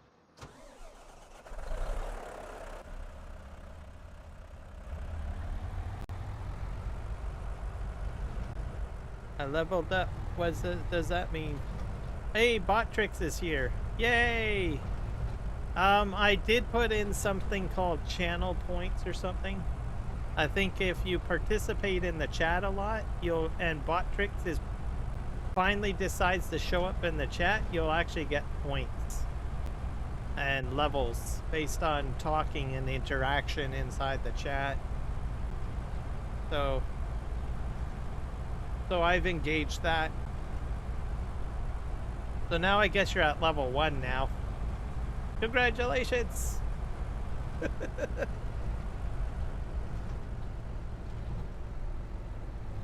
So, you usually see functionality like that on Twitch. Just generate engagement and stuff like that inside the chat. It's bragging rights to show that you've been part of the community for X amount of time and you've contributed to the chat quite a bit. And helped out the stream. Exactly. Woohoo, level 1. You'll see it sometimes in Discord as well. You'll get like level 1 or level 2 sometimes. It's particularly more important, I think, on Twitch. That's why they created that function. Because chat engagement is part of the algorithm for Twitch, meaning you need to keep people engaged and talking. So it's not so much a lurking platform. I think Kick is the same way too. Yeah, but it is definitely bragging rights, so you can say, well, I'm at level 1. Well, woohoo. Or you might be level 10 in a year or something like that, right?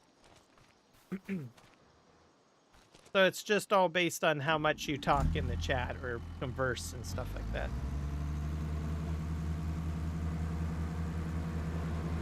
So I thought it was kind of cool. I was kind of curious. It also lets me know how many people, you know, engage in the chat too, because it gives me a bit of a scorecard. So it'll rank people like based on level and stuff like that. So I thought, oh, what the heck? Might as well add like some friendly competition, I suppose, and try something new. And you really don't have to do much, right? You just have to talk, really. That's pretty much how it works, which isn't too bad. Something fun. Yeah, probably.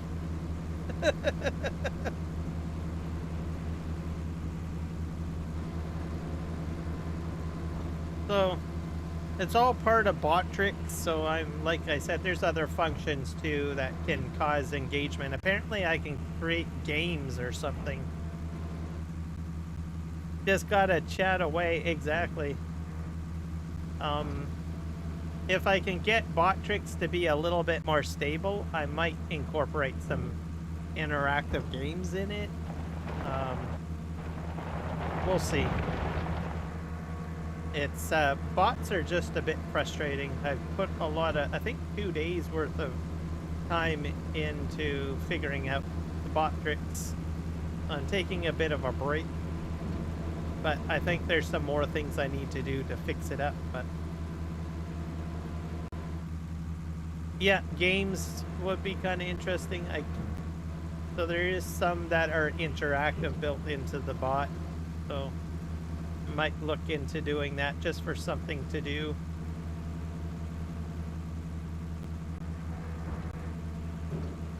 We'll get there one day. Setting up some of this stuff takes quite a bit of time, so I usually, if I get bored and I want like a project to just kind of lose myself in, I'll start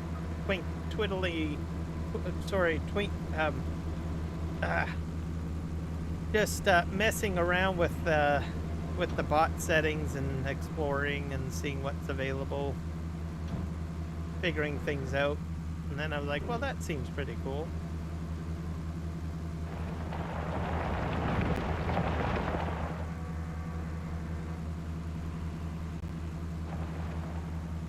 I think I'm a full bucket now.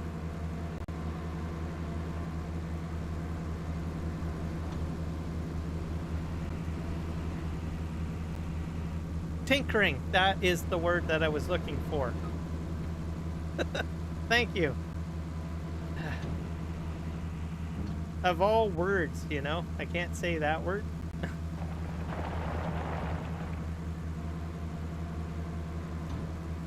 I am so glad that I'm not like a speechwriter or a public speaker. I guess live streaming is a kind of a form of public speaking, but I don't know. Not in a very professional, and not in a professional aspect, anyways. Like politicians or people do large speeches. I would not want to have to do speeches every day. That will probably just kill me. Go. This is turning out all right. I think probably go and cut in here.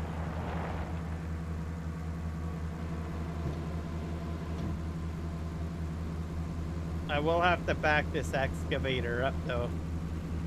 Yeah, I think I'm full.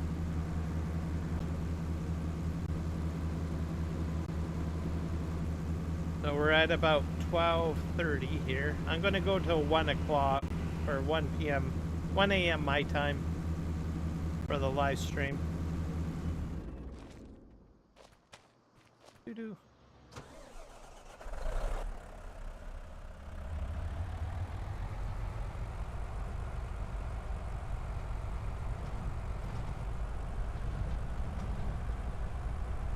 In front of people, but put me on a phone call, I'm fine. Yep, well, I'm kind of, I don't know, I'm a little bit, how do you say it? Some days, you know, I'm very confident and I will go ahead and I'll just go on and start a conversation. I think if depending on who I'm talking to or engaging with, like even on the phone, sometimes I'm not very talkative.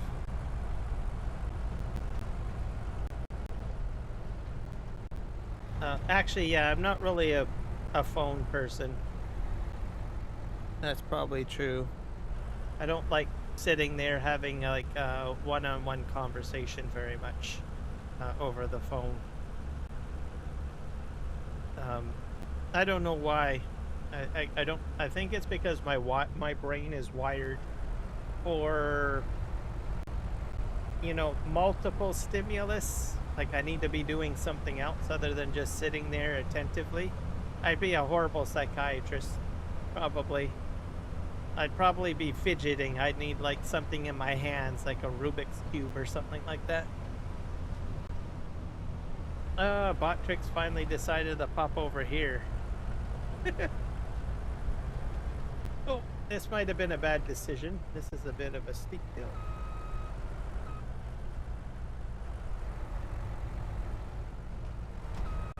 I'm gonna pull the excavator forward a bit. Ugh, that was probably bad decision.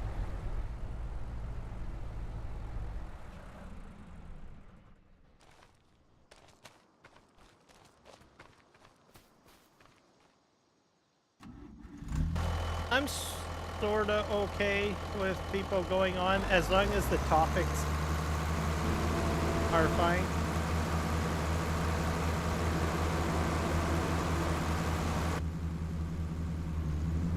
Like in real life, usually most of my friends are the dominant talker, and I'm more of the listener, and then I'll just contribute.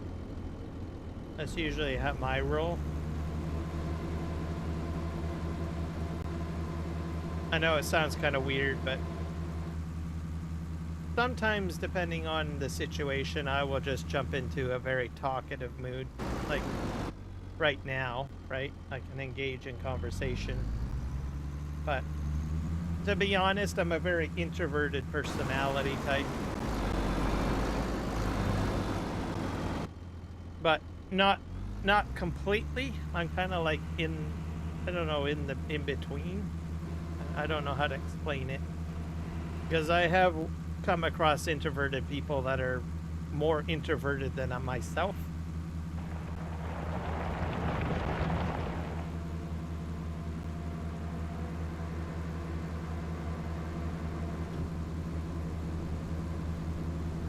But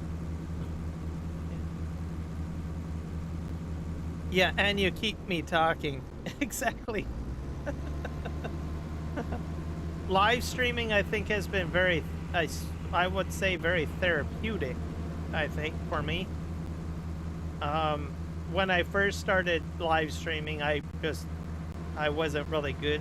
I mean, I'm not saying that I'm good now, but I don't know. I also am a bad critic of myself too. But anyways, I think I was a lot shyer when I first started live streaming, and I think I have a lot more confidence now compared to when I first started live streaming. And I think I try to just be myself. I think when I'm live streaming as best that I can.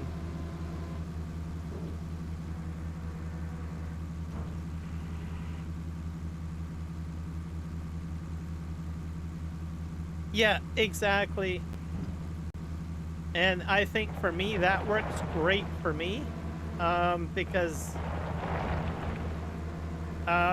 sometimes I have a hard time starting a conversation.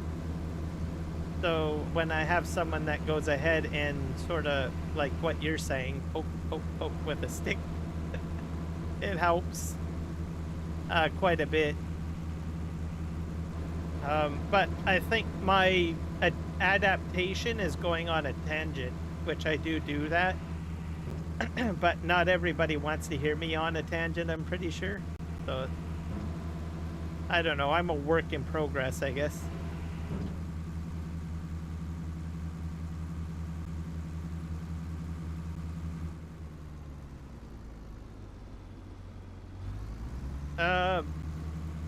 Well, that's a good point.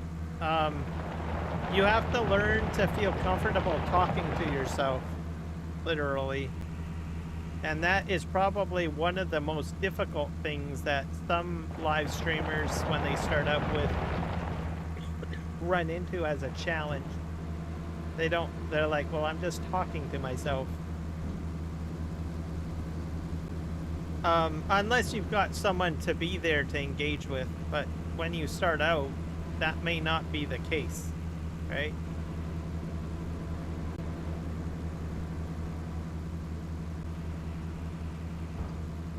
So, yeah, just sort of how it is. But I eventually got there, and when I start my live stream, I just start talking or figure out something, even if nobody's in my chat.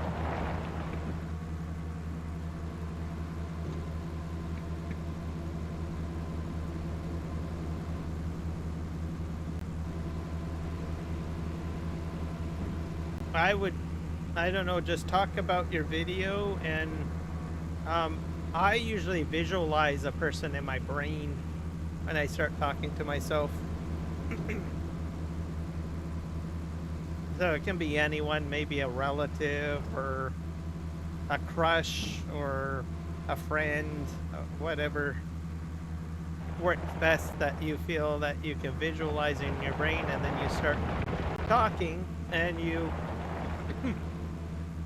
start conversing as if you're talking to that person. And then once someone actually shows up and engages with you in the conversation, like in a chat, then you just have to switch, right? And start conversing with the person. Like what I'm doing with you right now, right? Oh dear, I don't want a jello moment. I think that emptied out. Can I pull this forward? Come on. Sorta did it. That's good.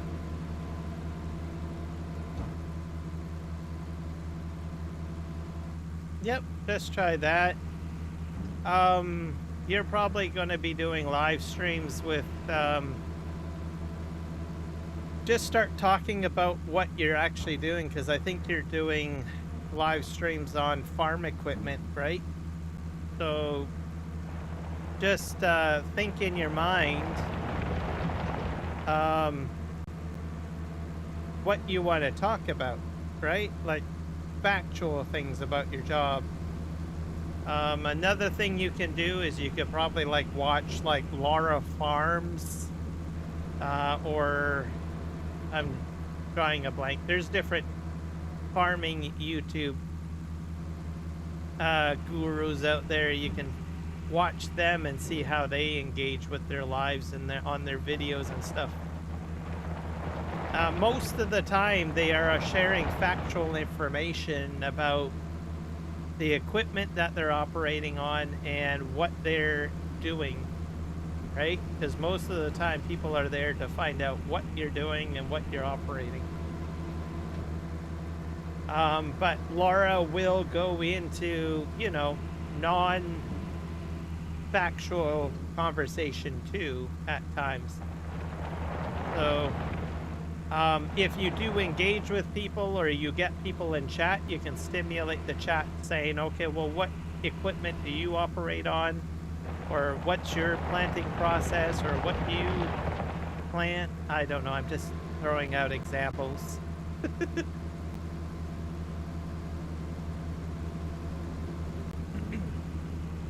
So, and that's how it'll start out. But then you'll get regular people in, you know, the people that usually show up all the time. And then you'll be able to build some sort of relationship with people. And you'll just have other topics to discuss, right?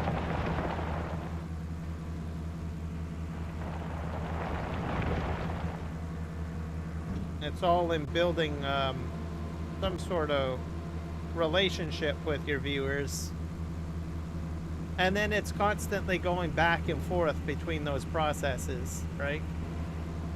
Talking about factual information when the conversation dies low, or moving back into conversations with individuals or getting to know people. So getting to know people, you jump into your questions.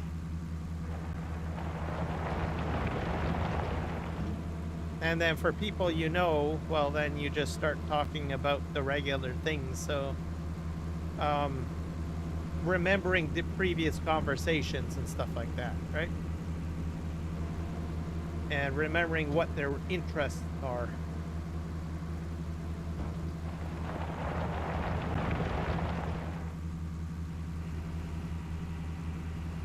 And if it doesn't go smoothly the first time, it's fine.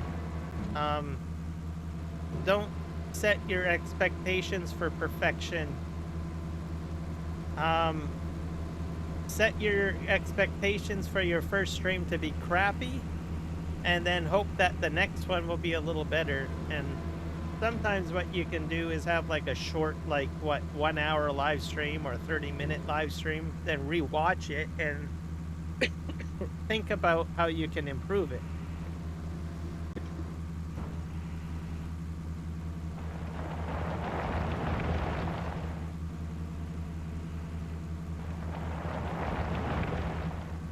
And that's sort of what I do. I sometimes rewatch my live streams. I probably don't rewatch my live streams as much as when I did when I first started.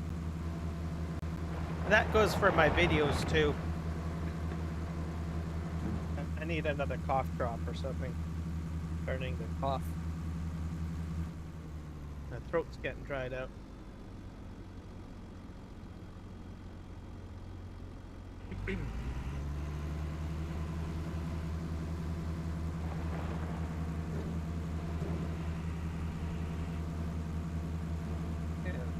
Here.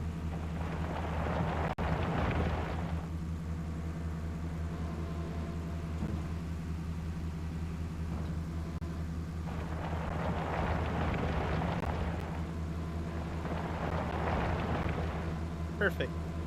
All right.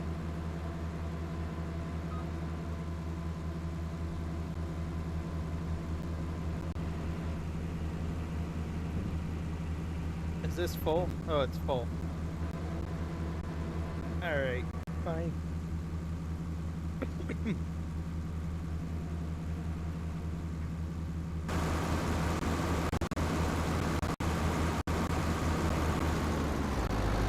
gonna move down the hill a bit more.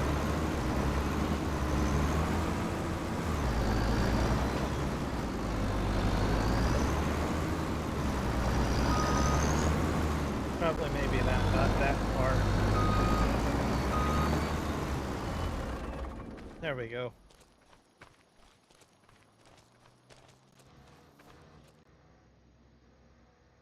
Oh, well, thank you.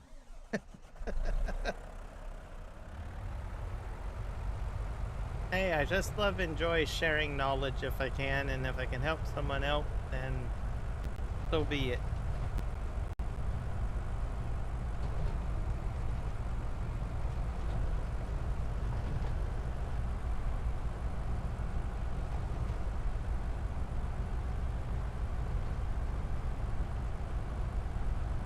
got 48,000 liters of stone here.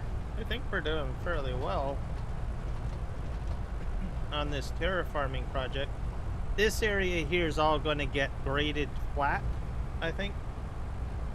So it's probably going to be a lot of bulldozer work, perhaps. We'll see how it goes. Empty this out.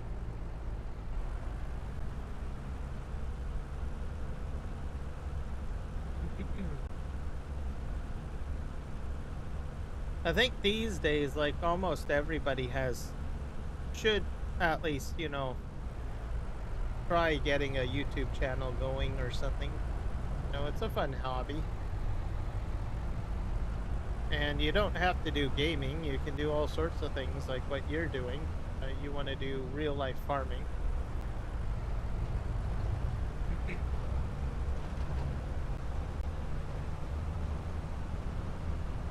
And people will watch that. Even people that aren't farmers. Like, I watch Laura Farms. And what is his name? Nick the Corn Guy or whatever. I don't know. I can't remember his name, but he's a young guy and his family runs a farm. He's probably like in his 20s, and he goes over so much stuff about talking about, you know, budgeting the farm and all sorts of stuff. It's crazy. And he's very high energy. Like, I think you probably eat drinks, probably like 20 monster drinks or something. But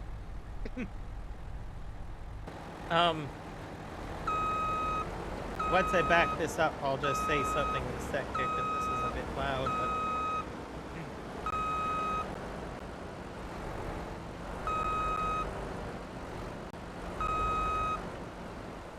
there we go.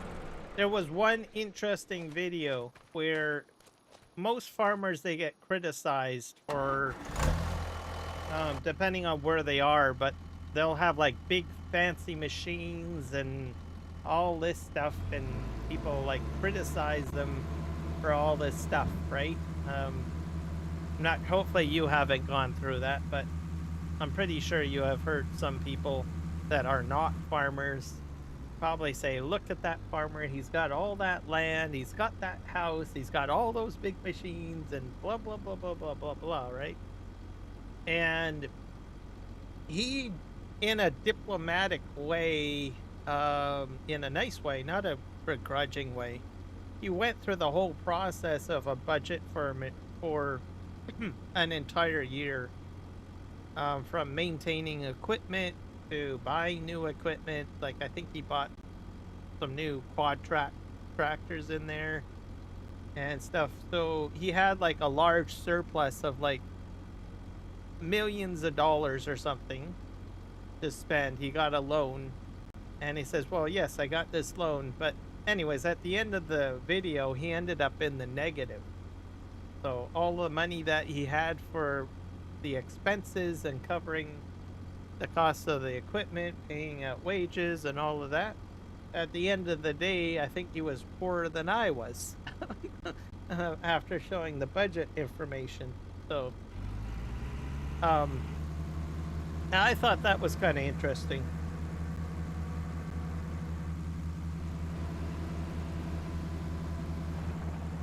And then he went on to explain that apparently government subsidies help.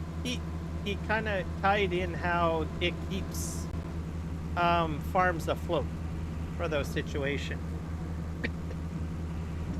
But even with the government help, in some cases, you could run into the negatives or something like that. So I thought it was educational.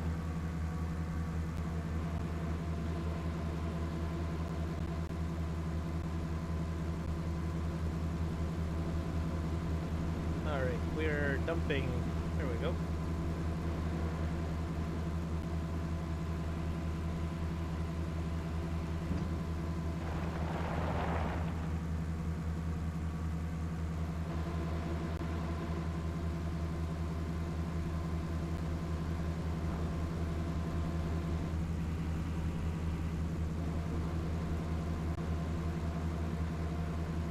Yep. They're pretty big channels. Um, I think both of them use the channels to offshoot expenses and stuff because they also have like sponsorships and stuff like that. So some farmers will create YouTube channels to, you know, create a little bit of extra revenue or whatnot for their farm. Also to promote their farm.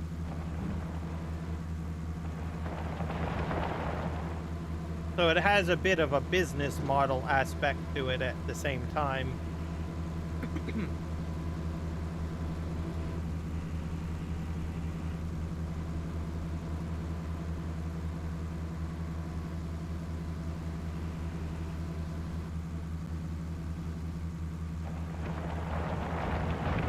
This has actually been a pretty good live stream. I've probably covered all sorts of topics today. Kind of interesting. People just have to ask the right questions and I just go on a tangent and start talking. There you go. But it's probably mostly information that, you know, probably some people know, but not a lot of people know. But I like sharing it and broadening people's minds on it.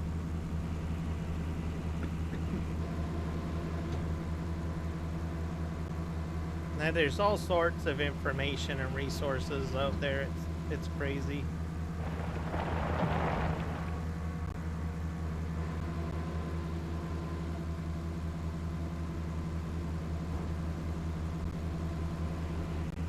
But when you're doing your channel, you have to remain exceptionally fluid. So what I mean by that is you really need to be open to growing in yourself and also change, because how things work today may not necessarily work tomorrow, depending on your goal, right? Especially if you want it to be like a monetized or a money-making channel or something like that, right?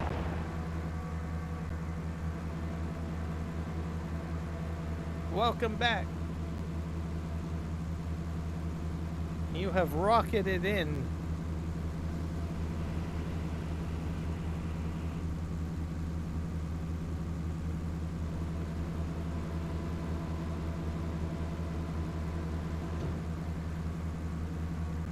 Yeah, I'm pretty sure there's others that are interested in what I have to talk about. So I just go on a tangent about it. And if I can help someone out or advise them a little bit or give a perspective, more or less, I'm happy to do it.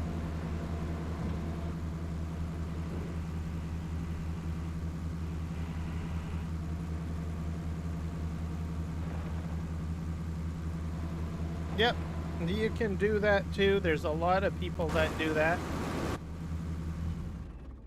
The one thing that I probably will not help with is taxes. So that's a whole other area, and AdSense.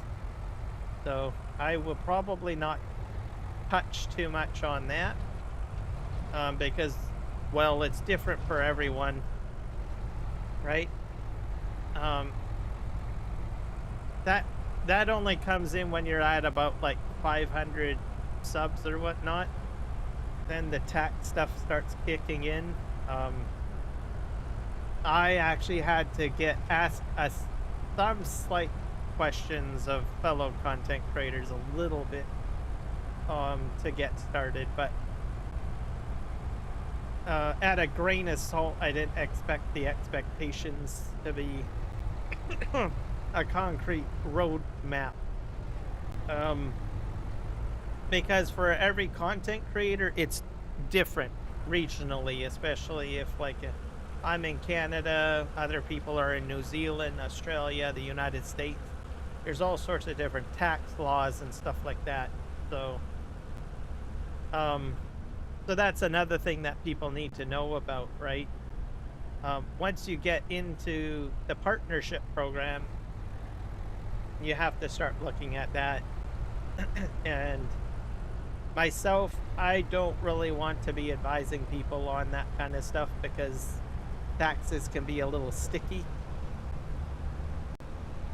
But I will go as far as saying that that is something that you would have to make a decision on if you want to join the partnership program, that there is taxes involved. So, and there's certain things you need to know about and whatnot. And I'll just leave it at that because, like I said, it's a very complicated kind of thing, sensitive topic too. And I really wouldn't want to give out advice on that and then have someone run into a problem or something with their channel or whatever.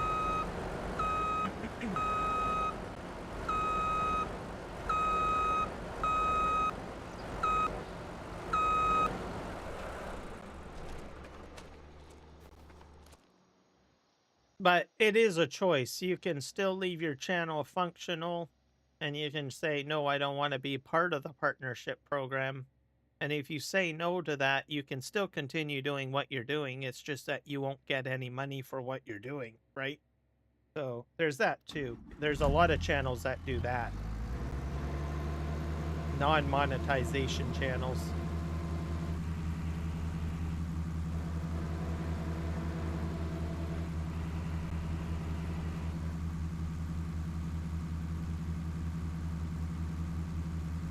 Exactly.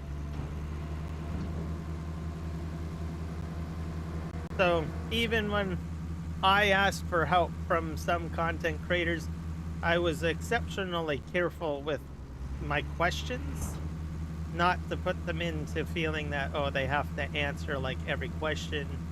I basically try to rudimentary ask my questions in a way to say, where can I find resources on this?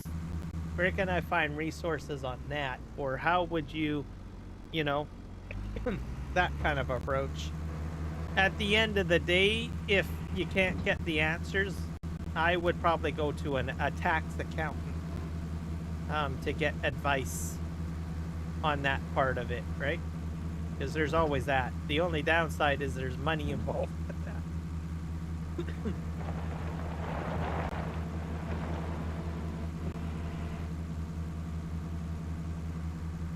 Or if by chance you have your own personal accountant, by chance, you could probably ask them too, and they would probably be able to help answer your questions.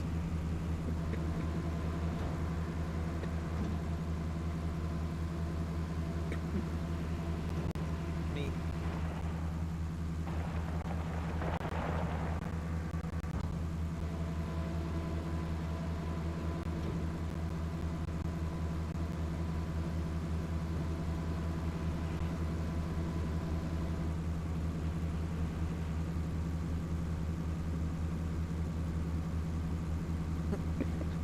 Yep. And that's perfectly fine too.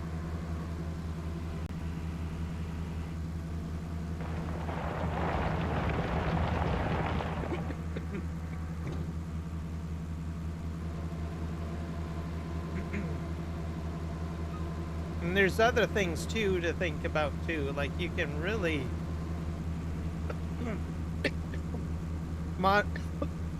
monetize.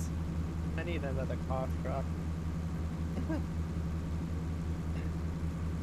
Like you can get sponsorships. That's something I couldn't advise on because I've never gone through a sponsorship.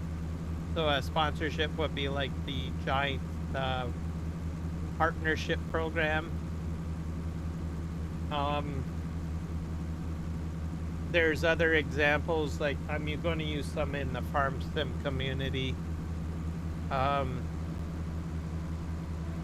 What is it? The servers, the gaming servers.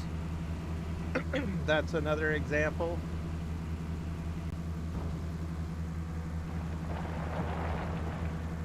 Those are Thrust Masters. That's another one. Those are Like the farm sim guy, I think he has a sponsorship with them. That adds another layer of complexity, I imagine.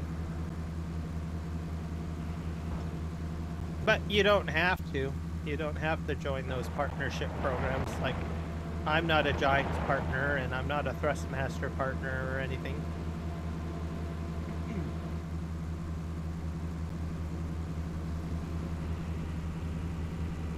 But the opportunities are there. What else? There's you can set your channel to maybe promote advertising. So you could set up partnerships within the channel that would, as an example, a large company happens upon your channel and they see a clip or portion of your channel that would be interesting to add to whatever their promotion campaign is. You can set up some settings in YouTube that will allow you to do that too. Basically for advertising purposes and stuff like that. All sorts of things.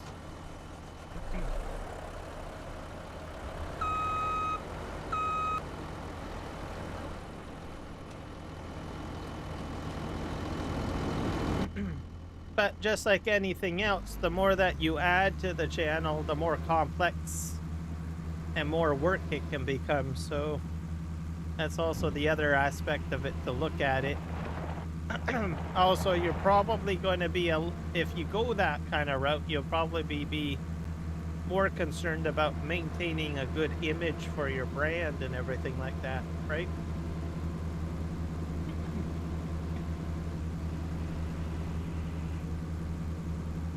It can, yeah. So you can keep it very simple, or you can make it very complex, but it just depends on what you want to do, right?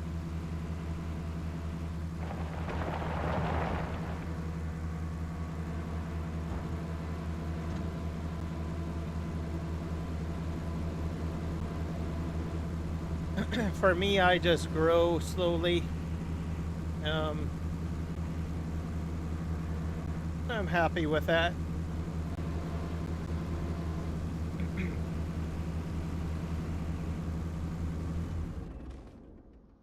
Try this truck forward.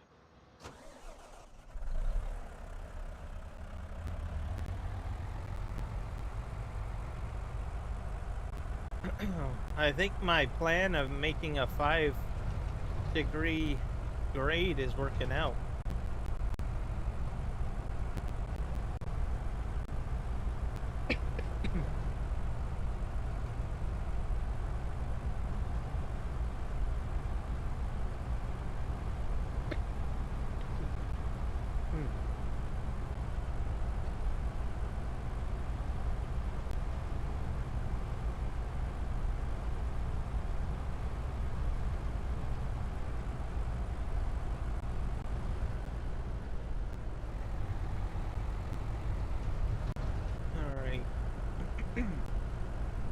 Empty out here.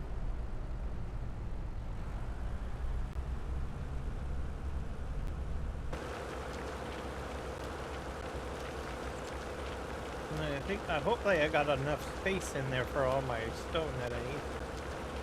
But this pad area, I can probably put another one of these storage facilities in.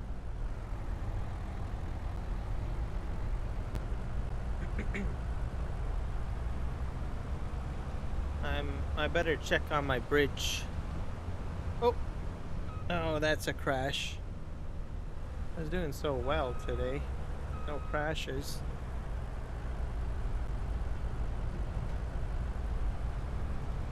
Well, I guess I should mention this because I haven't mentioned it all stream. If you're new to the channel, please go ahead and hit subscribe. That way you can check me out on future live streams. Also hit like and also share it out if you want.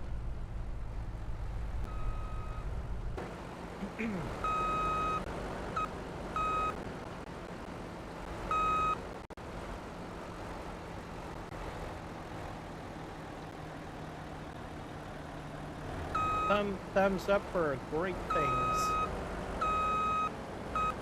Back this up about here, probably. Go. I think I did fairly well. I didn't get very far, but I think that's progress.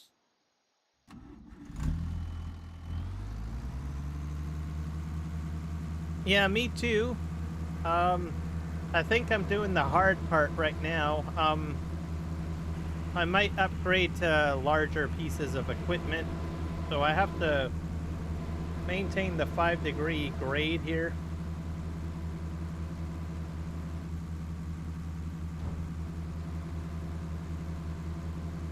Exactly. Thank you, Nacho.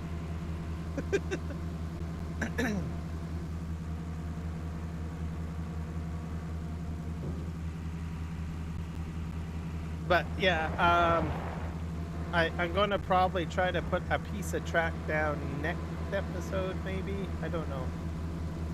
Right now, I'm going to work on this slope, finish it up, and then I will probably terraform up at the top of the slope to make it flat.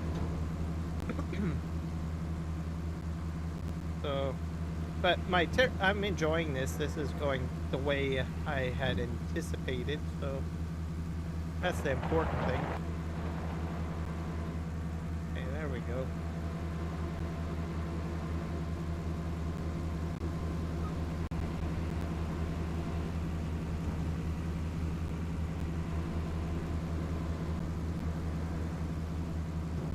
But it's definitely good. Go and dig in here.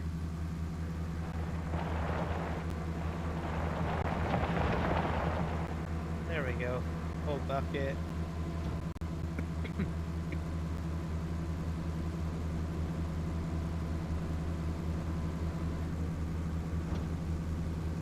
Oh.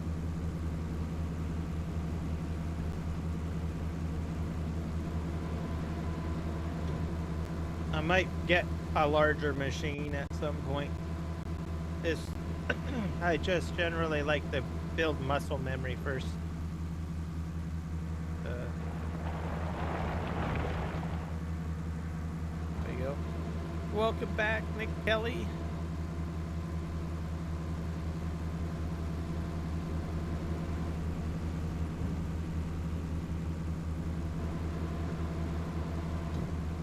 I'm gonna try to make this my final load, I think. Alright, we'll see you when you get back, Rocket.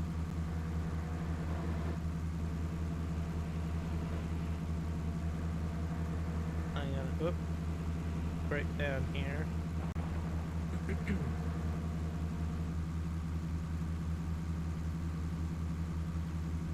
I think I must be doing pretty good with subs. I'm at what, 695.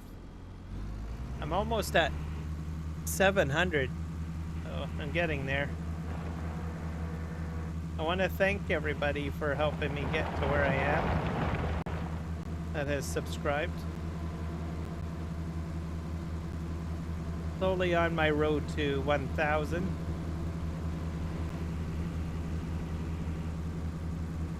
Oh, Jello moment again. Thank God. Definitely a Jello moment. That was kind of weird.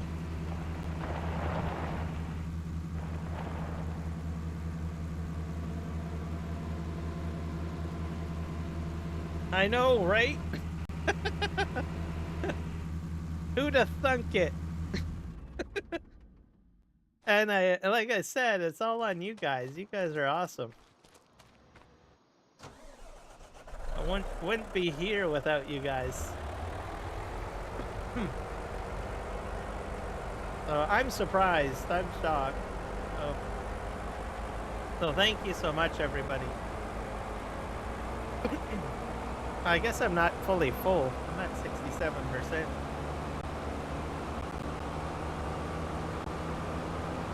Oh, you leveled up again. You're at level 2. See? Now you got an idea of how it works.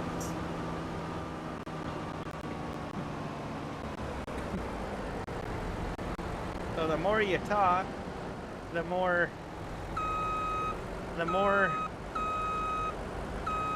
the more points you get.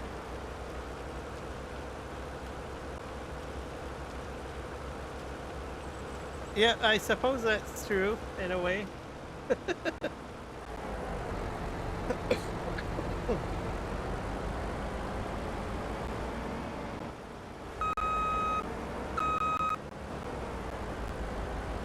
Yeah, that's true. I was like in the low hundreds when you came over. I was just learning everything.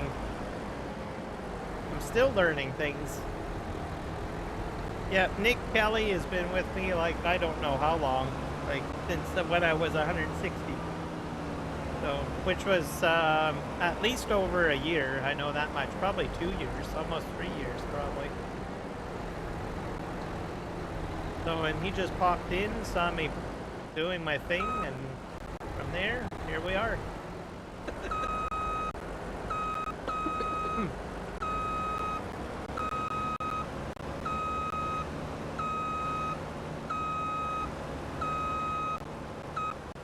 Okay. Get some more rock in here.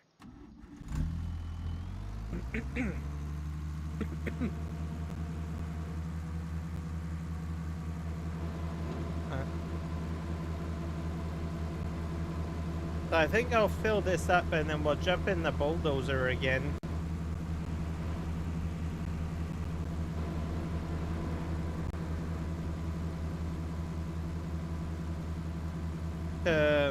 To grade it out.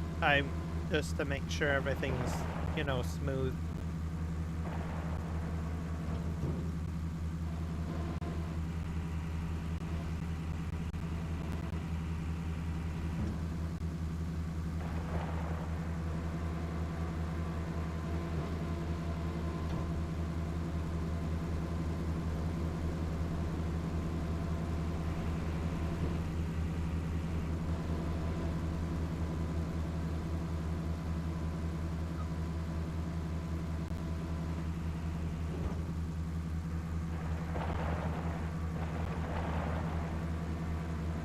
There we go.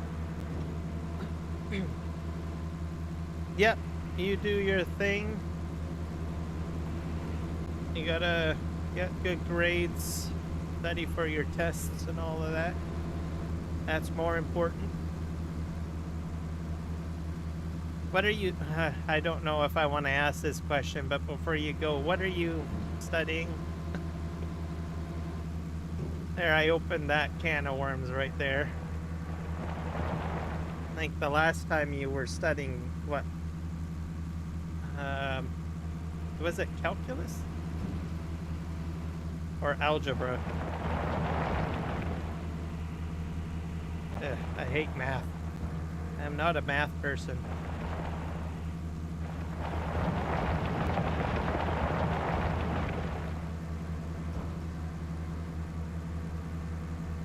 I figured.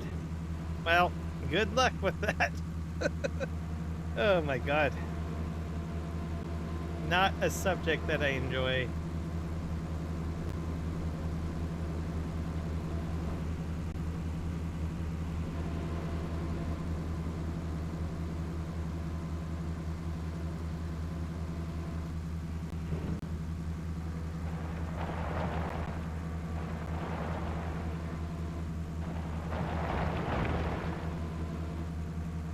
Pythagoras theorem.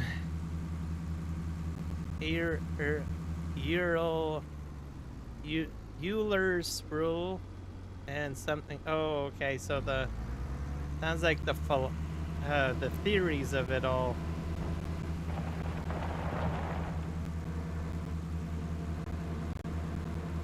I recall those, but I can't remember what was involved in it.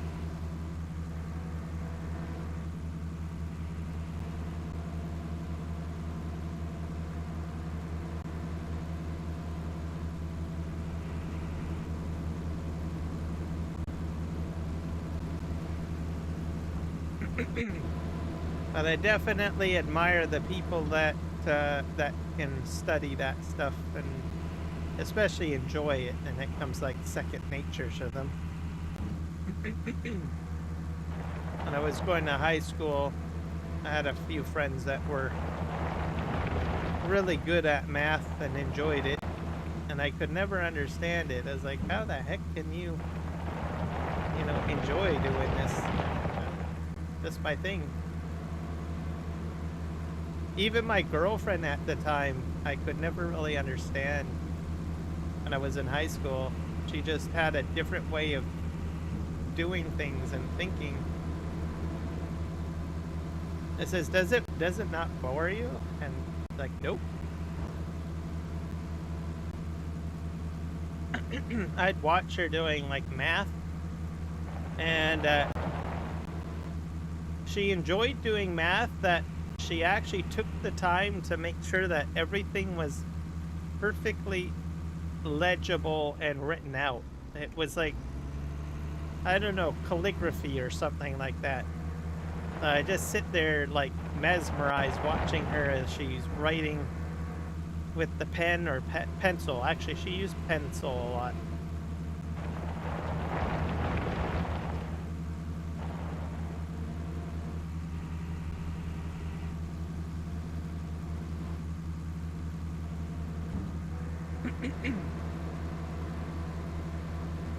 I was like, well, that's amazing.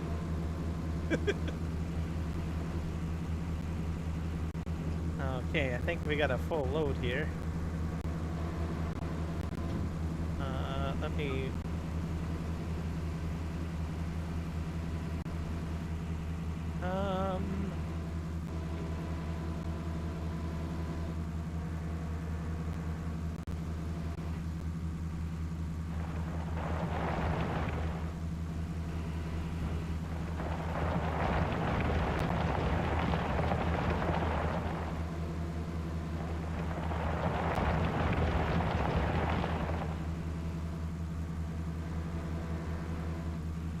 This is turning out to be quite smooth.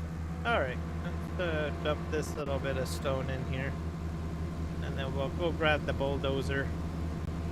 Hopefully the bulldozer's not too loud for you guys.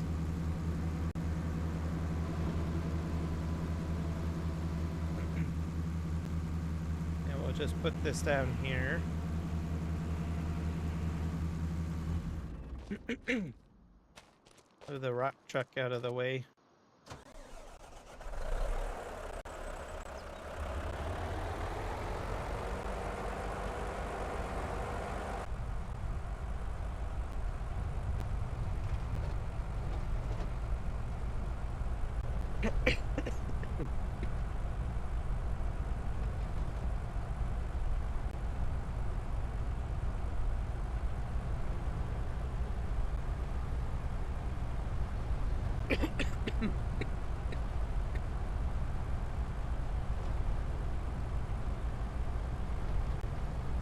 I'm probably going to have to do some more logging at some point down the slope, but we'll do that later. I got plenty of doing here, as is for terraforming.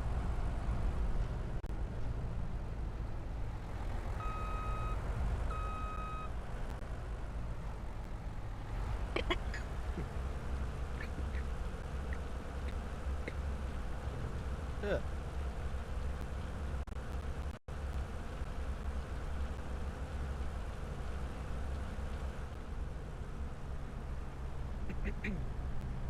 All right.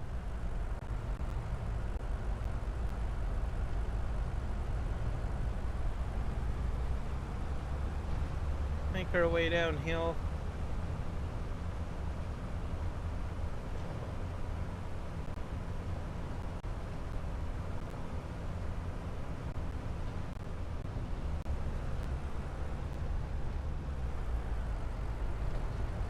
Probably want to park this up by the sensor a bit.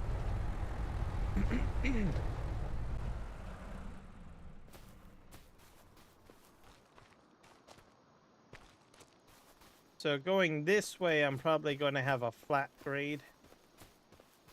And so I'll set up another sensor right next to this one. And then have it go that way. Or another surveyor, I mean.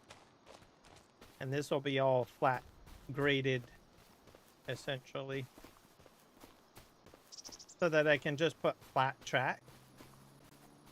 But I was more interested in trying out, seeing if I could get the grade to work with the survey tool, and I felt that's why I went this route.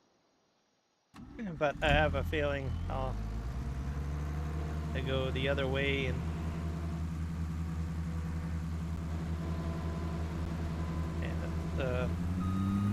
reverse back up. That was my fuel. I'm not using much fuel. That's good. When you're tracking like this, you use up more fuel, by the way.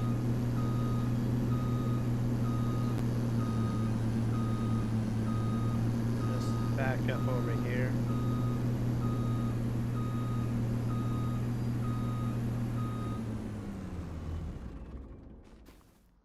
Go.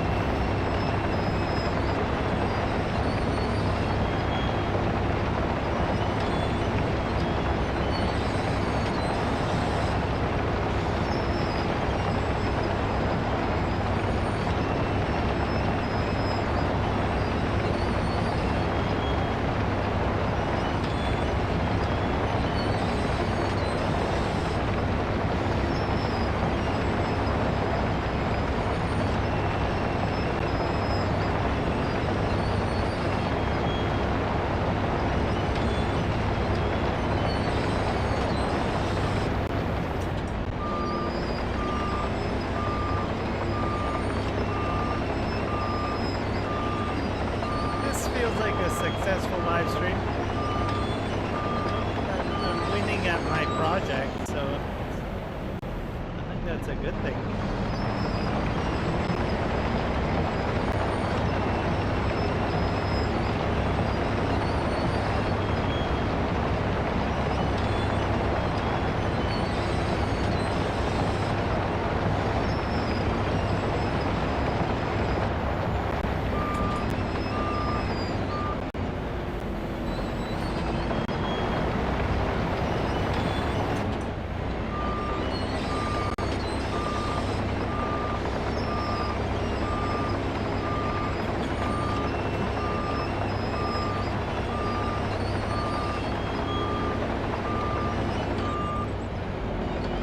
uphill. At least flatten this out a bit.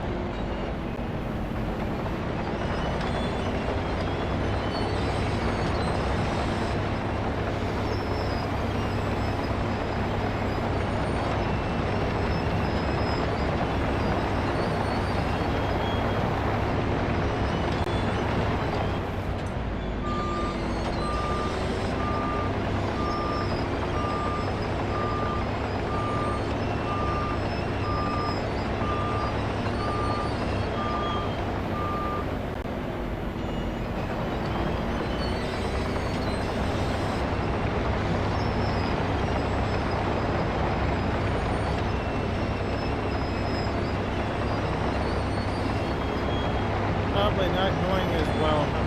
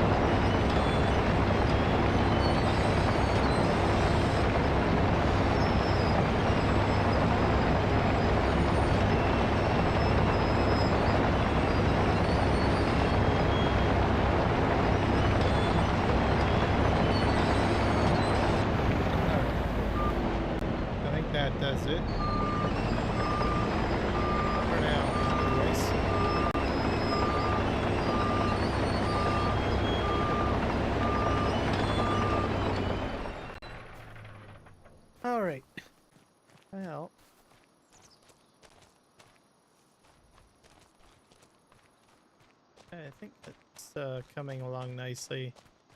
We'll end up probably having to do some logging to clear this whole area out, I bet. And because this is such a high slope here, my guess is that I will be backfilling down here.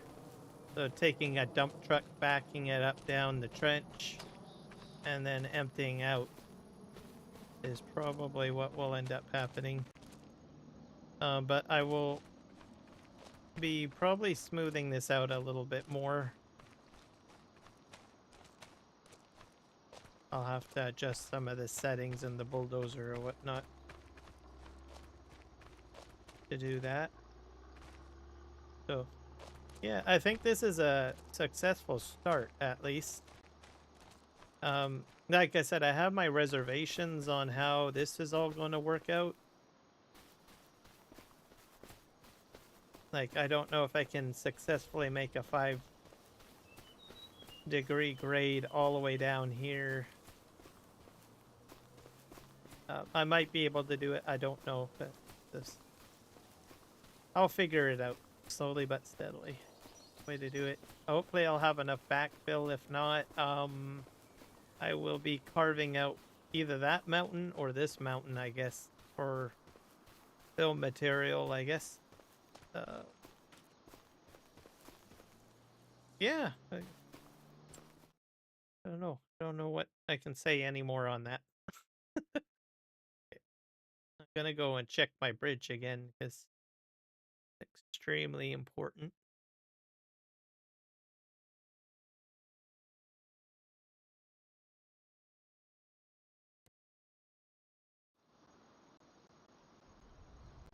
It's gone quiet, so it must be either it's close to finished or what does it need? It needs metal. Well, in that case, I have to bring over some more material over here. Starting to run out. I'm down to like my last pallet of wood and my last pallet of cement.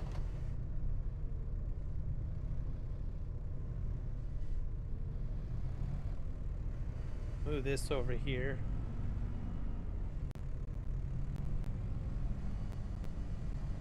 Like,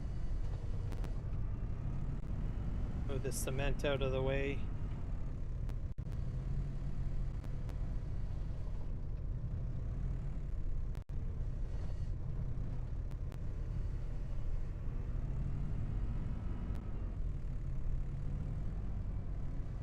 So I might do a supply restock. I might need to do, so I might have to temporarily get off of doing construction projects and start focusing on productions itself.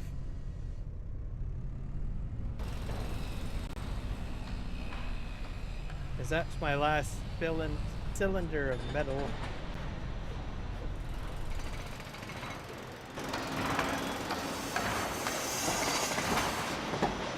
It needs about 3 metal.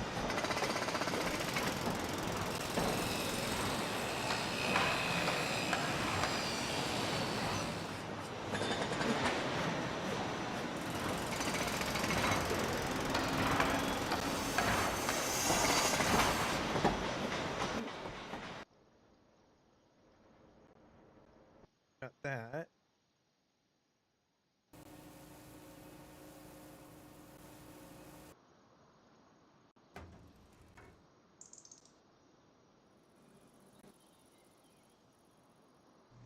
Da, da, da, da.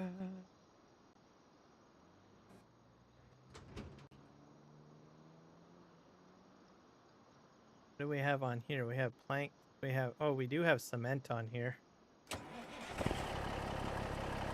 But I don't have metal on here. The one thing I don't have.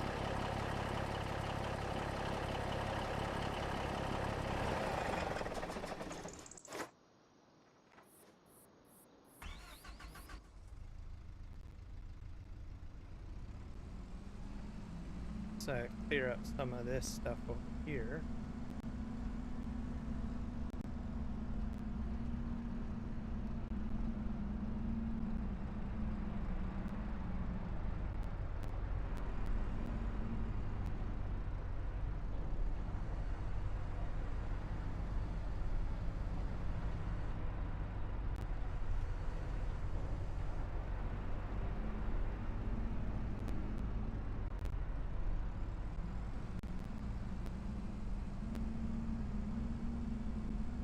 I imagine my storage will need to be cleared out, like this one here.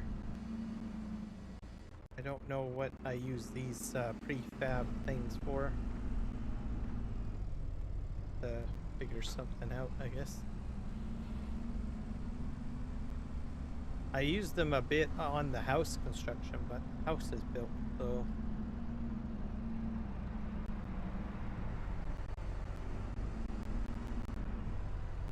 to push these forward.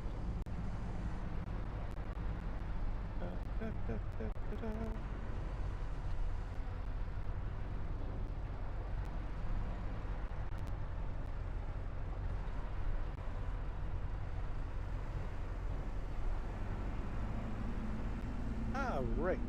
Off I go.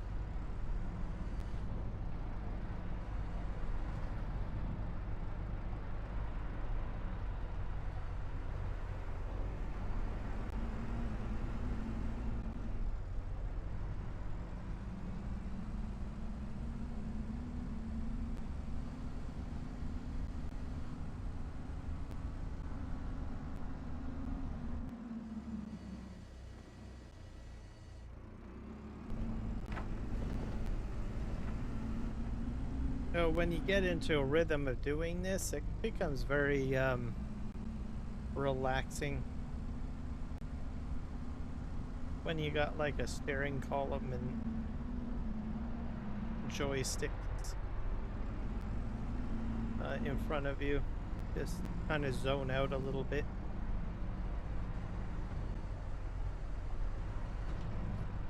Go figure, huh?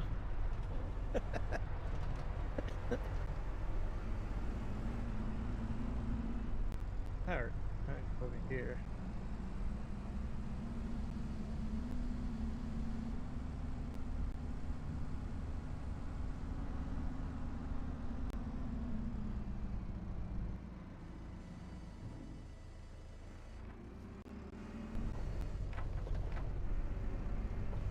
We're stuck on the fourth for some reason.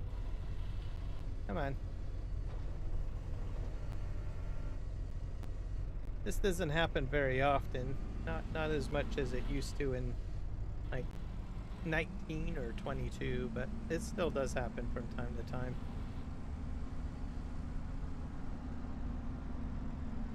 Like, come on, get off the forts. All right, let's pull.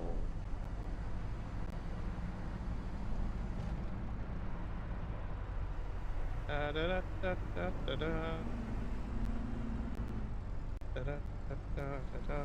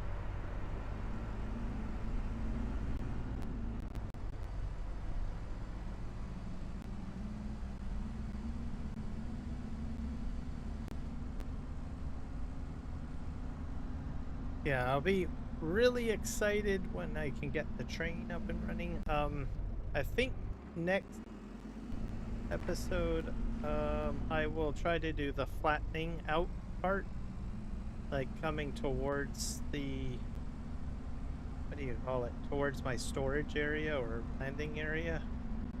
And then I can lay down a track. Once I put down a track down, I could probably purchase a locomotive or something, or train. I could end up loading the train with material if I wanted to as well. So the train will probably help with my construction, perhaps at one point, maybe. So hauling material out of the area or something like that. It probably won't be a very long train. I probably will have a single car or something. Maybe, what else? If I extend the railway over to here, somewhere around here, I might put the logging car onto the track, which means I would load it up with logs and move them over here instead of using the truck all the time. So I have some ideas in my brain on how I want to do it all. It's gonna be cool. It's gonna be awesome. Can't wait to get the train going. It's gonna be interesting. There's a YouTuber who does Farm Sim. I don't think he has Farm Sim 25. I forget what his Southern something. I've watched his YouTube channel a few times. So he live streams what he does. He's kind of a quiet guy. Anyways, he has the mod installed, like a railroad mod installed on Farming Simulator 22, and I am just in awe with the amount of stuff he's done with the train mod. Like, he's got full stations and stuff like that. He's got like tunnels and I don't know, and he's used Terraform to do it, like the 22 version of Terraform. And I'm just like, wow. And all he does is just that all day, literally on the live stream. He just builds railroads, he does construction and logging. But in a more, I'm like an amateur. I'm telling you, I'm an amateur compared to this guy. And I understand why he's on 22, because the version of the railroad mod that I'm using right now has basically less cars and less locomotives compared to the 22 version. So, and plus the railroad that I'm using is a different mod than the original modder for the 22 version. So I'm not sure if the original modder will be coming over here onto 25 or not, or something. I hope he does, because he has a lot more locomotives. Like, he has CN, he has CP, he has Kansas Southern Rail, he has, I don't know, all sorts of different locomotives and cars, essentially. So, I don't know. As for the modder for this version, he's a different modder. I don't know even if he's going to be expanding the current mod. But I don't know. It might remain the same size. It's this mod that I'm using. It's hard to say. But I don't know. Maybe if it takes off and people start seeing what I'm doing with it, maybe people might say, hey, can you add more? I don't know. If there's a demand, there might be people, he might be willing to, you know, add more to it. So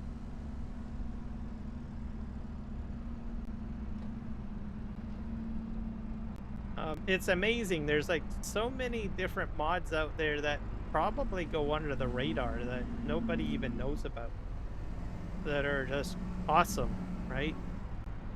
And you just come across it. At least that's what I do. I have a funny way of finding interesting things on YouTube or on the internet from time to time. Maybe it's a gift or something, I don't know.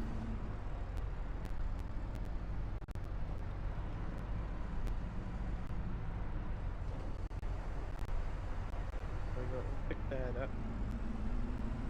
But it's just how it is, really. I don't really know how to put it any other way.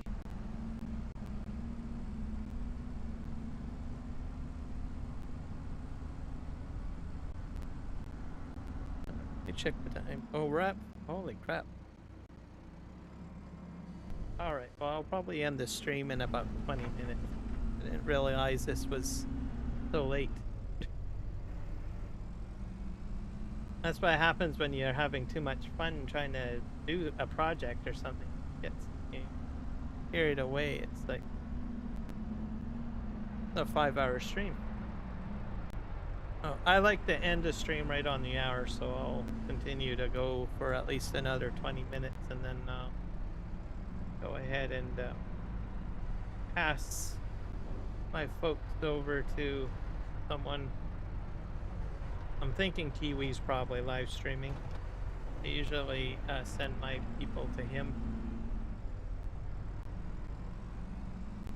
Get your dose of construction and crazy madness logging from me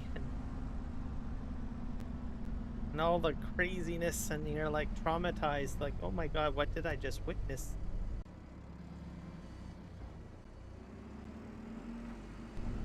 But it's been it's been a successful live stream. I still need to figure out which of the mods is causing problems though, which I'll probably do tomorrow or something. I'll just slowly, what I usually do to figure out which mod is the problem, I just slowly add one by one the mod.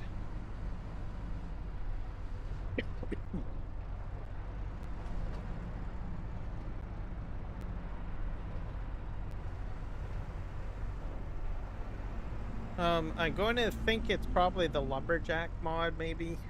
I don't know.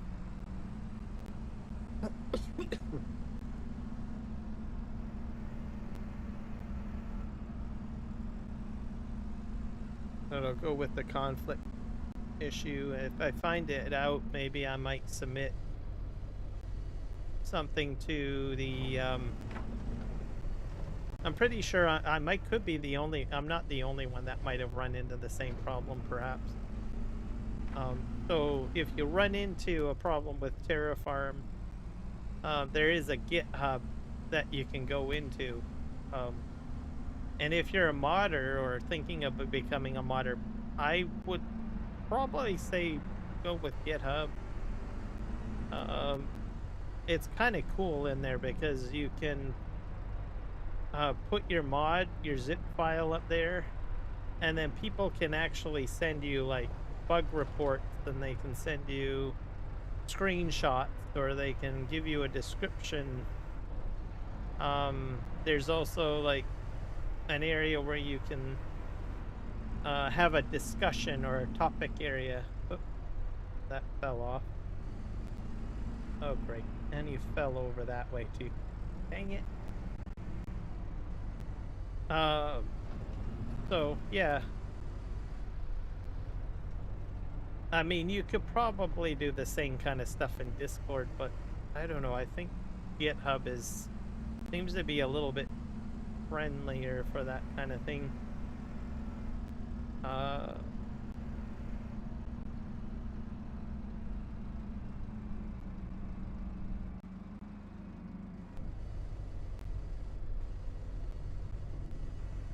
The only thing I don't know is if it's free to actually set up a project in there or not.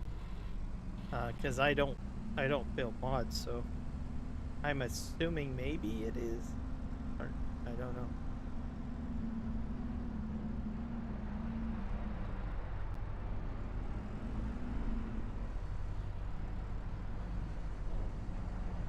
Move forward here.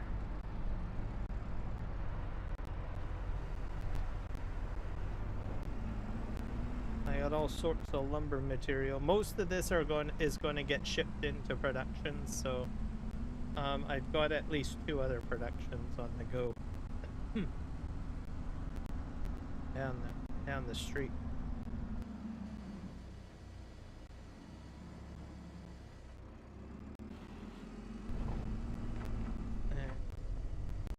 I'm wondering if I better go check my bridge. Of course, we've got stuff stuck on port. Come on, off there.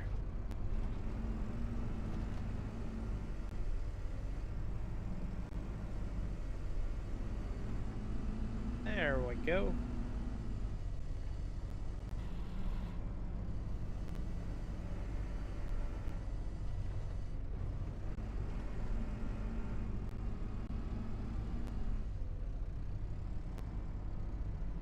Da, da, da, da, da, da. There we go.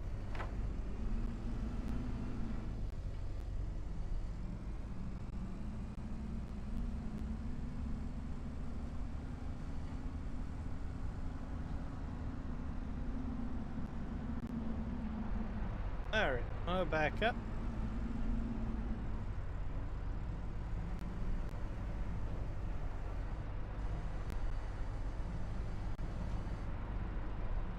Ta-da!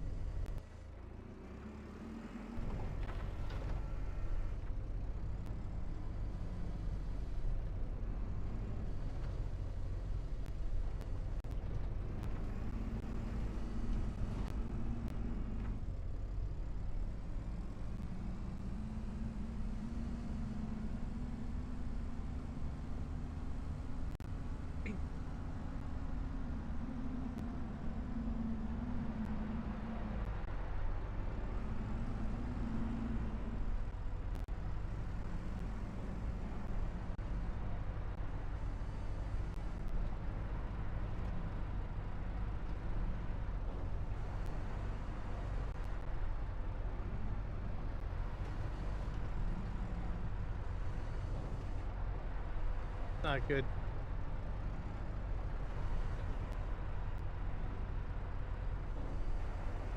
Good enough.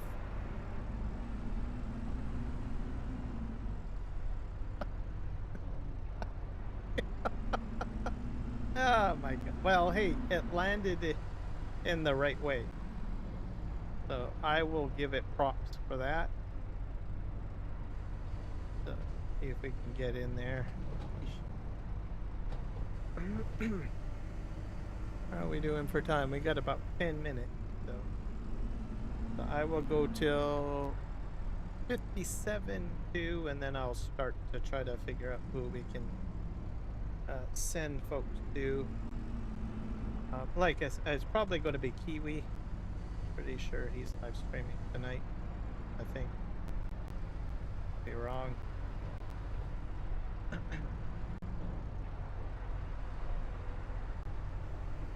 That'll have some more farm sim content to utilize.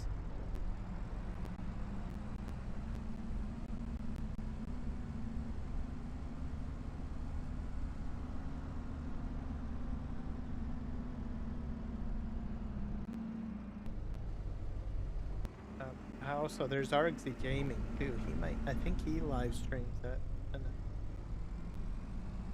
I don't know. We'll see. I haven't sent anyone to Argsy for a while. If you don't know who Argsy is, he's a pretty cool guy. He does a lot of, his is all multiplayer, so which is pretty cool, and he has like a whole crew.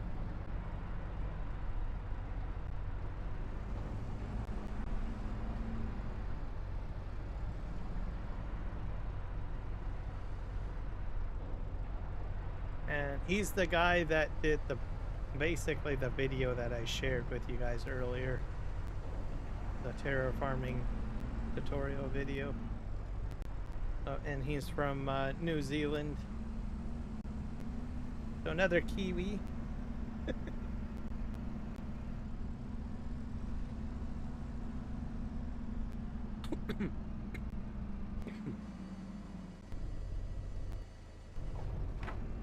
Yep. And he's also building a map too, by the way, a New Zealand map. So, and he has a dev blog on it, a developers video that kind of tours it, and he talks about some of the stuff he's working on there.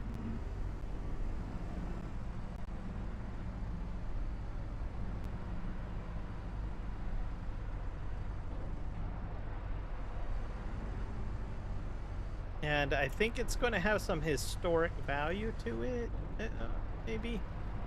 You can check the dev video. You'll understand what I'm talking about. Because I think it's based on a real place, so he kind of discusses the historical region of it, and he talks about in his dev blog like how New Zealand is made up, you know, the continent, another word that I'm going to trip over. Continent. There we go. Did it. Yay. Points for me. Yeah. So, talks about New Zealand and the biomes as well, which is interesting. Not many people talk about biomes. Biome diversity on real maps and stuff like that. Which is good, because I think most people don't really know what New Zealand is like. If that makes any sense. Everybody says, oh, I know what it is. It's Lord of the Rings. There's hobbits running all over the place.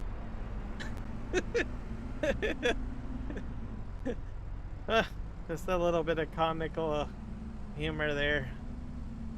There's probably some New Zealanders like raising the eyebrow right now. Oh, you just had to go there, didn't you? Yep, I did.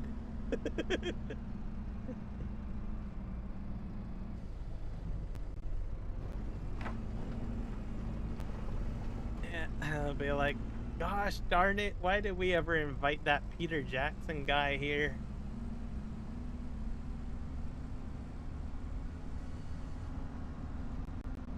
His hobbit people.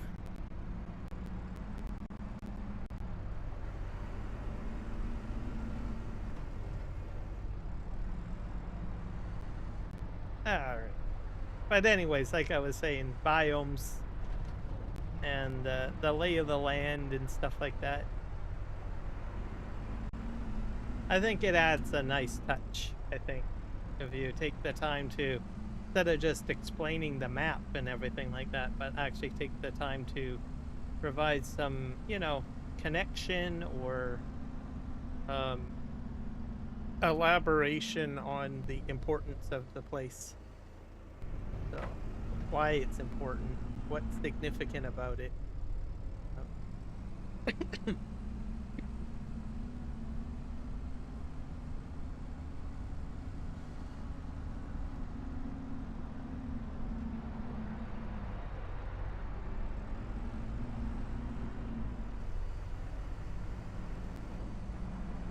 Alright, we're gonna go and push this forward.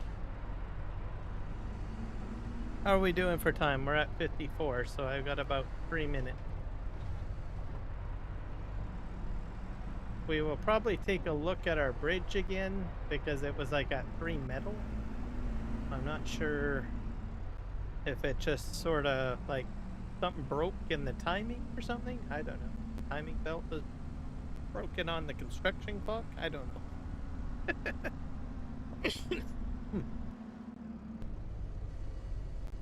Because this stuff is going to keep on popping out. Oh, I think we got quite a bit of the material out of there. My paper factory, I think, is fine. For now, we'll look at that another day.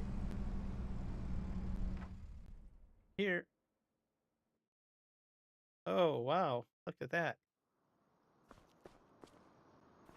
Probably not the right one, but so be it.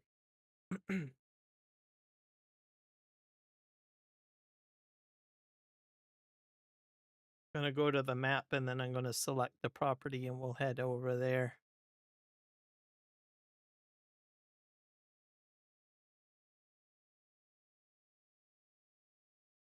Yeah, despite my cough and everything, I think I've been quite the chatty Cathy today.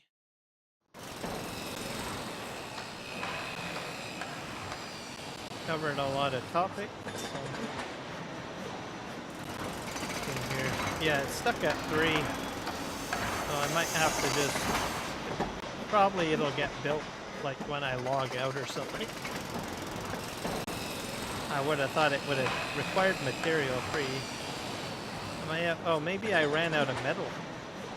I might have to bring a transport truckload of metal over here, perhaps.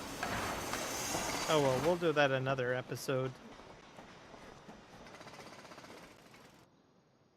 What I will do... Oh, we're at 7 over now. We're at 7 minutes. 57, so... I think we will call it there. I will set up the redirects and see if there's someone we can redirect to. Let me hit refresh on Nacho's. No, it's still at 48, so just gonna pop this into the live stream chats.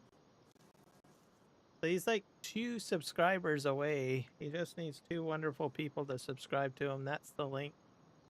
He does real life farming videos, so he's got the ambition to do live streams on tractors and stuff like that. So, and explain, you know, what he does and stuff like that as a farmer. I think we should encourage or help content creators like that, especially if they do like real life stuff, right? So hopefully you guys will check it out. He has a couple of videos up there, and some short videos. So, and all he needs is 2, and hopefully you guys will help him out. Let's see here. Let's see who we can redirect to.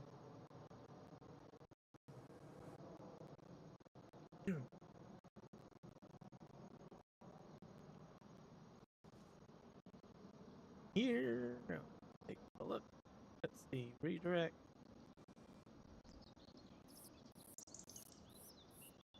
Oh, looks like Kiwi is at it. Argsy is doing Truckin' World. Test driving Truckin' World? I don't know what that is all about.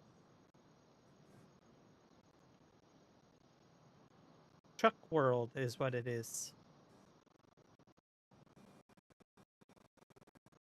I will probably send one live stream to him, because I'm kind of curious.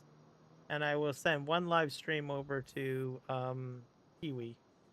I'll do an even split. So we'll do that. So let's see, which one is this one? So if you are on the horizontal live stream, you'll be going to Argsy. We'll switch over to the vertical. We'll send that one to Kiwi.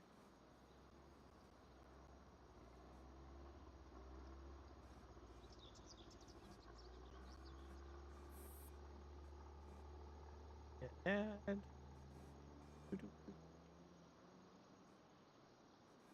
Not sure which one, but we'll just choose one of them. There we go. So there we go. We're all set up. So thank you everybody for checking out my live stream. Thank you for the subscriptions. I'm almost up to 700. You guys are fantastic. This has been a very productive live stream covering Terraform and all plethora amount of topics.